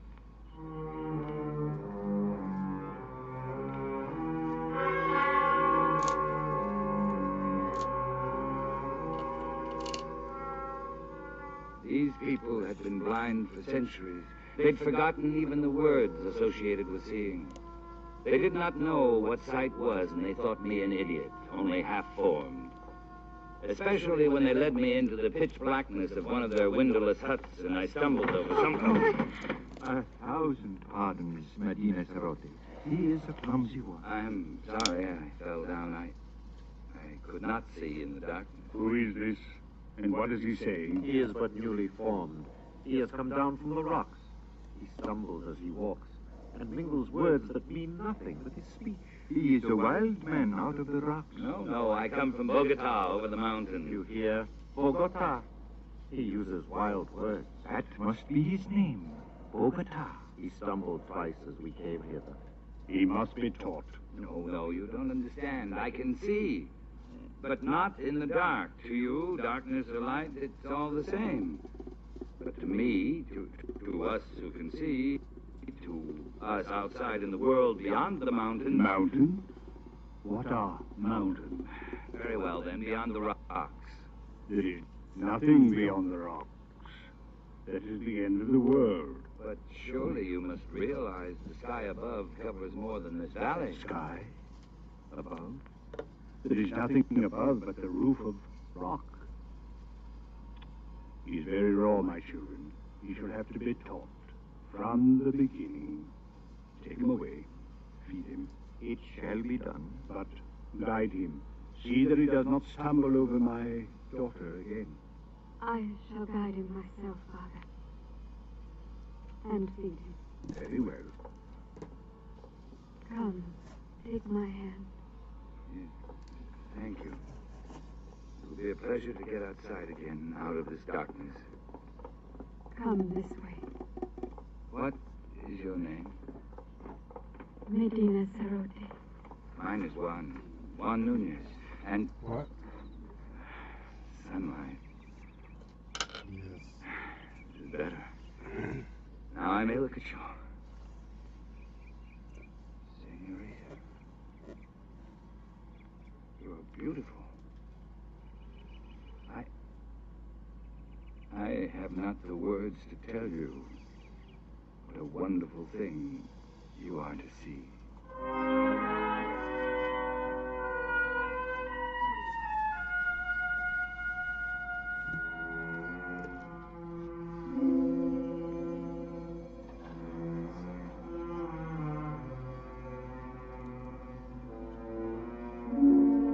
And so it began. I, the village idiot, the slave boy, I with my eyes still whole.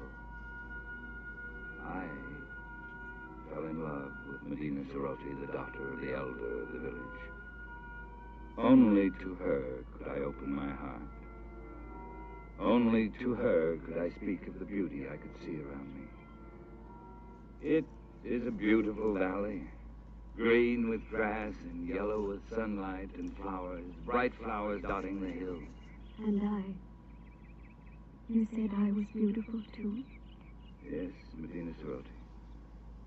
Yes, you are most beautiful. It means something nice. Something very nice. Medina Sarote, why is it you have no husband? I have a disfigurement. These long hairs. Your eyelashes. But they are beautiful. They're considered disfigurement. Why? You are the most lovely girl in the valley. But they wouldn't know here, would they? So you have no husband? No. What do you think of me? Do you think of me like all the rest do? Do you think of me as an idiot? No. No, you have much to learn, but you will learn it, I'm sure. And you are kind and gentle. And your voice is soft. You speak the words that are soft and warm. No one has ever spoken such words to me. I shall speak them often. Medina Sarote, I love you. And I love you. Then, will you marry me? I would be very happy to.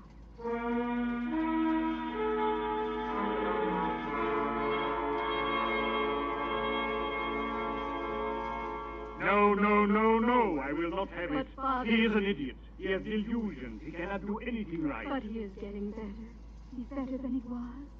And he is strong and kind, stronger and kinder than anyone in the world. And he loves me. And I love him. No, I will not have it. Great sire, if you please. Yes, what is it, good doctor? I have examined Bogota, and the case is clear to me. I think very probably he might be cured.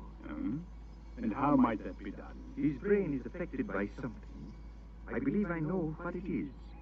Those queer things he calls eyes. Where we have but an agreeable depression, he has great lumps. Consequently, his brain is in a constant state of irritation. But what can be done to cure him? It is a very simple surgical operation. Remove the cause of the irritation. We will merely cut out those things he calls eyes.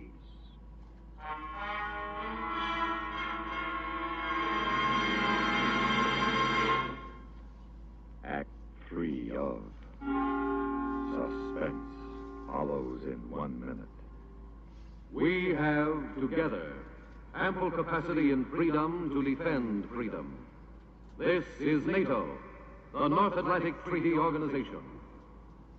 NATO's many achievements are plates of the shield which it is forging to protect peace and freedom.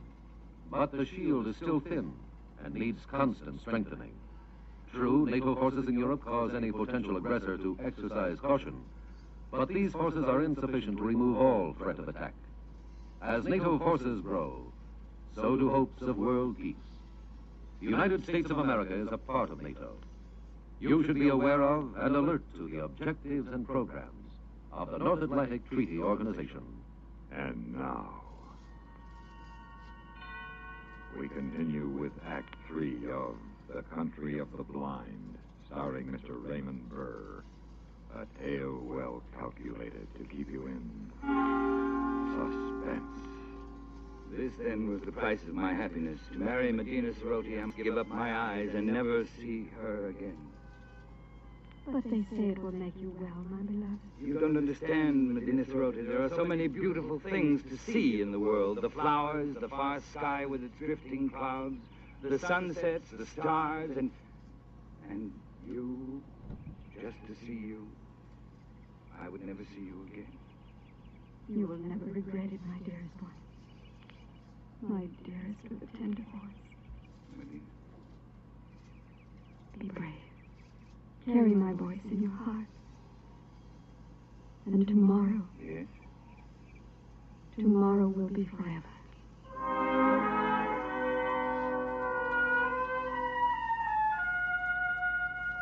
I only meant to go up on the rocks and look out over the valley. To spend my last day of sight, feasting my eyes on the wonderful, beautiful world of light and color.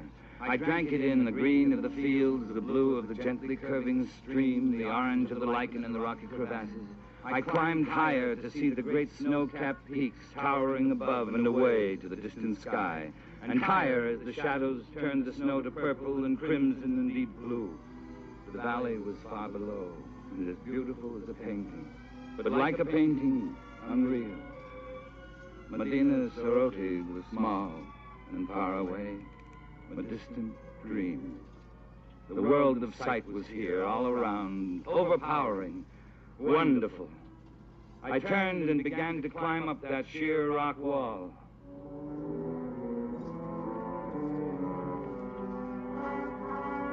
What the hell are you here? How many months it took me to make my way out over those mountains, over glaciers and snowfields and sheer precipices, I cannot guess. How I lived through the cold and the hunger of it, I cannot tell you. But I'm here at last. Back from the country of the blind. Good heavens, man. What a terrible experience. Terrible and wonderful. But you aren't sorry you came back? Sorry? I see her face clearly now.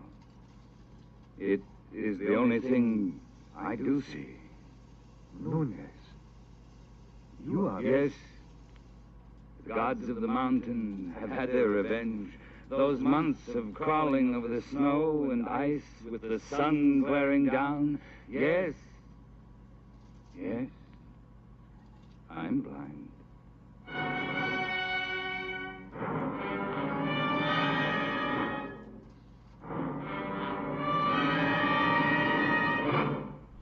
Suspense.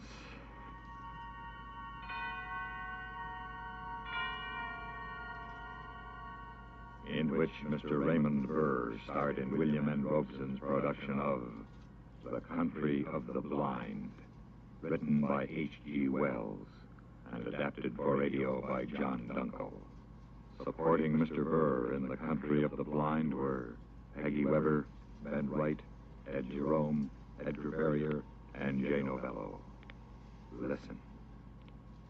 Listen again next week when we return with another tale well calculated to keep you in suspense.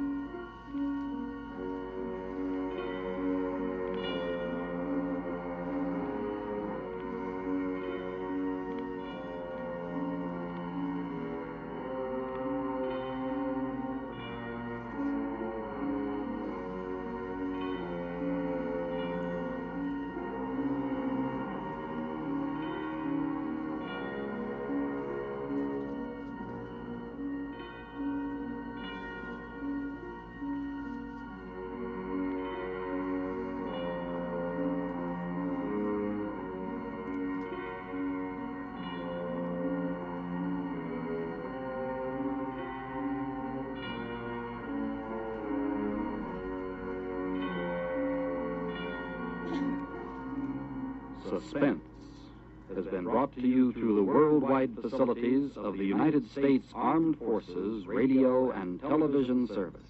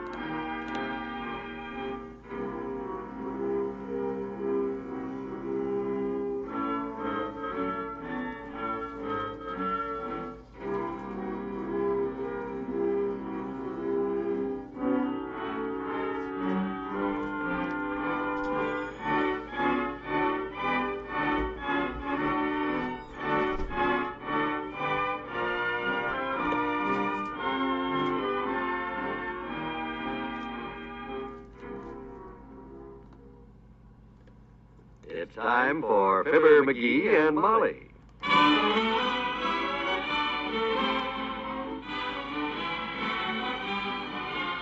Every weekday at this time, NBC brings you Fibber, McGee, and Molly transcribed. The show is written by Phil Leslie and Len Levinson and directed by Max Hutton.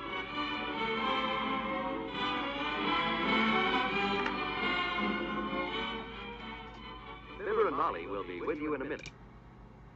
Many changes have taken place in America in the past dozen years and are continuing to take place. Changes that point to a brighter, more prosperous way of life for all of us. America is growing every day. There are 70% more children under 5 years of age than in 1940. 72% more vehicles on the highways than in 1940. And new industrial developments have been creating a continuous need for plants, equipment, and materials. This multiple expansion and the miracles of physical and chemical research have resulted in sharply increased needs in many fields. A need for homes and highways, schools and hospitals, new equipment, new factories, yes, even new cities. What does all this mean to you as an American? It means greater opportunity, more work, greater security than our country has ever known. To learn more about the opportunities tomorrow holds, write to Box 1776, Grand Central Station, New York City for the free booklet, The Future of America.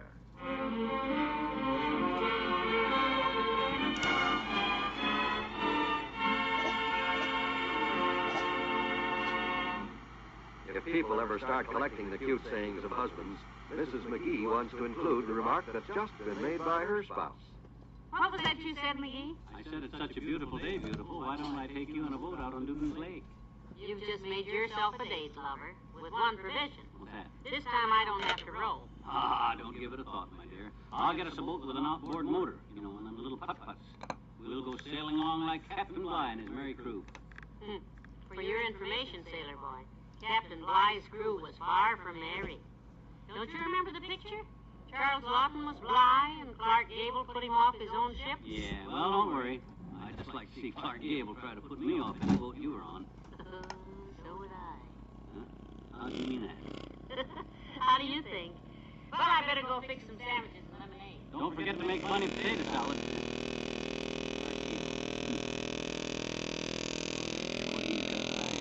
No. You ever started to tell me to take all day, probably, because women all think he's...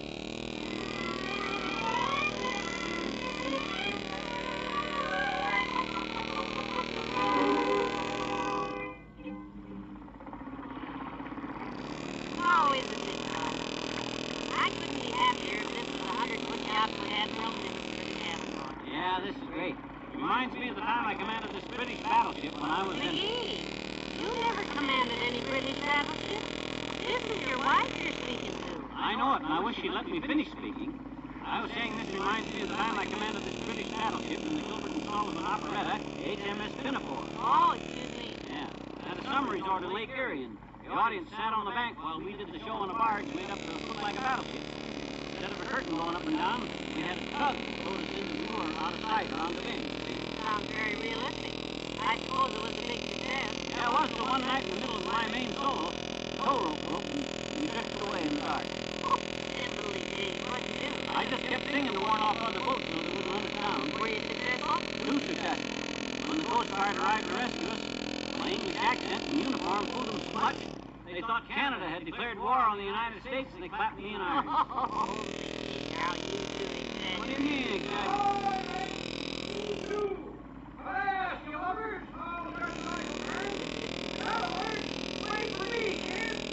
It's the old-timer. Steer over that way, dearie. Sure. He's probably playing hooky from the grocery top. Oh, hi, old-timer. What's the matter, boy? You sound pooped. Haven't you ever rode before? The only thing I ever rode, Johnny, was a horse. Did you get it, Molly? I said, haven't you ever rode before? And the old-timer says the only thing I ever rode before was a horse. It ain't funny, McGee. I'm all suckered out. Well, if you don't like boating, why'd you come out here in the first place? Daughter, I didn't come. I was sent. We run out of fish down to the store, and they give you a dozen fish hooks, a can of bait, and water for 2 perch, and 6 pounds of halibut. Halibut, that's an ocean fish. You'll have to argue that out with my boss, daughter. I got my orders. You had any luck so far? Nope. Figured I'd snag myself enough fish. All I've done so far is snag myself. Gee. Getting hungry out here, too. You just got me lunch to spare? Hey, thanks for reminding us. I didn't realize how hungry I am. Molly, how about opening up that picnic basket? Why, sure. Here we are. 7 ham sandwiches, old-timer. Here. Hey, thanks. Now, this is the only thing I've caught today. Of course, when I get back to the store, I'll catch something else, but what do they expect, sending a man on a boy's errand? Well, thanks for the snack, eh? I'll do as much for you. Just remind me next time you catch me out here on the lake. If you do catch me out here again, I'll be with you. Okay, Mr. Old-timer. How are you doing, McGee? Just fine. That sure tastes good. That is good. Hey, I'm going to hit the boat into that little island over there. As soon as I finish this lunch, I'm going to stretch out on that strip of beach. Okay?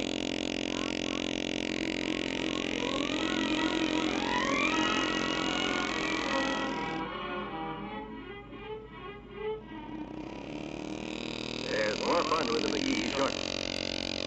Today, the field of nursing is wide open to women seeking a career in an honorable, well-paying profession. For the young woman who is a high school graduate or a college student in good health, professional nursing offers many compensations. The student in professional nursing has many interesting studies, including psychology, sociology, and physiology.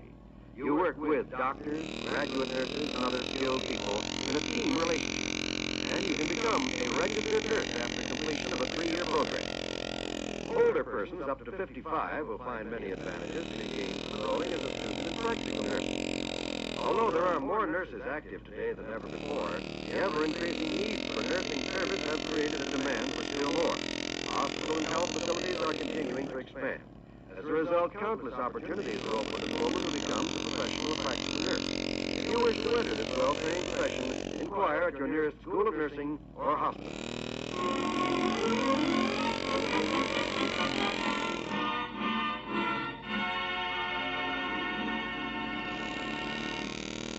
Oh, it's so nice and peaceful out there. This is a pretty little island here. Yeah. My old fishing jacket for a pillow, nothing on my mind. We had a lot of nice picnics out here at Dugan's Lake, haven't we? Where did it ever get the name Dugan's Lake, anyhow, you know? Sure. Named after Amos G. Dugan. Oh? Did he discover it? Oh, he was the guy that stole it. Stole about half of it, anyhow. Now, wait a minute. How can anybody steal a lake? Oh, it was very simple. Dugan used to come out here every winter when it was froze over and harvest the ice and sell it to the creamery in town. See? The trouble was the lake didn't fill up enough with water in the summer, and pretty soon it was almost entirely stole. What happened? They arrested Amos Dugan and tossed him in the pokey on a charge of water rustling, but he wiggled out of it. As the Indian said when he met his brother whom he hadn't seen for 30 years, how? The law says if you charge a man with stealing water when it's really ice, you can't keep him in the cooler. At least, that's the way it was told to me, but... Hey, look at this guy coming, will you? like he's coming right in here to our little island. Oh, it's a boatload of kids. Say, look who's driving, McGee. Hello, Dr. Gamble. What the fuck are all these kids doing here? Mrs. Robinson Crusoe and her man Friday. Yeah, Mrs. Robinson Crusoe. Hi, Sergeant Friday. Oh, hi, Teeny. Hello, Doc. Hello, Teeny. Hi, children. How come the boat ride, Scupper Scraper? Giving the kids a treat. It's our birthdays, and Dr. Gamble brought us here to this place because he brought us here in the first place. Well. Buttering up the small fry, eh, Fatso? Better watch it, boy. If you start giving boat rides to all the kids you've delivered, you'll have to charter the Queen Mary. You want to ride back with us, Molly? The little ham hands there will probably turn the boat over on the way back. Is that so? Put the picnic stuff in the boat, will you, Molly? We got to start back anyhow. Okay, it's getting about time. If you had sails, Hornblower, that hot air would come in handy. But I'll just race you back to the dock and show you who's head skipper around here. Fine by me. If you can get that egg beater started. Oh. Oh, boy, a race. Okay, it's a deal. Now remember race, kids. Let's go. You be the race starter, Molly, as soon as I get cranked up. I'll be the starter. I can do it. Ready? Okay. 1, 2, 3, go! Oh, for goodness sakes, look at them go, McGee. Get a horse, McGee. A seahorse. On the doggone luck. I'm giving this milkshake mixer all the gas she'll take. It's not a fair race with that boat Doc's got. I should have made him give me a handicap. Well, it was your idea, McGee. Uh-oh. Now what? Ah, for the love of Mike. Just when I need it the most, it conks out, and what the heck's the matter with it? Well, at a time like this, dearie, I always think of one thing. Have you checked the gas tank? No. That might be what's wrong with this dirty, dingy dinghy, too. Let's see. You want something to measure with? No. My tie fell in the tank, and it came out dry, too. Why, that robber, that pirate, that cheap, miserable fugitive from Davy Jones's locker. Who, Dr. Gamble? Yeah, him, too. But the guy I mean is the guy that rented us this boat and guaranteed it was full of gas and oil and stuff. Well, what do we do now? We're 3 miles from the dock. Well, if you don't mind me putting my oar in, that's just what I'm going to do. And I think you'll find one on your side, too. Will you join me? See it fail. All the rotten. Oh, well. Hand me my old fishing jacket to sit on, will you? This seat's going to be awful hard by the time we reach the dock. Your fishing jacket? Did you put it in the boat when we left the island? Oh, this is just getting ridiculous. Shall we roll back there after it and start all over? With all the rowing we got between here and the dock, I wouldn't go back after that jacket if it was solid gold with diamond buttons. Well, dip your oar, kiddo. Let's go.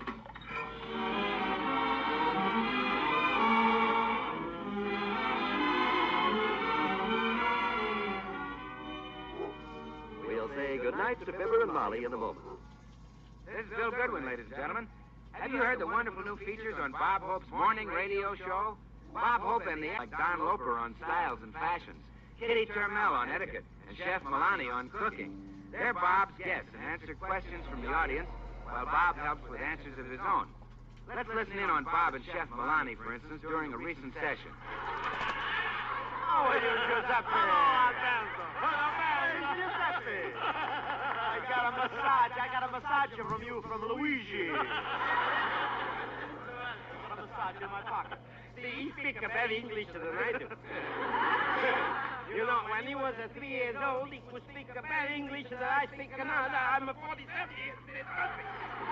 Well, that's the kind of fun you're missing if you don't try to listen to Bob Hope every morning on this NBC station. See your local paper for the time. Bob Hope did not sound very funny.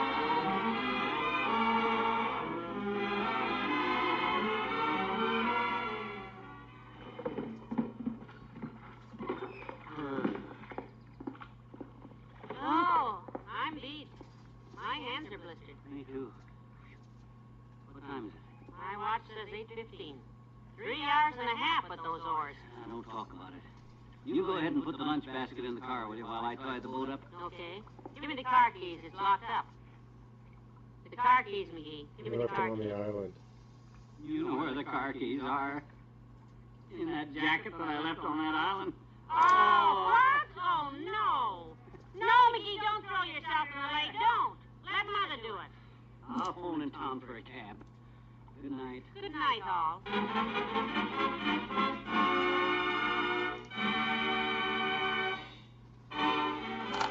NBC has brought you the Fibber, McGee, and Molly program transcribed, with Bill Thompson as the old-timer and Arthur Q. Bryan as Doc Campbell. This is John Wald inviting you to be with us again tomorrow night, when the age-old principle of the Golden Rule complicates the lives of Fibber, McGee, and Molly.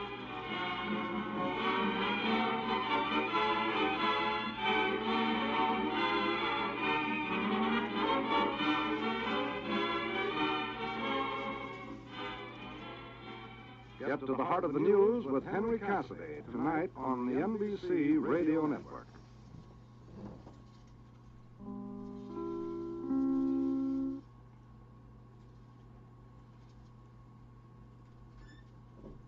Now, the Roma Wine Company of Fresno, California presents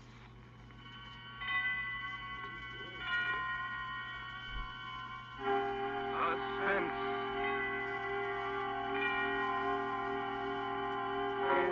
Tonight, Roma Wines bring you Miss Nancy Kelly as star of A Week Ago Wednesday, a suspense play produced, edited, and directed for Roma Wines by William Spear. Suspense, radio's outstanding theater of thrills, is presented for your enjoyment by Roma Wines. That's R-O-M-A, Roma Wines. Those excellent California wines that can add so much pleasantness to the way you live, to your happiness in entertaining guests, to your enjoyment of everyday meals.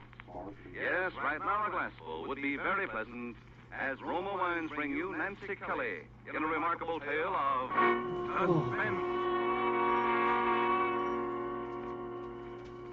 I was married in a blue suit that wrinkled too easily and shoes that were too tight when I walked. Just another girl. I got hungry when I didn't eat and tired when I didn't sleep. When I got pushed around in the 8th Avenue subway and I waited in line at the movies, I was hot in summer and cold in the winter. Other people were killed and robbed and disgraced and in trouble, so I could read about it in the morning paper.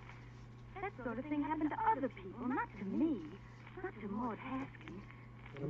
But suddenly I've become other people, and a million someone else's read about me. I'd like to tell you how it was.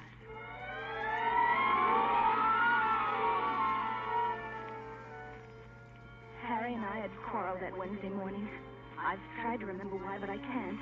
I've tried to think, but... Well, I wasn't in any hurry to get home after work that day, that Wednesday.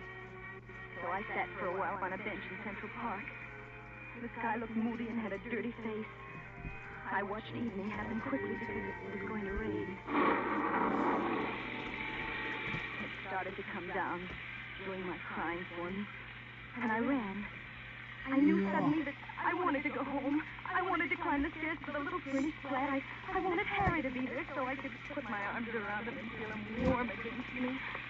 I wanted to tell him that I loved him and that I was sick because I hadn't kissed him goodbye that morning. I nearly fell running up those narrow little steps. I fell it a half a dozen times before I reached the 3rd floor, apartment 3B. I was nervous, and I was too eager to get in. My hand was clumsy, all thumbs, and the key wouldn't fit. It dropped to the floor. I stooped to pick it up, and as I did, the door was unlatched from the inside. Harry! I saw it open, and I nearly sobbed with joy and relief. Harry! Yes, what is it, dearie? But it wasn't Harry. Not Harry looking anxious because I was late and worried because I was drenched with the rain. This was a stranger in our apartment. A small, dark woman with eyes like 2 shiny brown buttons and a pinched little face. Well? She was wearing a flowered apron, and in her hand she held a limp dish towel. I blinked at her stupidly. Well, what is it? I don't want to buy anything. I'm busy. I'm making supper. Oh, but you don't understand. I'm looking for somebody. What apartment did you want? This is 3B. 3B? Yeah. What apartment are you looking for? Oh, but I'm not. I won't be much help in help. Better ask down the hall. We've only been living here a few days. Living here? Yes. What's the matter with you, dearie? Are you sick? Don't you feel well? Oh, no. No, I don't feel very well. And your clothes? Why, they're sopping wet. For the rain. I got caught in the rain. What are you talking about? It isn't raining. Oh, but you're wrong. It is raining. I just... Listen here, young woman. What kind of a game do you think you're playing? But are you sure? Well, I ran all the way because there was thunder and lightning. We had a storm a week ago, but it ain't rained like that since Wednesday. Wednesday? A week ago? Oh, no. Here, don't do that. You sit down there, dearie, and I'll get some water. Don't move now. And supper not ready and company's coming. I sat on the sofa. Harry and I had talked just last night about having the spring in the middle cushion fixed. Or had we? I ran my hand over the top, cautiously, afraid. And then I stopped as if I'd suddenly taken hold of a live wire. And my fingers curved over the lumpy roughness of a pillow with a broken spring.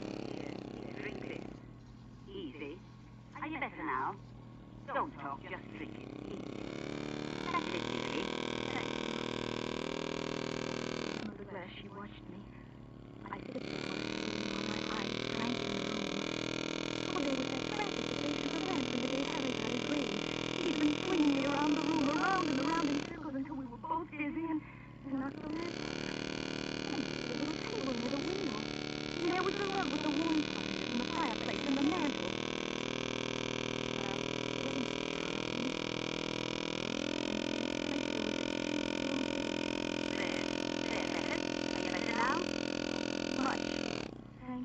Want me to call a cab for you?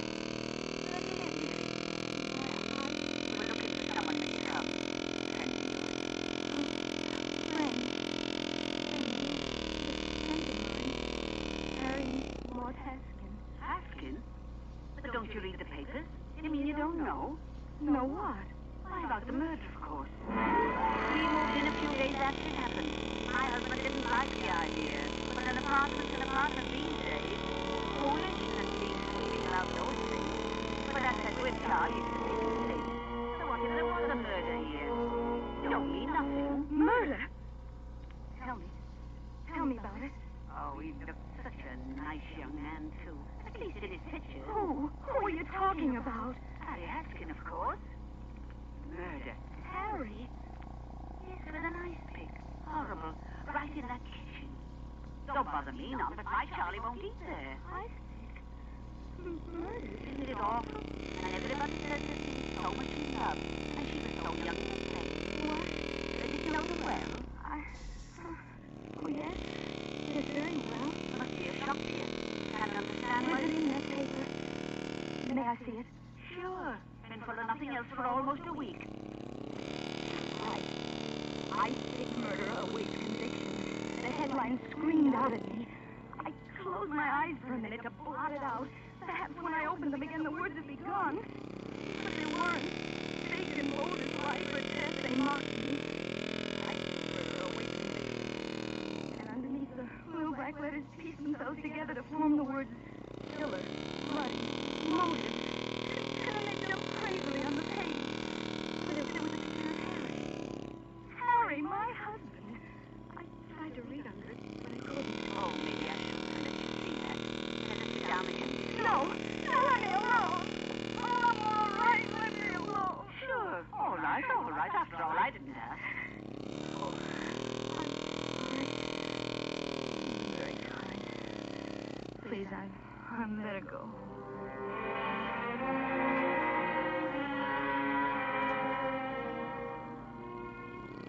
I don't remember leaving, walking down those stairs out of the door. I just remember finding myself on the street again, half walking and half running, wanting to curl up on the pavement and let my head burst with the ache and the fright that was growing inside.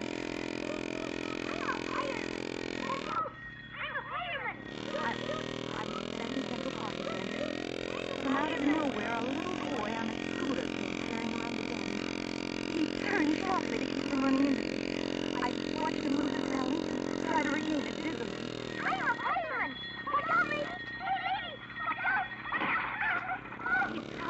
And fell in a pathetic little heap on the ground. His knee was bleeding. I ran over to pick him up. Oh, my knee! Oh, my knee! Help me up, please. I bent over him, my arms outstretched to lift him to his feet again.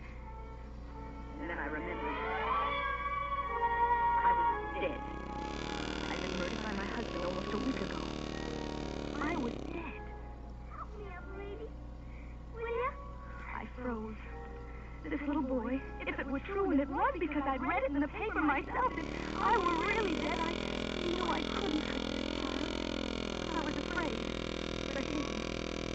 So I ran again. I ran faster and faster till I couldn't hear him anymore. Then it was later somehow.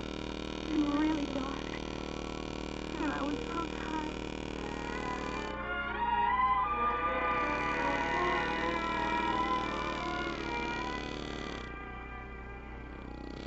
I found myself back on that bench again. The same bench I'd been sitting on earlier that evening. No one was around. I reached out, tried to sleep. I knew I was awake before I opened my eyes. It smelled like morning, fresh and clean. I felt the sun soak into me.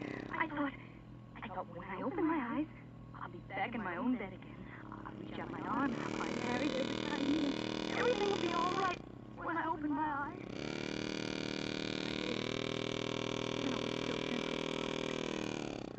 I sat up stiffly and I smoothed out the wrinkles in my skirt. I wondered where I was going to go, what I was going to do. I tried not to think of Harry, where he was now. Oh, darling. Are you all right? Harry. Harry, you! Oh, golly, baby, I've been worried sick about you all night. Where have you been? I'm sorry about yesterday. Will you come home with me? Look at your clothes. They're still damp from the rain. Oh, if you get sick, I'll never forgive myself. How do you feel? Are you all right? Rain. Oh, good. Come on, then. Let me take your arm. Big hand, long, strong fingers pressed against my arm. My head still ached, so I let him lead me. We left the park from the entrance on 72nd Street as a little boy on a scooter came tearing around the bend. I'm a fireman! Let's go! I'm a fireman!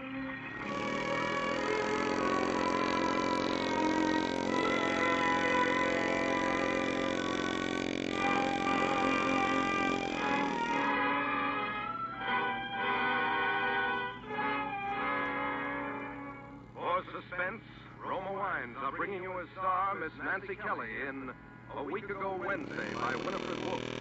Roma Wines' presentation tonight in radio's outstanding theater of thrills, Suspense.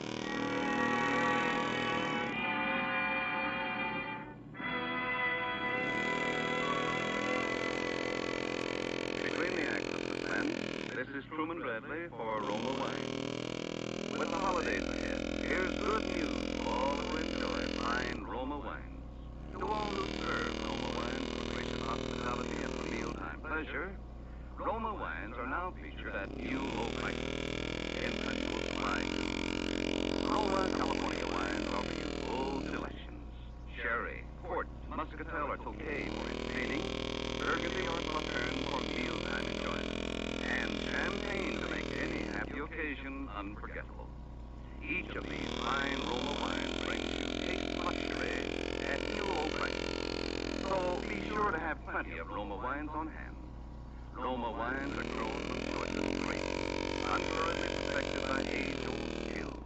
Bottled at Roma wineries in California's choicest vineyards. Remember, because of uniformly fine quality at low cost, more Americans enjoy Roma than any other wine. Roma wines make perfect gifts. So insist on Roma wines for good living and good giving. Roma wines offer you so much for so little. That's Roma, R-O-M-A, Roma wines. And now, Roma Wines bring back to our Hollywood soundstage Miss Nancy Kelly as Maud Haskin in A Week Ago Wednesday, a play well calculated to keep you in suspense.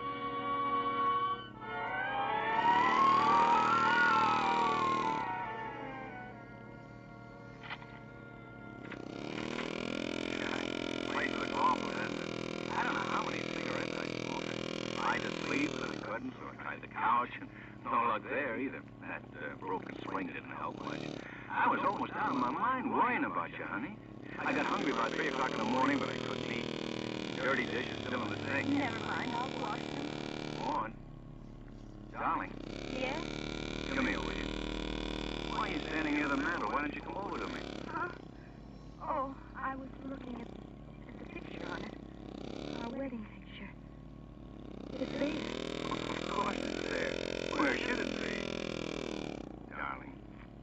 put your arms around me. So I'll know you're real. You come back. Where did you go? Where were you? I don't know. All right, I won't ask questions now. Just put your arms around me tight and tell me you still love me. He held me close to him, and he bent his head so it was very warm and heavy against my throat. I thought it wouldn't hurt because he's pressing me too tightly if I was dead. I couldn't feel the tiny pulse in my throat beating quick and sharp if I were really dead. The worn spot on the rug was still there, and the crack in the base of the lamp. But the wedding picture was back on the mantel, and the woman with eyes like two shiny brown buttons was gone.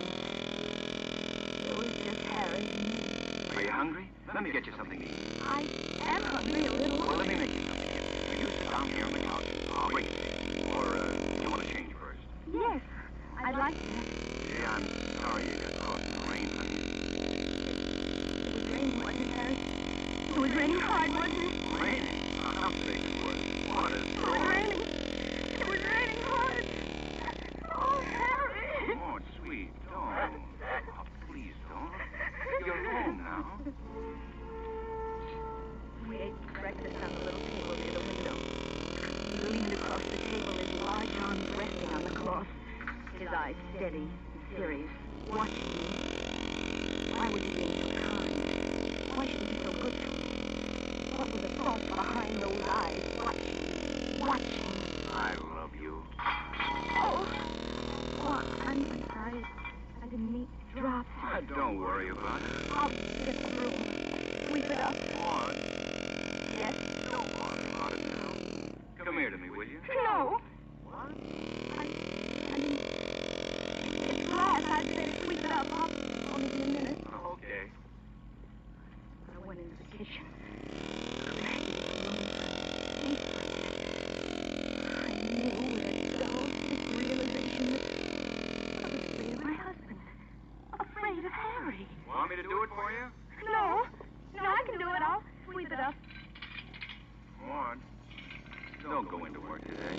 Stay home and rest. You don't look well. Oh, but I am. I want to go in. All right, if you're sure. Anything you want. Too good to me. Anything I want. Anything. He was too kind. With funny words, but what was on his mind? I love you. Do you? Why don't you know I do? Of course. You'll be home right after work? Yes. Maybe we'll go to a movie or something. Would you like that? All right. We'll see.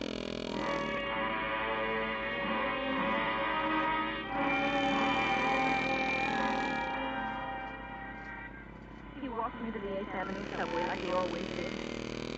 And when he kissed me goodbye, a slim tremor of fear went through me. See you tonight, darling.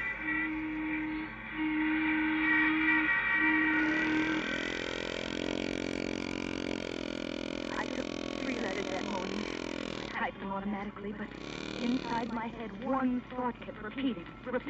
I'm afraid of Harry. I'm afraid. My husband is going to kill me. I know because I dreamed it last night, only I'm not sure it was a dream.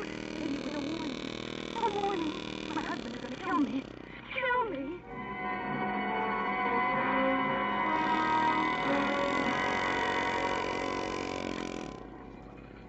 High two, looking at the moon. Wheat down. What'll be raining? Ham on rye. Coffee. Coming. Ham on rye. The drugstore was full of hungry, busy people reading the daily paper. The paper that screened the hurts and the pains and the troubles of other people. But not me. Not Maud Haskins. Well, there was nothing in it about a nice big murder and Harry's picture. I began to feel a little foolish. Hey, y'all like any ham on rye, jab on its way. I'd fallen asleep on a park bench and I had a dream. That was all, just a nightmare. Afraid? Afraid of Harry? Well, I'd let a silly dream play tricks with me. I wanted to push the minutes ahead so I could go home. Go home to Harry. I could look at the clock. 4:35. I wanted to get home and tell him I was all right. I was all right now. 4:45, 4:50, 5 o'clock. This time I knew I wasn't dreaming. This time I could run fast.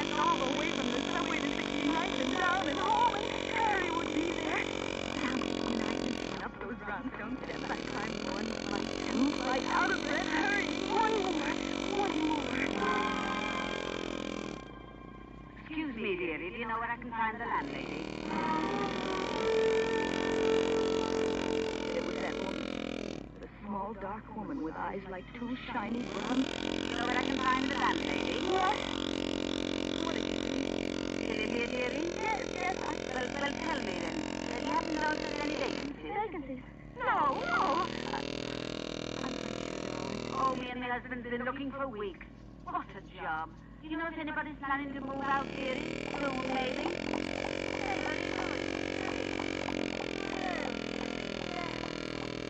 That woman in my dream, who'd been living in our apartment. What was she doing here? Maybe it was more than a dream. Maybe I was thrown ahead into 7 tomorrows, to next Wednesday. Maybe by then she'd have our apartment, just like in my dream. And then I... Darling, that you? Yes, Harry. Got a kid for me. Atta girl. You're home early. I hurried. Did you? So did I. Come on in. I got a surprise. What kind of surprise? Never mind. Oh, boy. Don't ever go very far away again. No, Harry, I couldn't. Now, you wait here. I'll be only a minute. Not a dream. Not just a dream, but a warning. A warning. Oh, but that was silly. It couldn't be. I heard the sound of... I couldn't be sure, but it sounded like... I felt the blood rush up to my face, and I began to shake all over. I walked into the kitchen. Harry was bent over a small bowl. I could see the muscles under his clean shirt move up and down as his arm rose and fell again and again, and in his hand he held a knife.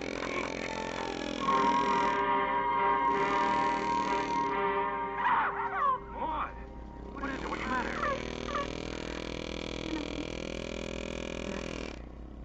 What are you doing? Why did you come in? This is going to be a surprise. You're not angry because I spent the money, are you? We've got to celebrate. No, I'm not angry. I wish you hadn't come in, though. You spoiled it. I didn't mean it. It doesn't matter. Nothing matters as long as you're here. I stood beside the bowl, and he took me in his arms. And all the time he kept telling me he loved me, I was looking and then sharp. The ice pick. Spoil the surprise. Yes, I spoiled it. He thought he was going to kill me. I was going to let him. I wasn't going to let him. Gee, I love you. I love you. I smothered the line words in his throat before he could say them again. I'd been warned, and I wasn't going to let him do it. I reached out and felt my feet creep. I was strong and safe now. That dream wasn't going to come true. I'd make sure. I held it tightly, and I raised it behind his back, and I saw it over his shoulder, poised like a serpent ready to strike. Ready. Darling, I love you. I done it. I put all my strength into that blow, and the ice pick half disappeared into him. Maud! Maud, His arms still around me grew limp. I felt him sliding heavily. Big hands dragging at my body as he desperately tried to tear me. His long fingers clutched at my belt, and he tore it from me. And then he fell, still holding it in his hand. He was still on my feet, a red circle of blood on his white shirt, and in that circle, the ice pick.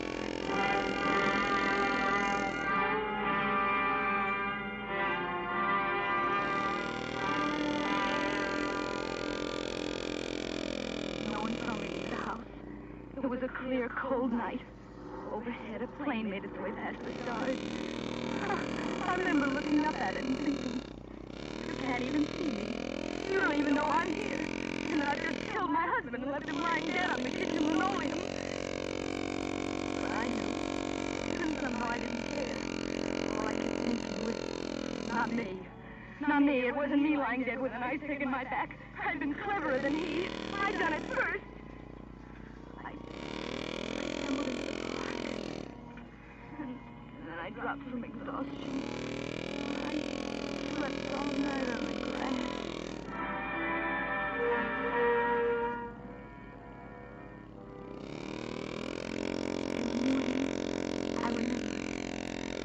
I was just too sick to care. I was almost sorry I woke up. I didn't want ever to wake up. I'm walking until I couldn't go anymore. There was a bench. I sat down. Someone had been there before and left a newspaper. I picked it up and I read it. And then I knew. This big and bold life for death and must. I submerged in the word. My motor jumped crazy. Henry Abercrombie, November 07-19, 1984. Harry dead, murdered, police searching for white Maud Hatcher. And then I knew. What? Harry never wanted to kill me. Harry loved me. I tried to run away from a dream, just a dream, but instead I made it live and now I was dead.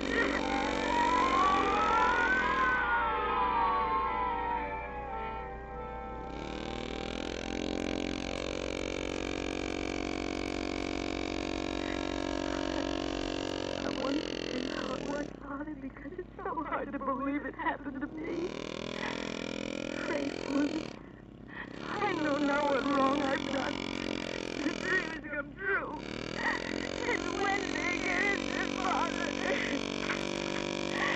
Maud Hatcher in a prison cell because I killed my husband. I had to tell someone, Father. Pray for me.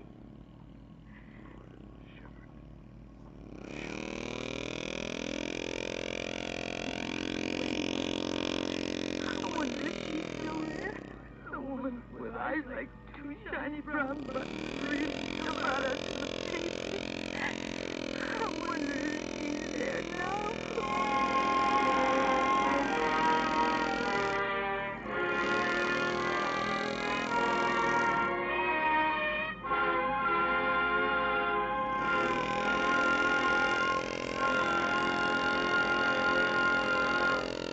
Roma Wines have brought you Miss Nancy Kelly as star of A Week Ago Wednesday, tonight's study in suspense. This is Truman Bradley for Roma Wine, a sponsor of Suspense. This is the time of the year when unexpected guests and old friends drop in for surprise visits and joyous reunions. To make the evening more pleasurable, famed hostess Elsa Maxwell makes this suggestion. Serve guests a wine that adds warmth to the welcome. Such a delightful wine is red Roma California Port. A heartening wine, a gracious wine that adds so much to the enjoyment of an evening with friends. The Roma Port is vibrant with the rich brilliance of a precious fruit, the softness of velvet, with the fruity fragrance of the fresh grapes, and a delicious nectar-like taste of natural sweetness. Roma Port is a proud wine in a family of California's finest. A true wine, always unvaryingly good. Price so reasonably low. Try Roma Port soon, won't you? That's R-O-M-A, Roma Port. Nancy Kelly will soon be seen in the Paramount picture, Follow That Woman. Next Thursday, same time, Roma Wines will bring you Mr. Glenn Ford as star of Suspense, radio's outstanding theater of thrills. Presented by Roma Wines, R-O-M-A. Made in California for enjoyment throughout the world.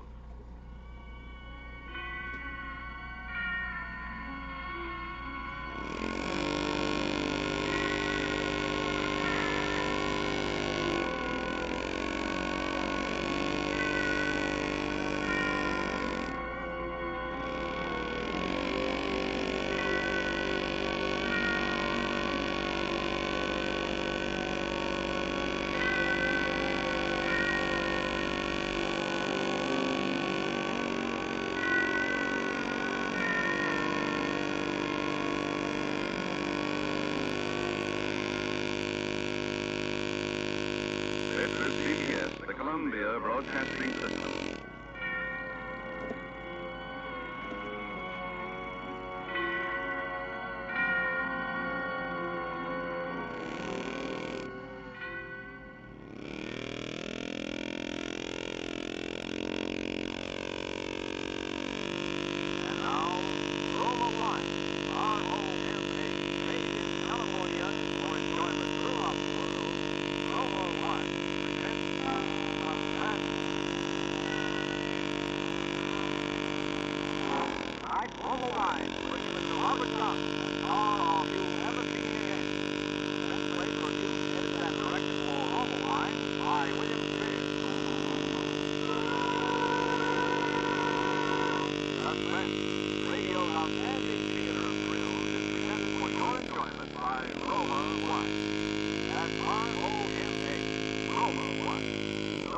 solid California wine that can add so much pleasure to where you live, to your happiness, and to your enjoyment of everyday meals. Yes, right now a glassful would be very pleasant, as Roma wines bring you Robert Young in a remarkable tale of suspense.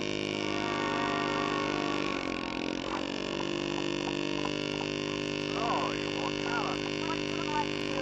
Like you're walking out on me. Well, at least I'm glad you're showing your true colors. I'd rather blot it out now than later. It's taking long, say. Yes, look at your clothes. Thanks. Honey? I don't need anything from you. It's only for a wedding day. Here. You know what you'll be doing. Sure, talking. Well, take a nice quiet hotel. I don't have to be in a hotel. I know orphans. When you get good sick of it, come on back. Maybe I'll still be here soon. You'll never see them again as long as you live. You'll never see me again as long as you live.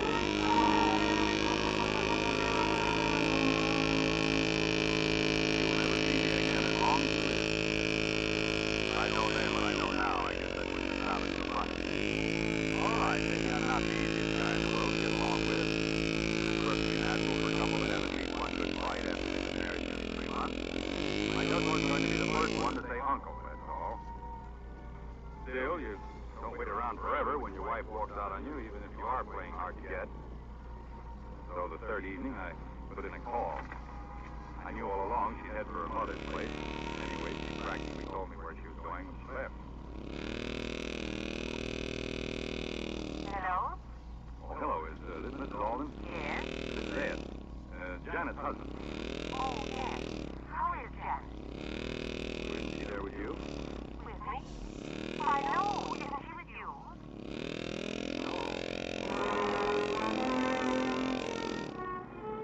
That was all I needed to hear. I grabbed my hat and headed for the bus station. That was the only way she could have possibly gone to her mother's place at that time of night, by bus.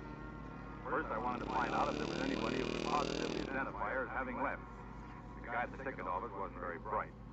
To West Hampton? Well, seems like I remember somebody like that. Would have been Monday night, just about this time. West Hampton, Monday night. Well, maybe. I couldn't be sure, though. Well, give me a ticket. Where to? Where do you think? West Hampton.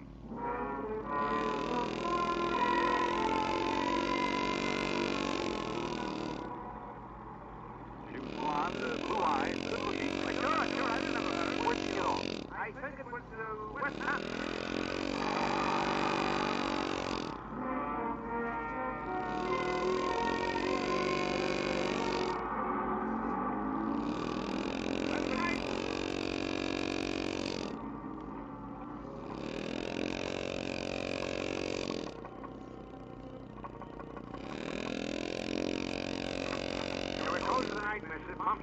I just want some information. Can you tell me where the Aldens live? Alden? Oh, yeah. They're those new people. Yeah. Well, you go up the crossroad there, you turn to your left, on down the hill, and it's 1, 2, 3, let me see. No, it's the fourth driveway on your right. Did anyone ask you how to get there last Monday night? We're closed Monday, sir. The fourth driveway on your right.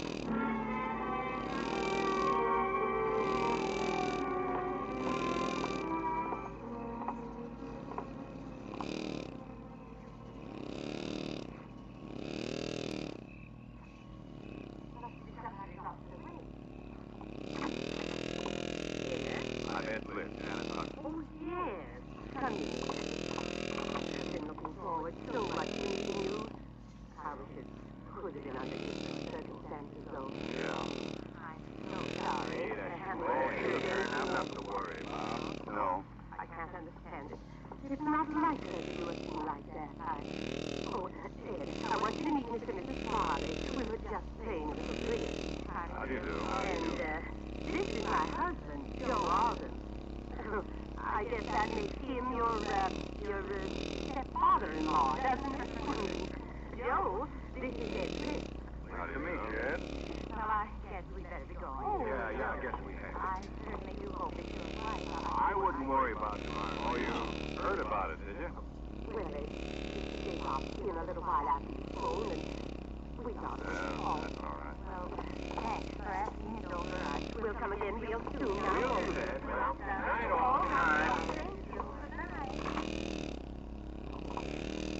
I hope you didn't mind about them. Well, I didn't think it was necessary to... Oh, it's all right. Okay. Well, then, come on into the living room and tell us about it. Now, there's nothing much to tell that you don't know, is there? Sit down. Thanks. Can I get you something to eat? No, thanks. Or some coffee or something? I think I'll pass up the refreshments this time. I know how you... Yeah, I guess you do. I just... You, painted this room lately, haven't you? Yeah. What about it? Nothing. It just looks a little funny, that's all. Think so? And that brick wall in front of the house is kind of new, too, isn't it? You know, I'm a bricklayer by trade, don't you? Well, now that you mention it. How can you talk about when... You, better go on upstairs, Laura. Yeah, she's taking it pretty hard. Yeah. You seem to be bearing up all right, though. You haven't lost any sleep over it yet yourself, have you? I'm not her husband. Yeah, this isn't getting us anywhere. Who's that? Laura. She's going to bed. Oh. Well, I guess I better be going down and get that last bus. How about staying overnight? No, thanks. Yourself. Oh, wait a minute. I'll put the porch light on. I can see. That's better. By the way, what happened? What do you mean, what happened? Suppose you and Janet had a row. What's that got to do with anything? I hear you got kind of a temper. You're a little too quick with the flat of your hand. What's all this for? The benefit of the neighbors? It might be. You notify the police yet? No. And I don't like the way you ask questions. Okay. Want me to walk down the road with you? Pretty hard. Maybe that's why I'd rather walk down there alone. Now, wait a minute, Ed. I think you got me wrong. All right, maybe I have. Say goodnight to Mrs. Alden for me. Yeah, let us hear from you. Don't worry, you'll hear from me, all right.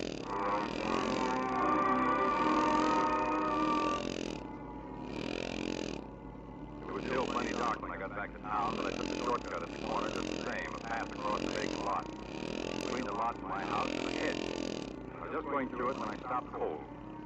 There was a light on in my house, only it wasn't a regular light. It was the beam of a flashlight moving past the living room window. That could only mean one thing. Cops. Of course, it was Joe Alden that tipped them off. I just waited and then heard the front door open and close. I saw two men standing outside.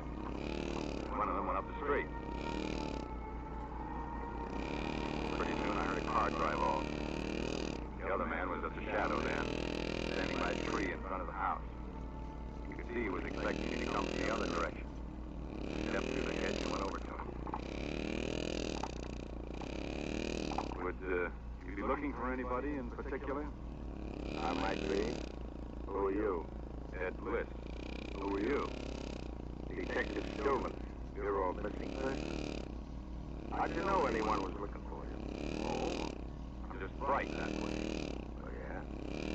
Well, they like bright boys down at headquarters. Come on, let's go.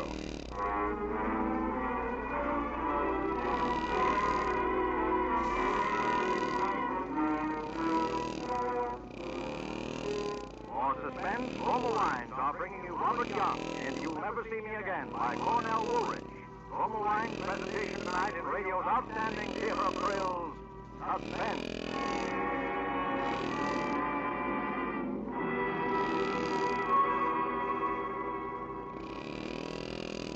Between the acts of Suspense, this is Ken Niles reminding you that it's really simple to please the palates of fastidious guests if you'll just be sure to serve Grand Estate wine. For Grand Estate wines presented by Roma afford you the ultimate in wine excellence. Discriminating wine users know this and regard your offering of Grand Estate wines as a flattering gesture to their good taste. For in Grand Estate wines, particular guests find the brilliant clarity, full fragrance, and mellow taste that distinguish truly outstanding wine. You see, Roma created this limited bottling of magnificent Grand Estate wines, especially to please those who know fine wine. With choicest grapes, infinite patience, necessary time, and age-old skill, Roma master vintners endowed each Grand Estate wine with fine qualities of wine greatness. So the host who possesses all 5 Grand Estate California wines is sure of pleasing all tastes at all times. For smart entertaining, delight your guests with Grand Estate Medium Sherry, Ruby Port, or Golden Muscatel. For gracious dining, serve Grand Estate Burgundy or Sauterne. Remember the name, Grand Estate Wines by Roma, the crowning achievement of vintner skill. And now, Roma Wines bring back to our Hollywood soundstage Robert Young, who, as Ed Bliss in You'll Never See Me Again, continues a narrative well calculated to keep you in suspense.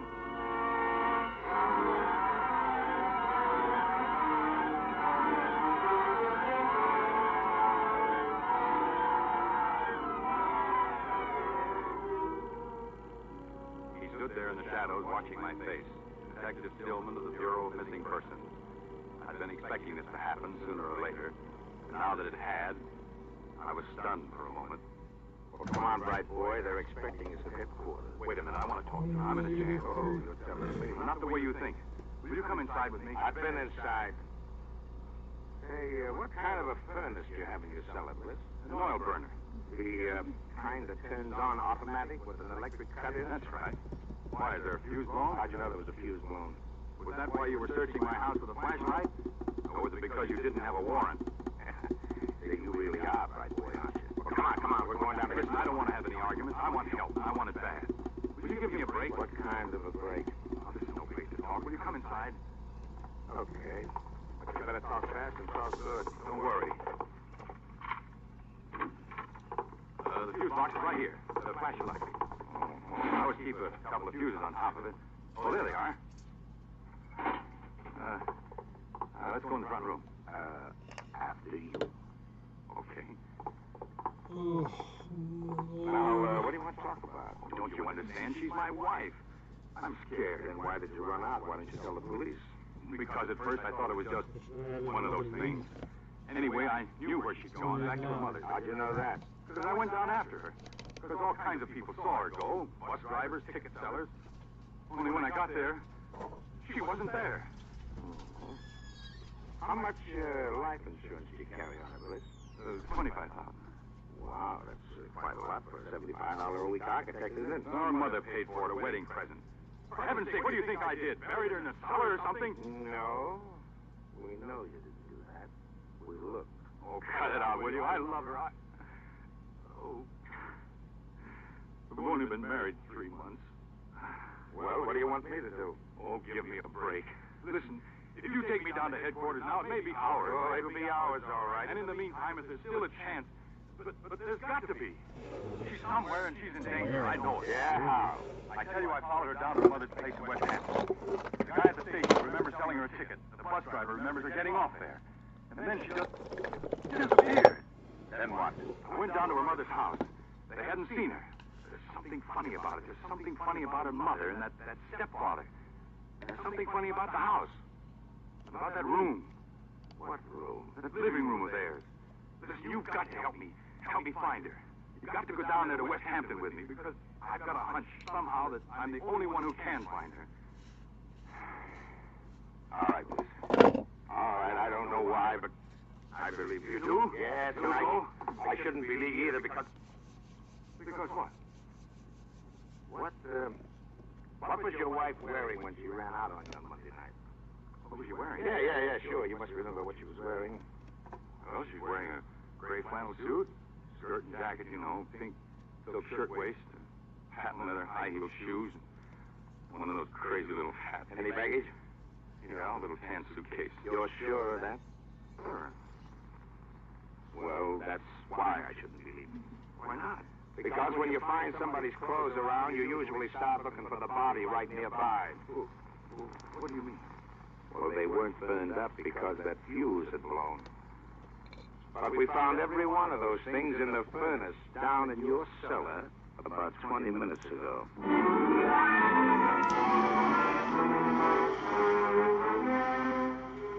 When he said that, I knew there wasn't much time.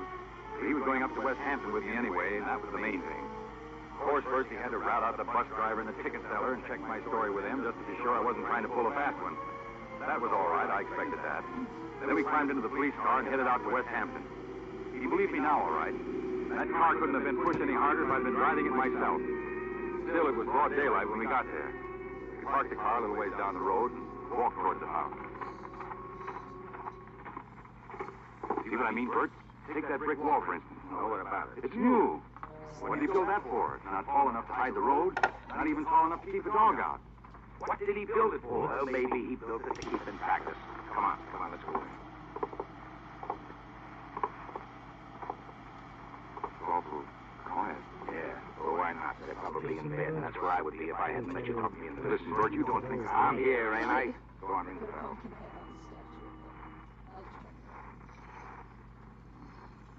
No answer. I'll keep trying. Maybe next time. Shades are all down. I don't think... Oh, come on. Let's go back road.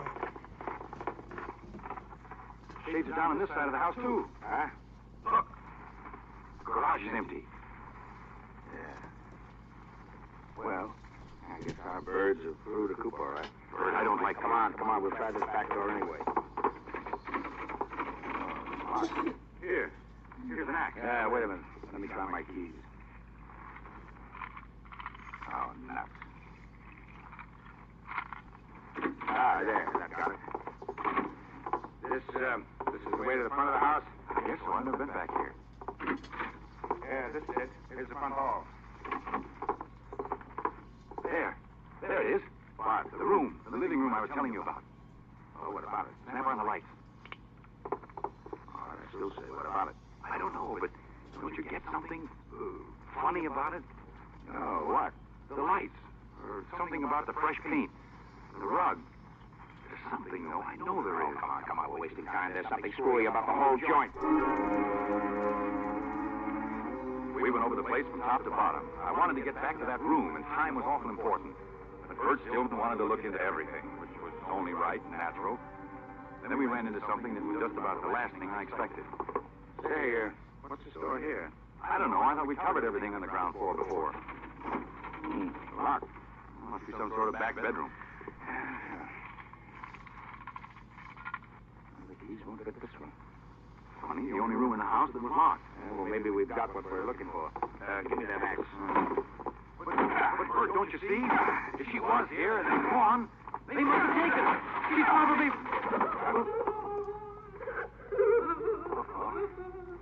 Oh, who's she?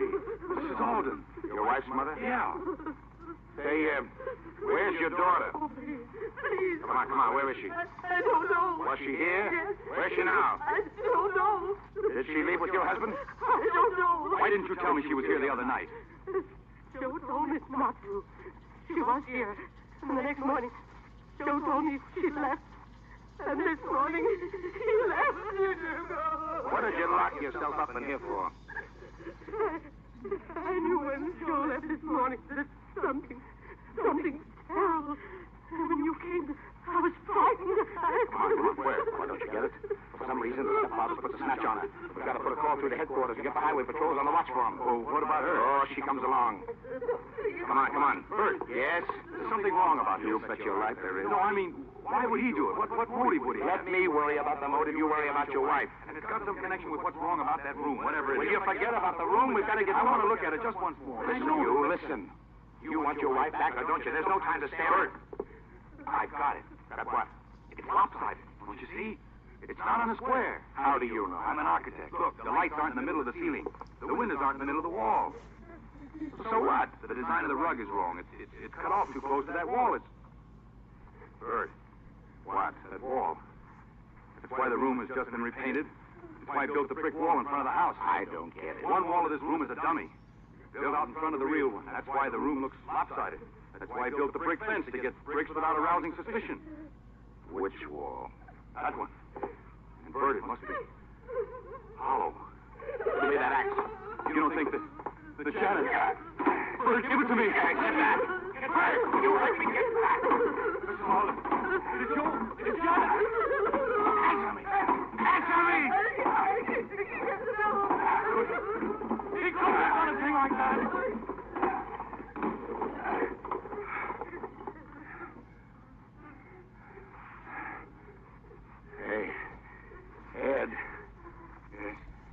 Didn't you say your wife was young? 23. Well, then you can look. This is an older woman. Here. Oh, you know her? No. Well, there's your motive. Yeah, but who could it be? I don't know. Well, she must know, the mother. She can't even talk. Say, Ed. Ed, you would know if she was the mother, wouldn't you? Of course I would. What? No, I wouldn't. I never saw Janet's mother until I came here to the house Monday night. Oh. Mrs. Alden. Mrs. Alden, answer me. I'm not Mrs. Alden. That's Mrs. Alden.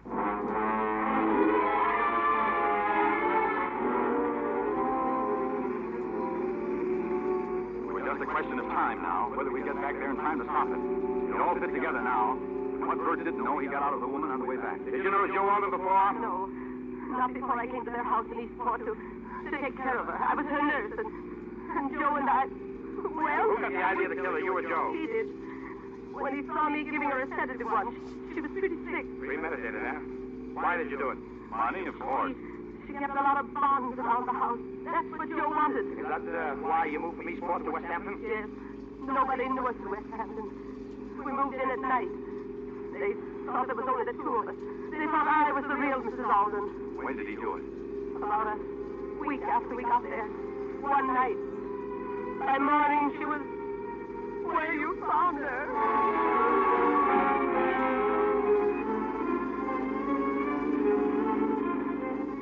We were doing better than 80 most of the way, but I still didn't think we'd make it. Naturally, Bert was afraid to put the local cops around the house for fear Alden would spot them first and take Janet away.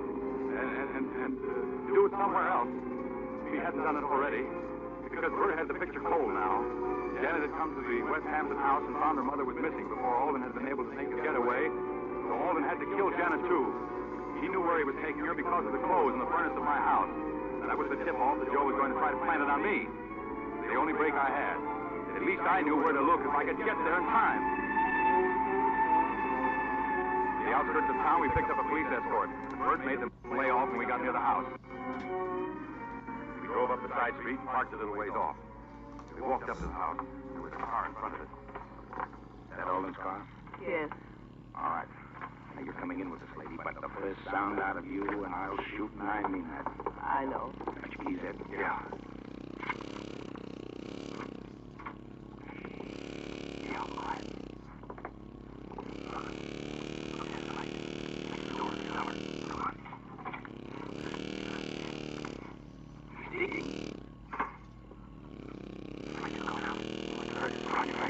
Come on, let's go. There he is. Who are you? Hey! Hey, you shouldn't have done that. He killed my wife and me. Switch on the light. Where is she? Maybe it isn't too late. There she is. She's dead. Yeah, chloroform, you smell it? Come on, get that cloth off her face. It's too late, can't you see? Yeah. Hey, wait a minute. What are you doing carrying a gun? I got a permit. Anyway, what's the use of asking questions like that now? She's moving. What? She's alive. Here. Come on, Ed. Give me a hand, quick. Here, Ed. Come on, help me. Hey. Hey, Ed, where are you going? Put up your hands, Ed. Okay. They're up. Ed, you could at least have done it yourself instead of hiring a murderer.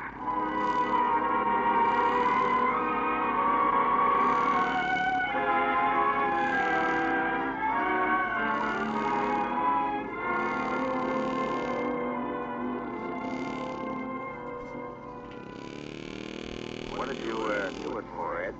The money? What do you think? For fun? Go ahead. Talk.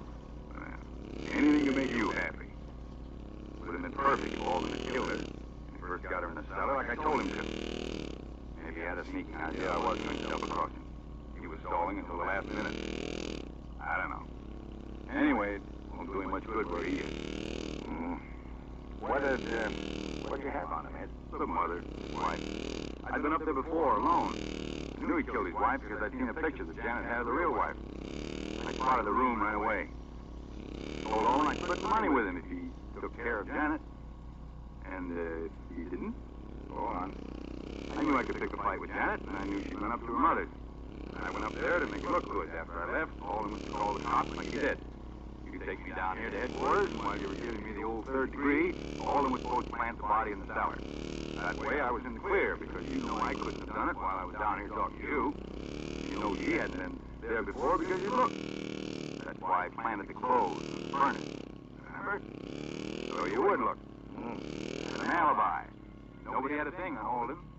Unless I squawked. He had to take that chance. Yeah? Looked pretty good there for a while, didn't it? Yeah. Your wife's outside. Want to say anything to her? Huh? Oh, just tell her I said, you'll never see me again.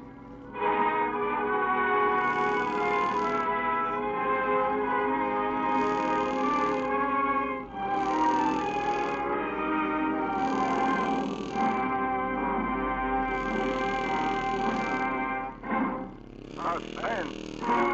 Presented by Roma Wine, R-O-M-A, made in California for enjoyment throughout the world. And now here is our producer-director, William Spear, with a basket of Grand Estate wine.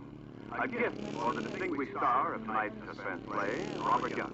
Bob, these Grand Estate wines are our way of thanking you for a really wonderful performance. Thank you, Phil, for this wonderful basket. You know, Mr. Young, each Grand Estate wine is a limited bottling of outstanding excellence, presented by Roma, the greatest name in wine. Each precious bottle is distinguished by brilliant clarity, full fragrance, and mellow taste. Yes, the name Grand Estate Wine stands for the ultimate in wine goodness. I'm impressed, and I've learned something. Well, discriminating wine users everywhere are learning, Mr. Young. They're finding out that Grand Estate wines offer a rich new experience in wine enjoyment. Choice is great, and the patient perfection of winemaking serves to establish Grand Estate wines by Roma as the crowning achievement of vintner skill. Very convincingly spoken, Ken. And Mr. Young's gift basket of Grand Estate wines will convince them still more. Bob, it's always great to have you on Suspense. I'm sorry we had to make such a heel out of you at the end, but that's what you get for being such a two-way stretch of an actor. Well, I'll get a two-way verdict on the show when I get home tonight. Kids will be furious because they know I'm such a nice guy. But my wife will say that Suspense is the only show that ever lets me play my true villainous self. How is that fine? Well, congratulations again, Bob. I hear that Lady Luck, the picture you just finished at RKO, is swell. All of the guys. Well, you're very kind, Bill. Who's on Suspense next Thursday? It's a double threat. Lloyd Nolan and Vincent Price. In a play about two lifelong enemies who go away on a hunting trip together, both knowing that only one of them is ever coming back alive. Well, it sounds terrific, Bill. I won't miss it. Swell. And now, Bob, with my compliments and Roma's, here's that gift basket of Grand Estate wine. Thank you again. Good night. Next Thursday, same time, listen to Vincent Price and Lloyd Nolan on Suspense, presented by the Roma Wine Company, Fresno, California. I have to.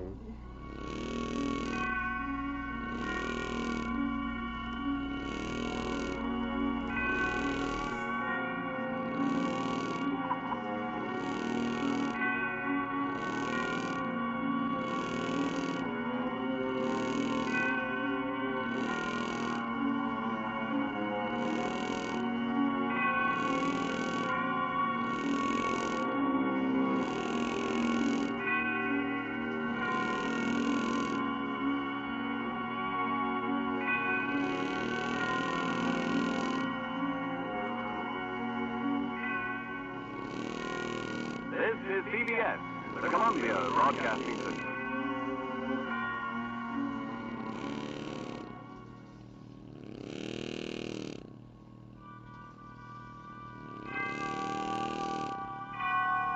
Autolite and its 96,000 dealers bring you Mr. Joseph Cotton in tonight's presentation of Suspense.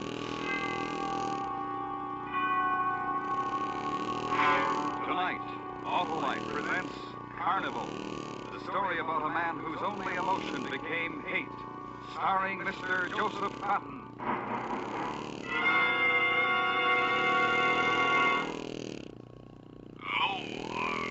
Well, hoist my hubcaps, it's Oscar Otto. See my new ignition-engineered Autolite spark plug? Why, sure, Oscar, and spark plugs are the very heart of a car's ignition system, and they've got to be right for quick quick start, gas economy, and smooth performance. Well, mine are now, thanks to my Autolite Spark Plug dealer's exclusive plug check indicator. Yes, the Autolite plug check indicator tells whether your spark plugs are right for your style of driving. If they need cleaning, your Autolite Spark Plug dealer has modern equipment to do the job. If replacements are needed, he will install world-famous ignition-engineered Autolite Spark Plugs for smoother performance, quick starts, and gas saving. Right, Harlow.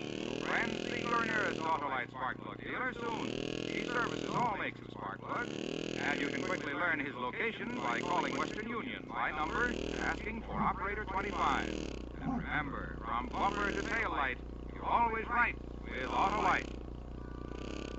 And now, with Carnival and the performance of Mr. Joseph Cotton, Autolite hopes once again to keep you in suspense.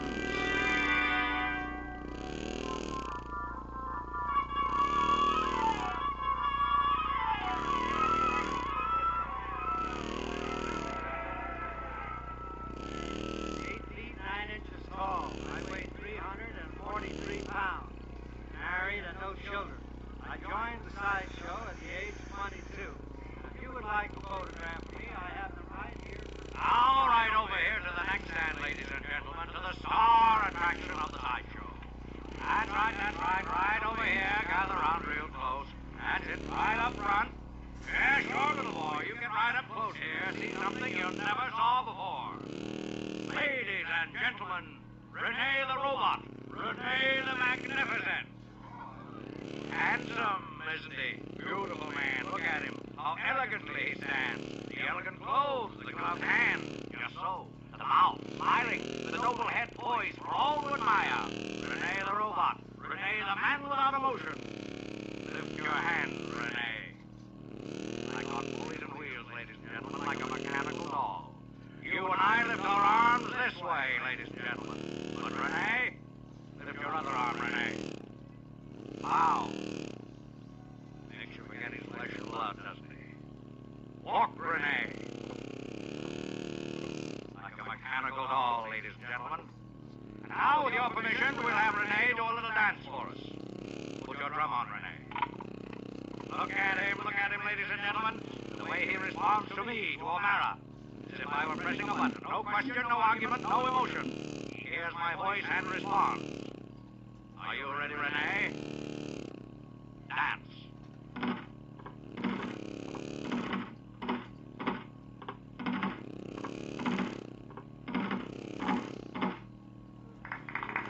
Wouldn't you like to have a beautiful mechanical doll like Rene to take home, girls? Of course you would. And he even talks. Listen. Tell us about yourself, Rene. I am Rene Orlando. I was born in Louisiana, a small town near the Gulf. My father was a fisherman. I do not remember my mother. I was 15 years old when we moved to Baton Rouge. There I discovered my talent. My talent is to control all emotion. My talent is to live as a machine, as well ordered and without emotion as a machine.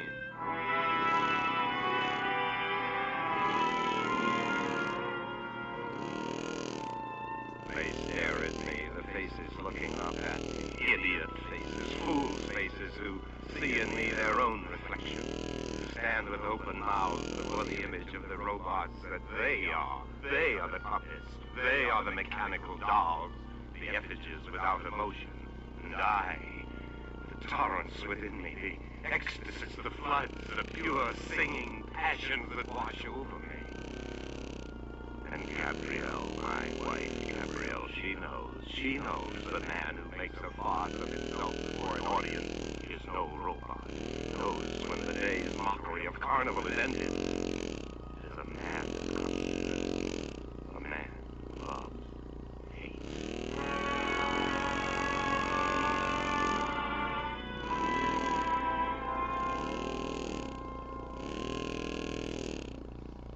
Undo my hair, Rene.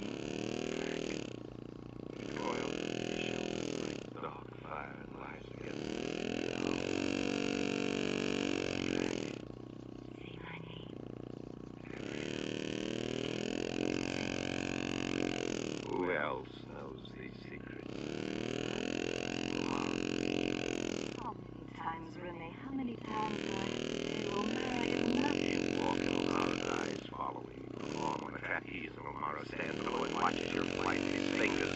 watch out for you. Renee, how many ways must I tell you I love you? You're with him often. Why? Does that help him? Ways of doing it. And me also, you know. No. You lie, Gabrielle. There's my name to you and tells you I am a mechanical man, isn't that so? Renee, you're jealous. Yes, jealous. And happy for it. Know that I am not a mechanical man, but a man of emotion. One who loves and is jealous. What will make you believe? There is a way.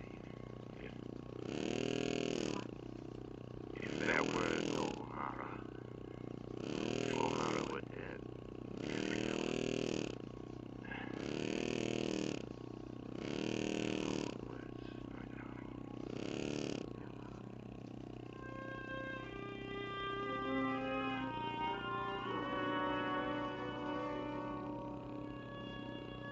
and that is why they call me Renee the Robot. And if you'd like a token of your visit with me, I have some photographs. They are for sale. They are autographed. Don't be bashful, ladies and gentlemen. Come on by. Or maybe you still don't believe. Don't believe that Renee is a mechanical man. Oh, little boy, come here. Here, I'll lift you up on the stand. Here we are. Now, slap him, little boy. Slap the mechanical man's face. Slap him. And Renee doesn't move a muscle, nor does he even blink. Buy his pictures, ladies and gentlemen. Buy from Renee the Robot.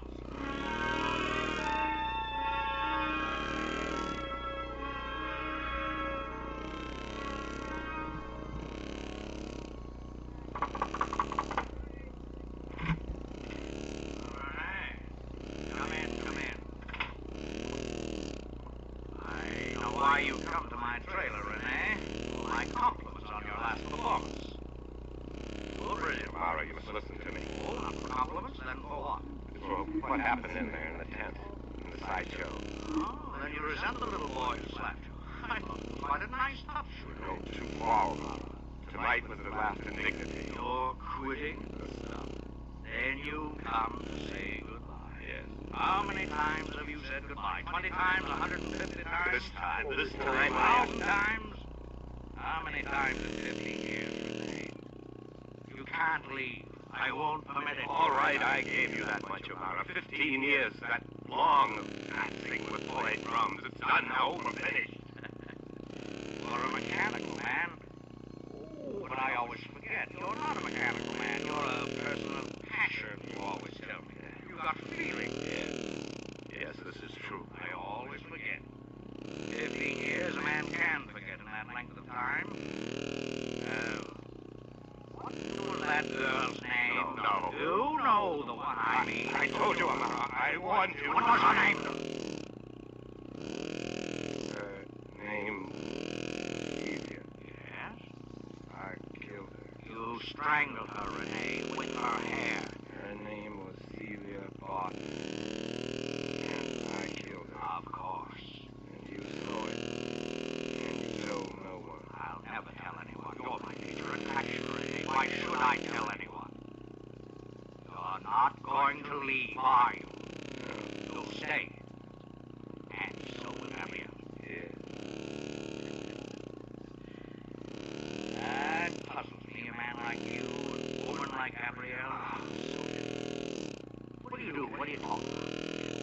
We're not. Robot, cold without heart, no soul. Gabrielle, right? You're wrong. You have no understanding. You do not know what's inside of me. Without heart, no soul. I know what's inside of you, Renee. Pulleys and strength. Someday, O'Mara, you kill me? Yes, I'll kill you, O'Mara. I'll kill you. Renee! Ow! Turn around. Get out.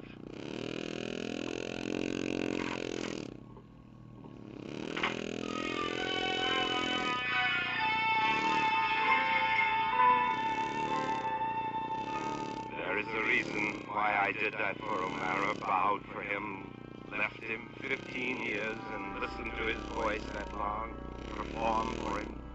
Habit becomes strong. Because all of it had become habit.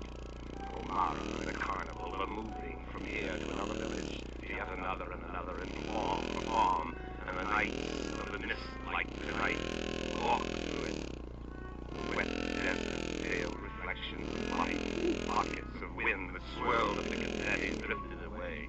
Empty rides, the carnival that had run down. And shadows on peeling paint, and shadows on shadows.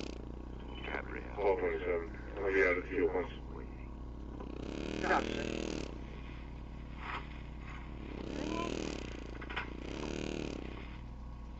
I saw what he did to you today. That child's happy. It amuses him. Everything I do amuses him. Yeah. No. Now only your lips are gone to shame. You are. Why do you believe it's true? Oh, Yes, we'll go away from this place, from Omar. he'd find us. Far from here, Renee, to a place I said he'd find us. Well, let him. What difference does it make? Understand what? Understand how he makes a fool of you 10 times a day? Understand how he... business.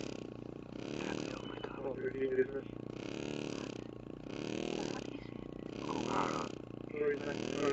Over. Kill him. Kill him for me, Gabrielle. You kill him. Kill him. Don't you see it's the only way? Gabrielle, listen to me, believe me. It's the only way we can be happy. Omara has to die. He must die, Gabrielle. Then, always. You must do this for me. Just now I tried, and I cannot. You hate him, you want us to be together, and you can't kill him? Why? Because 15 years on the platform performing for him, moving according to his demand, and now just talking to him. He speaks my name and I perform. Could not get close enough to kill him. I can only perform. Then you are the mechanical man. Everything Omar says about you, it's true. He loves you. Dance with him. Drink with him. Poison. Kill him. Renee, the robot. Love. Yes, sir. Am I a robot? Gabrielle. Oh, I love you. Love you. Kill him. Yes.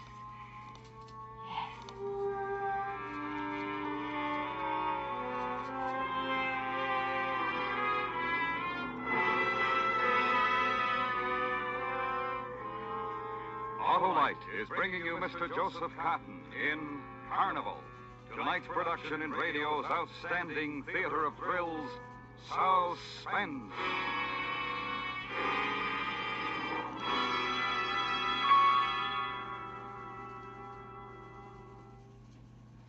Say, Arnold, Autolite spark plugs aren't just made, are they? No, sir, Oscar. Autolite spark plugs are ignition engineered. That means they're designed by the same skilled Autolite engineers who designed the coil, distributor, and all the other important parts of complete ignition systems used as original equipment on many leading makes of our finest cars, trucks, and tractors. And we love them. Autolite makes a complete line of spark plugs, including the famous Autolite resistor spark plug that gives double life, greater gas savings, and quicker starts. Autolite also makes a special transport spark plug for heavy-duty use in tractors and trucks, and a complete line of spark plugs for marine and all other types of internal combustion engines. And you get them at your nearest Autolite spark plug dealer. So, friends, see your nearest Autolite spark plug dealer soon.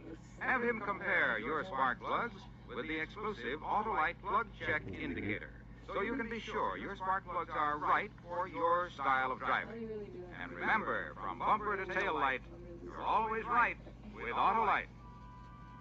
And now, Autolite brings back to our Hollywood soundstage Mr. Joseph Cotton in Elliot Lewis's production of Carnival, a dramatic report well calculated to keep you in suspense.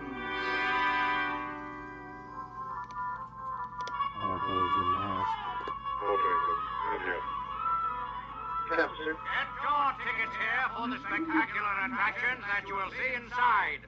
Rollo the Giant stands 8 feet 9 inches tall. His little finger as big around as your wrist. Renee the Robot, The man who walks and talks and thinks like a machine. Rene the Mechanical Man. Yes, you'll see them all and many more inside. Watching him take you all the way through, so step right up. Chill out. It was sunlight when we listened to him, when Gabrielle and I listened to O'Mara. Sunlight of the day he was going to die. The carnival stood red and gold and green and bronze against a heat-shivering sky. And through the dull, glinting dust, the crowd funneled to the stand of that, to this novelty, to that attraction that kept on all day. The procession of seekers. And later, when the sun went down, first mist descended, and later, when it was night, and it was shadows again. And then it became a certain time, a time of importance, the hour interval before my last performance, the hour when O'Mara would die, and Gabrielle would kill him. I'm frightened, Rene. Yes, but you must wipe the fright from your face, and you will within be gay, Gabrielle, frivolous for a while, then warm. I know. Here near the cage that no one will see us. You will be warm for O'Mara, Gabrielle. You will wait on him and be beautiful for him, and he will drink a toast to your beauty with this. Where did you get it? I got it. A few drops from this bottle into his glass. Take it. Take it, Gabrielle. All right. And when O'Mara dies, Rene the robot will die with him. Yes. My last performance is at 11. My last performance will not happen, will it? No. Because in a few minutes you will meet O'Mara in our trailer. He will be there, won't he? You lost him there. Yes, yes. Rene. What is it? Rene. Nothing. I will do it. Go to him. Kill him.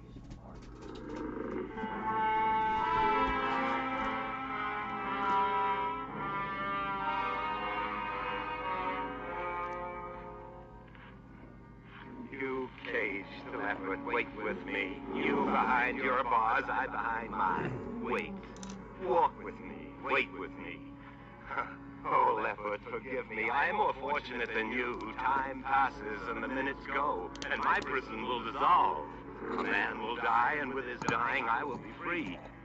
And time passes, leopard. A man is dying, and I am coming alive. The things I feel now, you would understand if those bars were being torn aside for you. But crouch. A little longer. A little longer. And then, exhilaration, the joy, the leap. O'Mara is dead. Dang it, can you call them?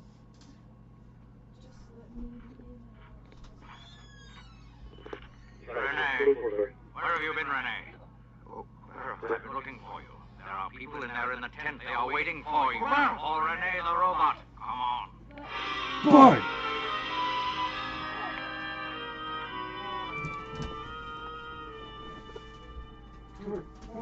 Now, Rene. Makes you forget his flesh and blood, doesn't he, ladies and gentlemen? Walk, Rene. Like a mechanical doll, like a puppet on strings. And now a divertissement. Ladies and gentlemen, I have here in my hand a bottle. A small bottle, a brown bottle. You, sir, in the audience, would you mind holding it for me? Oh, sure. Give it to me. Now hold it up, let everybody see it. A small brown bottle, ladies and gentlemen. Sir, what does it say on the label? It says poison. Poison. That's right. Unscrew the cap. There's nothing to be afraid of. Thank you. You crazy. You don't respond when I tell you to do something, do you, sir? Drink it? You crazy. Then you believe it's poison, do you not? If it says poison, I'm not taking any chances. Here, here's your bottle back, mister. No, hand it to that girl, that lovely girl there who just laughed. Yeah, take it from me, miss. All right. If I asked you to drink it, would you drink it? No. And why not? Because it's poison. Poison. A young woman gave me this bottle a little while ago. Her name is Gabrielle. Oh, but this is of no interest to you, ladies and gentlemen. What's of interest to you is Rene the robot. May I have the bottle back? Thank you. Would you drink from this bottle, Rene? Yes, I would. Even though you know it's poison? Yes. Because I tell you to. Yes, because you tell me to. Drink.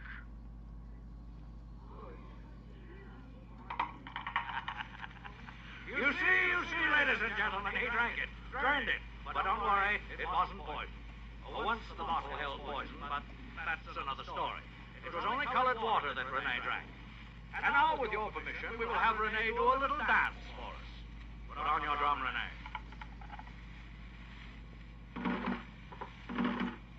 You dance very well tonight, Renee. Beautifully. Dance, Renee, dance, and listen. I went to Gabrielle, spoke love to her. I was right about her. She is a flame. Unforgettable. Love and wine. When she handed me the glass, her hand shook. Oh, dance, Renee. The people love you. Her hand shook. Then she dropped it. She dropped the glass. Wouldn't you like a beautiful mechanical doll like this to take home, girls?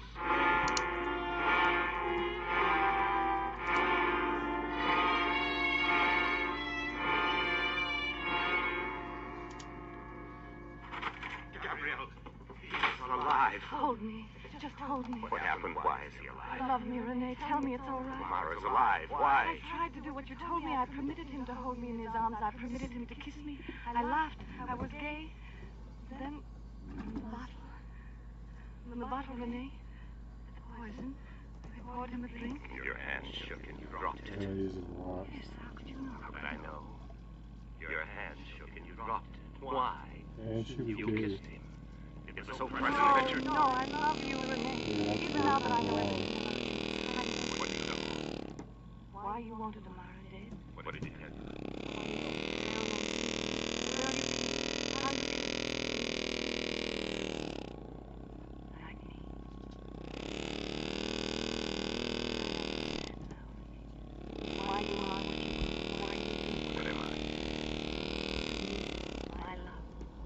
To the world what Amara has made of your Roman. I cannot kill. More and more what O'Mara does to you. A word from O'Mara, a move from O'Mara's mouth, a gesture from him. I respond. You told him everything, gave him the bottle of poison, confessed. You could not kill him. Why?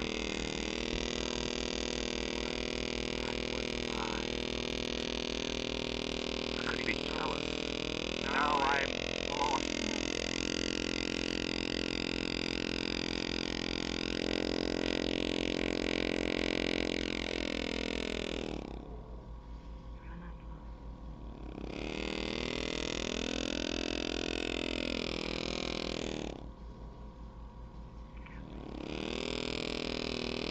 You should have killed him because you love him. You and O'Mara, the puppet of both of you, a mechanical doll, a mechanical doll to play with like a toy. And another one, too. Feel it like her. And Gabrielle, I love Like you. her. Renee! No, no. Like her. Like her. Oh, the robot just pulled her. She lay there, Gabrielle, her hair a veil across her mouth, against her throat where I had twisted. I brushed it aside, leaned over, whispered her name on her lips. She didn't answer me. She lay still. Gabrielle lay still. I lifted her, held her in my arms. A pale light from outside touched her cheek, held. And through the window outside was mist and the carnival, and the seekers still there for the last show. Here and there the carnival lights died, one by one. And the light on Gabrielle's cheek died.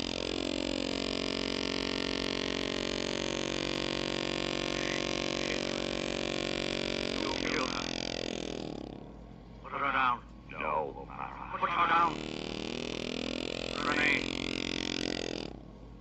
Walk.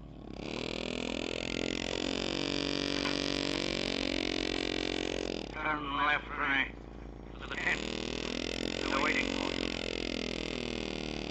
Strangled her.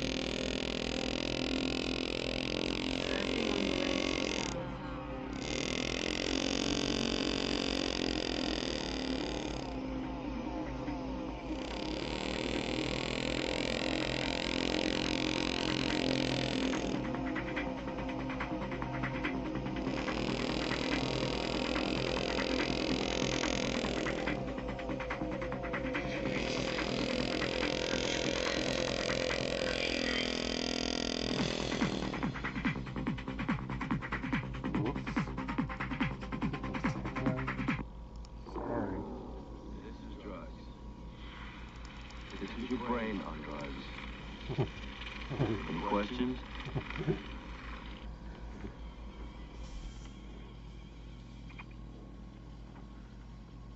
It's yours?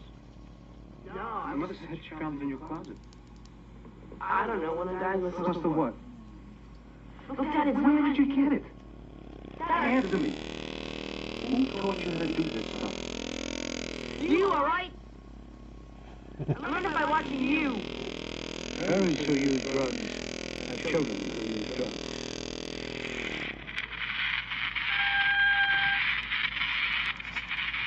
Quiet, please.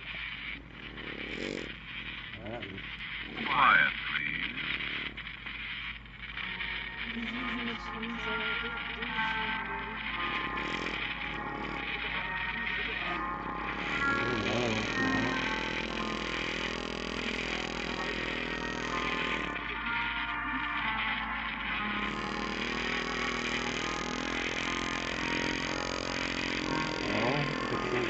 The Mutual Broadcasting System presents Quiet, Please, which is written and directed by Willis Cooper and which features Ernest Chappell. Quiet, Please for tonight is called Little Visitor.